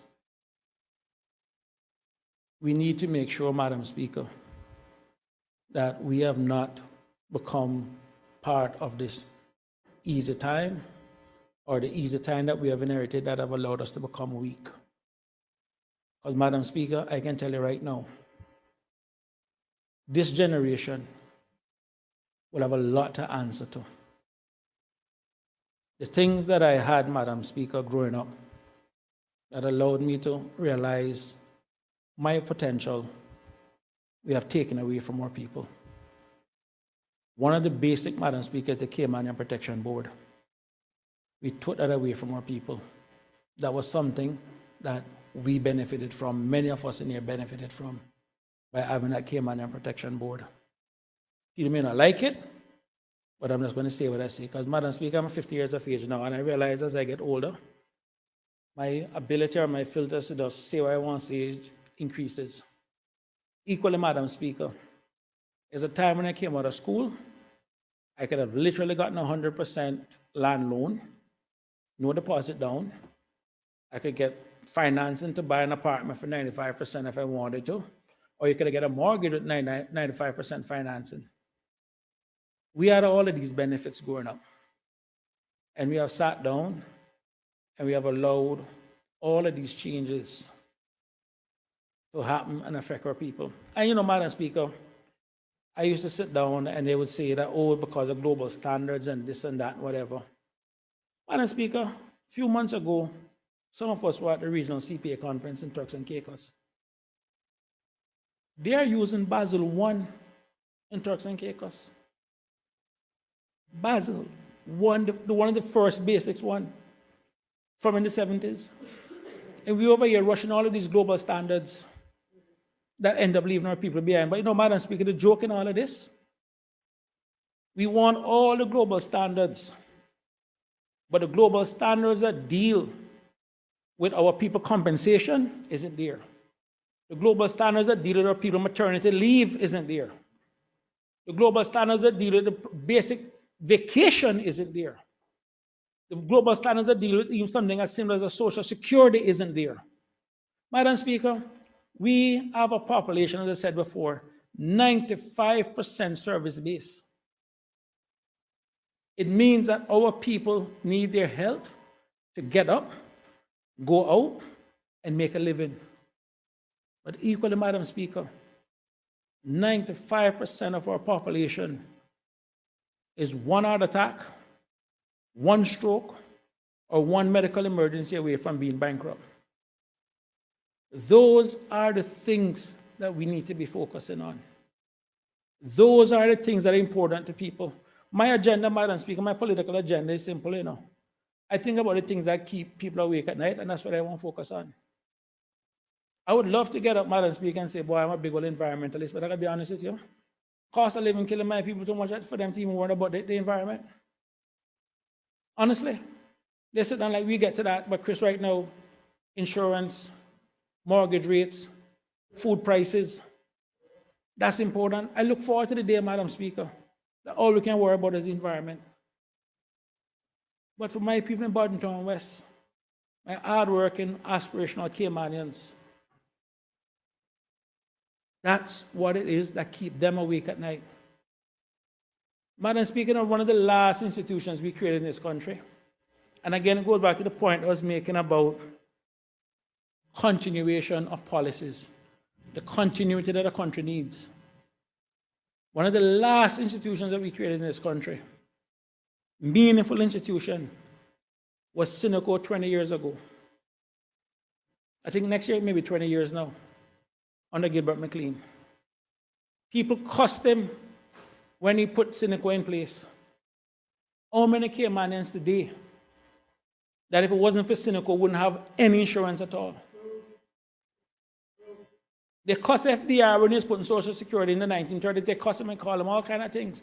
Today, Americans live by it. Madam Speaker, we have some structural problems in this country that needs to be fixed. And I can say to everybody that's listening, I'm not going to sit down here and tell anybody that any one member inside this house love Cayman less than me. But I can tell you I don't think anybody inside love Cayman more than me. And my own wife will tell you that, because all this time I say, listen, I can't find a new wife, I can't find a new country. She will tell you that. But Madam Speaker, I said that to say this. We need to sit down and focus on the things the public wants. And I'm going to tell you right now, Madam Speaker, I want my special meeting for next week. I want the legislators to come down here for that one day next week and pass the pension law so people can get relief.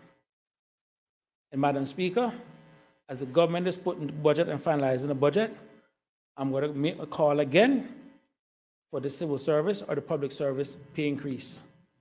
Because I'm going to tell you right now, Madam Speaker,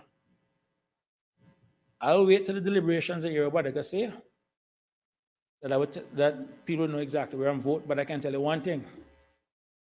If that pension law isn't passed and going into effect, that people can get relief. And if the civil servants and the public servants in this country who are struggling can't get their money, I can tell you right now, I don't know what the outcome of this will be today, but I guarantee you're going to be dealing with it again in 6 months. Because those are two things that I need for my people. We need those things, or people are hurting. So what has been the fundamental difference in Cayman politics has been priorities. What the priorities of different governments would be. And that has always been the one thing that takes up the room. I don't hear anybody inside there preaching independence. I don't hear anybody inside there preaching socialism. I don't hear anybody in there preaching communism or any of that. But what I hear people talking about is prosperity and a better quality of life for our people. So, Madam Speaker, for those that are listening, I am really sorry that we may seem to be distracting with the things that may be a priority, but I do understand also where the opposition is coming from in this. because right now it seems to be a lack of priority on the things that matter. I know for a fact, Madam Speaker, and Minister Bryan, because you have said it to me, that he's willing to park all of these major projects to focus on cost of living to help our people. He have said to me as much that that's a priority for him. The stuff he wanted to get done, he said, right now, cost of living is killing my people. And I need to free up my funds to direct it there to help our people. That is one of the things that is a priority. And Madam Speaker, that priority has also got to be shared by the leadership of the country. And that is where I believe the challenge is. Madam Speaker, I'm going to leave on one last observation. The current SPS, Strategic Policy Statement, is still in effect until the 31st of December. Inside that Strategic Policy Statement, there are 10 broad outcomes. Within those 10 broad outcomes, the most repeated objective that is actually contained in 3 of those 10 broad outcomes is the expansion of Cineco. Now, I understand from the last time I had Finance Committee, from speaking to the management of Cineco, that that is on track to be there for the 1st of January when it starts. But now I'm beginning to hear rumblings that that may not be the case. Madam Speaker, again, the Strategic Policy Statement is something that was approved by the caucus, by the cabinet, and by the parliament.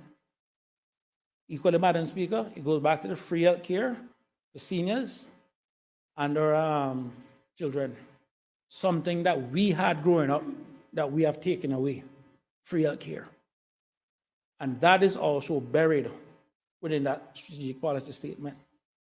And Madam Speaker, I knew that this challenge we have right now, especially the budget, I could tell it was coming. And the reason being, one of the first conversations I had on the formative SPS was with the Cabinet Secretary. When he came and he says, well, you know, so we want to do and set it up in this format and this way and that kind of stuff. I remember saying to myself, when did they switch to the civil servants start driving policy?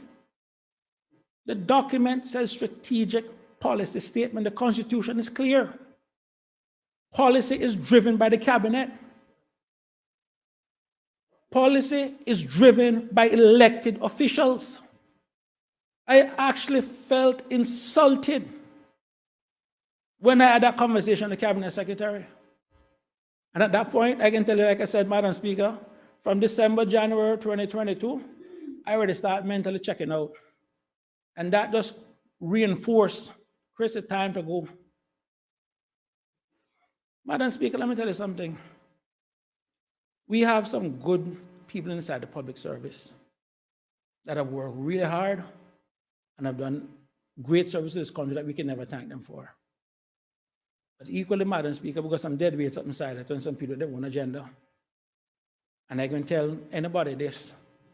When I used to go and say, we need to get this done or that done, and they're like, well, you know, minister, this and that. I'm like, listen, if you got a problem with it, this is what we discuss in caucus, you got a problem with it, go put your $1,000 up, go run for office and get elected. But you're not going to stay in one place. Rise to the top and then believe that you can start setting policy. Madam Speaker, the truth be told, many of the challenges that we have inside this country, it is we as politicians who have given away the authority that people gave us to make their lives better. We have done it.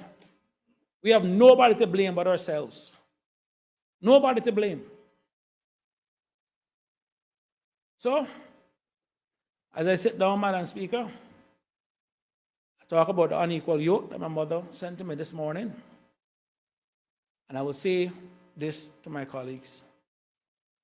If the only people in a country that pays taxes to the middle class, then we need people with middle class values, middle class understanding, and middle class struggles.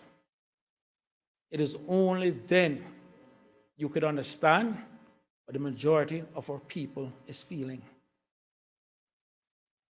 Madam Speaker, I don't drive an electric car. I know the price of gas. Okay? And Madam Speaker, it is time that the people in this country start looking at people that share their values and share their struggle. Madam Speaker, I'm a second generation Caymanian. Almost every day, I have to sit down and address my Caymanianness. I don't have a typical Caymanian last name. I don't even have a Caymanian accent. And you get up, you listen to people, oh, Chris trying to bring garrison politics. Anybody see the definition of garrison? Anybody ever look up the definition of garrison? They talk about poverty and crime rates and this and that. Everybody look up the thing there. I can tell you right now, they're not about in town West, you know. But what do? People inside this very place sit down and fuel the hate groups and the division groups. That rather than sit down and build up our own people, we spend days in and days down tearing people down. That's why in the morning, Madam Speaker, when I drop my kids to school, they never listen to the talk show. Because let me tell you something. Regardless of the challenges and the struggles we have, Cayman is still one of the best places to live and work. And the only people who have not recognized that is our own people. You would think the people come from overseas. What do you think they say before they come here?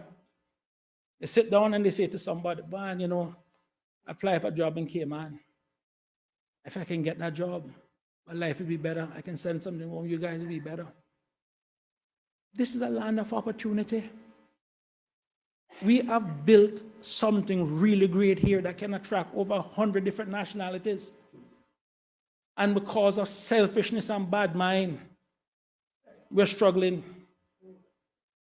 Madam Speaker, you know, I've sat down over the weekend, I've tried to look and say, why are we here? I know what that is. That little short man that just left it out of the governor. All of the strife and trouble that he caused within the group. That little short man. See, he gone. But you see, who's still here? You see, who else is still got to deal with? He gone in his retirement, you know, probably watch it right now. I know the part about it that really bothers me, Madam Speaker. And the member for Georgetown South can tell you. Because we have heard stories of the insult that man put on our own people, our own Caymanian women, our own Caymanian people.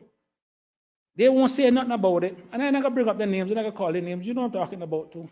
She knows, because they told her the same thing too. But you know the part that bothers me, Madam Speaker? It's not that he behaved the way in which I expected him to behave. The problem is when our own Caymanians go behind to them and try to, well, you know, you don't really mean it, you know. You know, he didn't really listen and do that kind of stuff. It is that inability of our people to stick together and stand together while we're here. Let me tell you something. I sat down and watched that man literally destroy the relationship between me and the Premier at the time. And anyone over there can tell you, Madam Speaker, nobody defended that Premier in that PAC group more than me. They can tell you that. Because at the end of the day, I don't know what it is to sit in that chair. I don't know what it is for the buck to stop there. But I do know this. If he fails, the entire country fails. And that's why I keep telling everybody, pray for him. Madam Speaker, I've been elected 6 years. One person is still a member of this House that I can sit down and I can tell you I have found a respect for is a member for Red Bay. Madam Speaker, when we got sworn in had a conversation. And he said to me, he said, Chris, any advice you need, any guidance you need, call me. Don't need to think, call me. He says, you guys, my government now too. I need for you guys to do well. Call me. I have spent the bulk of my political career being on the opposite side of the member for Red Bay. But he can sit down and he can say, call me. And I can tell you there are times I did call him. You know why? He had 8 years experience as a premier, 4 as a minister before that. He's been elected a long time. And regardless of what people may think of him, one of the reasons why he has my utmost respect is that many Caymanians, during the time when getting into the legal footing could have been very lucrative, he chose public service. He gave of this country his best productive years when he could have gone out and made a ton load of money and then get into politics. He gave that to this country. And that's one of the reasons why I could have never said anything bad about him.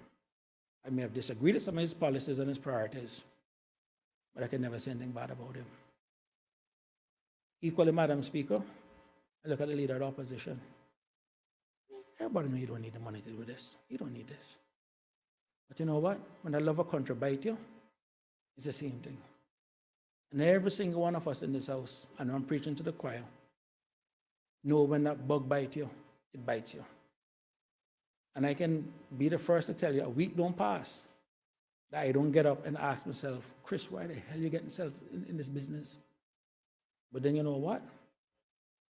You get that one call or that one message that reminds you that you have a platform in which you can help people.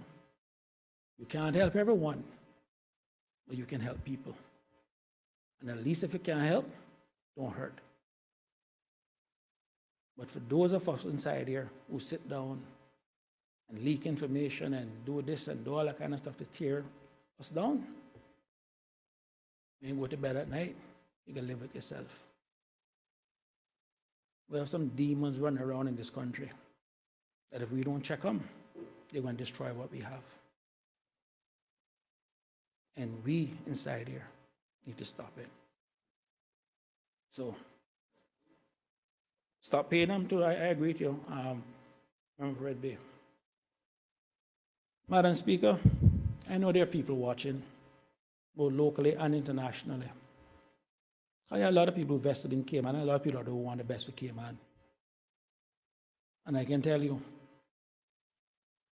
any day you sit down and you start worrying about losing your seat, it's exactly when you're going to lose your seat. They did a survey, Madam Speaker, of politicians who had failed re-election. And they asked them, if you knew you were going to lose, what would you have done differently? And they said they'd have been more bold. My friends, you don't know what the next election may be. You don't know what your health may be. You don't know what your priorities may be. But for right here, right now, we have this time. This is our time to do the work for our people. Our people are hurting. Madam Speaker, I've seen people scream over the light bill. Some are gone. For those watching, I'm going to ask you to go Google the oil futures for next year, for next summer. And Madam Speaker, it's not pretty. And what has even made it worse, now, Madam Speaker, that I've changed the forecast, is that before there's something major happening next year, is a US presidential election. And the Arab world has decided in a riding with Biden. Madam Speaker, mark my words, they're going to rinse it off, and everybody will depend on oil. We're going to feel it at the pub, and we're going to feel it at the plug. And I'm going to say to this government right now, cut back on your money, start showing up your money, because we're going to need that come next summer to offset a lot of people's utility bills. The world is literally on a brink of a war if this thing in the Middle East isn't calmed down. You saw this, what happened recently with the US Treasury, that the own government bonds, they couldn't even find anybody to buy them. Interest rates are expected to go back up again. Because now the government is out there trying to raise money. I know where to raise money, they could keep throwing more interest rates on people. They could put more interest rates on those bonds. You saw the UK government try that thing and see what happened to the UK. The US turn now. I don't want to come down here and talk doom and gloom because nobody like a bad news bear. But Madam Speaker, It is the job of everyone elected in this House to prepare the Cayman Islands and to protect the Cayman people from what is to come. And you can't say we have not been warned, because the truth of the fact is, Madam Speaker, we've had many people who have stood where I've stood in this very House and have said to people, don't do this, don't do that, and whatever. And they cuss them and call them all kind of things. My former colleagues, well, from Bordentown, told Caymanians long ago, don't sell your land. Don't do this, don't do that. They call them communists, they call them socialists. What we got today? A land problem. Caymanians can. Before, when I was growing up, Madam Speaker, buying a piece of land, the first thing somebody asks is, swamp land? No, as long as it got block and parcel, they really don't care. That's the difference. Our people have been warned long enough, and they have never listened. And that's the reason the Bible sit down and tell you, my people are destroyed for lack of knowledge. So, Madam Speaker, I will close, but I will say with this much. The fundamentals of what make Cayman what it is still there. I am not a practicing Christian, but I'm going to tell you right now, we need to do what we need to do to build back the churches in our communities in this country. We need to start spending money and help with a lot of those little programs that the church have, that we have left now to all of these different groups. And when you look at some of the programs that these groups running now, it's all kind of things they're educating your kids with, that us as parents, we don't even want to deal with it. And like I can tell you, Madam Speaker, I do not beat down any church door. But I do understand when God said, if my people, which are called by my name, shall humble themselves and pray and seek my face, turn from their wicked ways, then I will hear from heaven, and he'll forgive their sins and heal their land. Madam Speaker, this country needs healing. This country needs leadership. And this country needs to put the church back at the foundations. Art founded it up in the seas need to be something once again. And until we start rebuilding back Caymanian institutions, it's not going to get no better. So, Madam Speaker, with that, I don't know if anyone is expecting a fire and brimstone. I don't know if anyone expected any big secrets or me to spill any differences between me and the Premier. Not going to happen. But like I said, I do not join the politics of tearing people down. As Madam Speaker, whatever it is I choose to do, I am normally good at it. And the last thing you want, Madam Speaker, is Chris Saunders to go into the business of tearing people down, because I can tell you one thing. If I ever go that route too, it would be something epic. That's the reason I avoid arguments and avoid many different things with people. I try to live good with everybody, regardless of what they think of me. But I can also tell you, Madam Speaker, we have a lot of new Caymanians in this country. And people get up and talk about, oh, Chris got elected because of the Jamaican vote. Let me tell you something. There are no Jamaicans voting in Cayman. The only people who can vote in Cayman are Caymanians. And if people have come here, integrated in our community, and become part of us, we need to accept them. And that is the kind of things that people deal with sometimes on a daily basis. And now, we have sit down here and we have imported our own discrimination on our own people. We have Caymanians now being told that they need to go and get a letter from immigration to prove they're Caymanian. This is what this country has come to. You know, so if we don't sit down, Madam Speaker, and start focusing on our own people, I can tell you one thing. Many people are going to get reelected. Many people. So, with that said, I'll listen to the debates, I'll listen to the contributions, and I'll listen to the tone. What?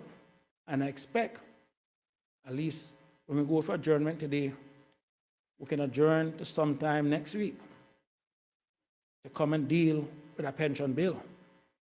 Because I can tell you right now, I'll be listening out for that to determine how we're going to vote. But I can tell you right now, that is going to be material on how I vote today. I need that pension bill passed. My people need money. People are hurting and they don't want to come government, they don't want to come NAU. They got money sitting down there, and some of them pension companies losing their money too. So they might as well get it. So with that said, Madam Speaker, I wish everybody all the best of luck. And Premier, while you didn't defend me as much as I thought I expected you to, and that's fine, we built differently. At the end of the day, you're a Caymanian. The world is watching. And the last thing I want is anybody to sit down here and believe that we in Cayman is being run by some crazy type, whatever. But blind Bartholomew could see this one coming. Understand me? I know we're here. I understand what the member for West Bay West was trying to do. But like I said, I really do feel it, and the leader of opposition made it clear in his contribution. It's very hard to ask people who have been working like a dog, who have been putting up long hours, lack of family time, lack of sleep, to do this and then say, oh, the government failing. But as he also said, there are ways in which you can fix it, and I think he has done a good job in outlining that. And now, like everybody else, I'll wait and see what's going to happen. So with that, Madam Speaker, since no one didn't want to jump up and speak, and since I don't need no paper to speak or anything like that, I hope the debate continues. And at least we set the tone. Nothing vitriolic and nothing that will paint up the airwaves and all that kind of stuff. But at least people can look back and say that we got mature, responsible political leadership here in the Cayman Islands. And I'm going to tell you right now, all those listening, pray. Pray. Thank you, Madam Speaker. Honorable members, we will pause the debate to suspend for 1 hour lunch. We will resume at 1:45.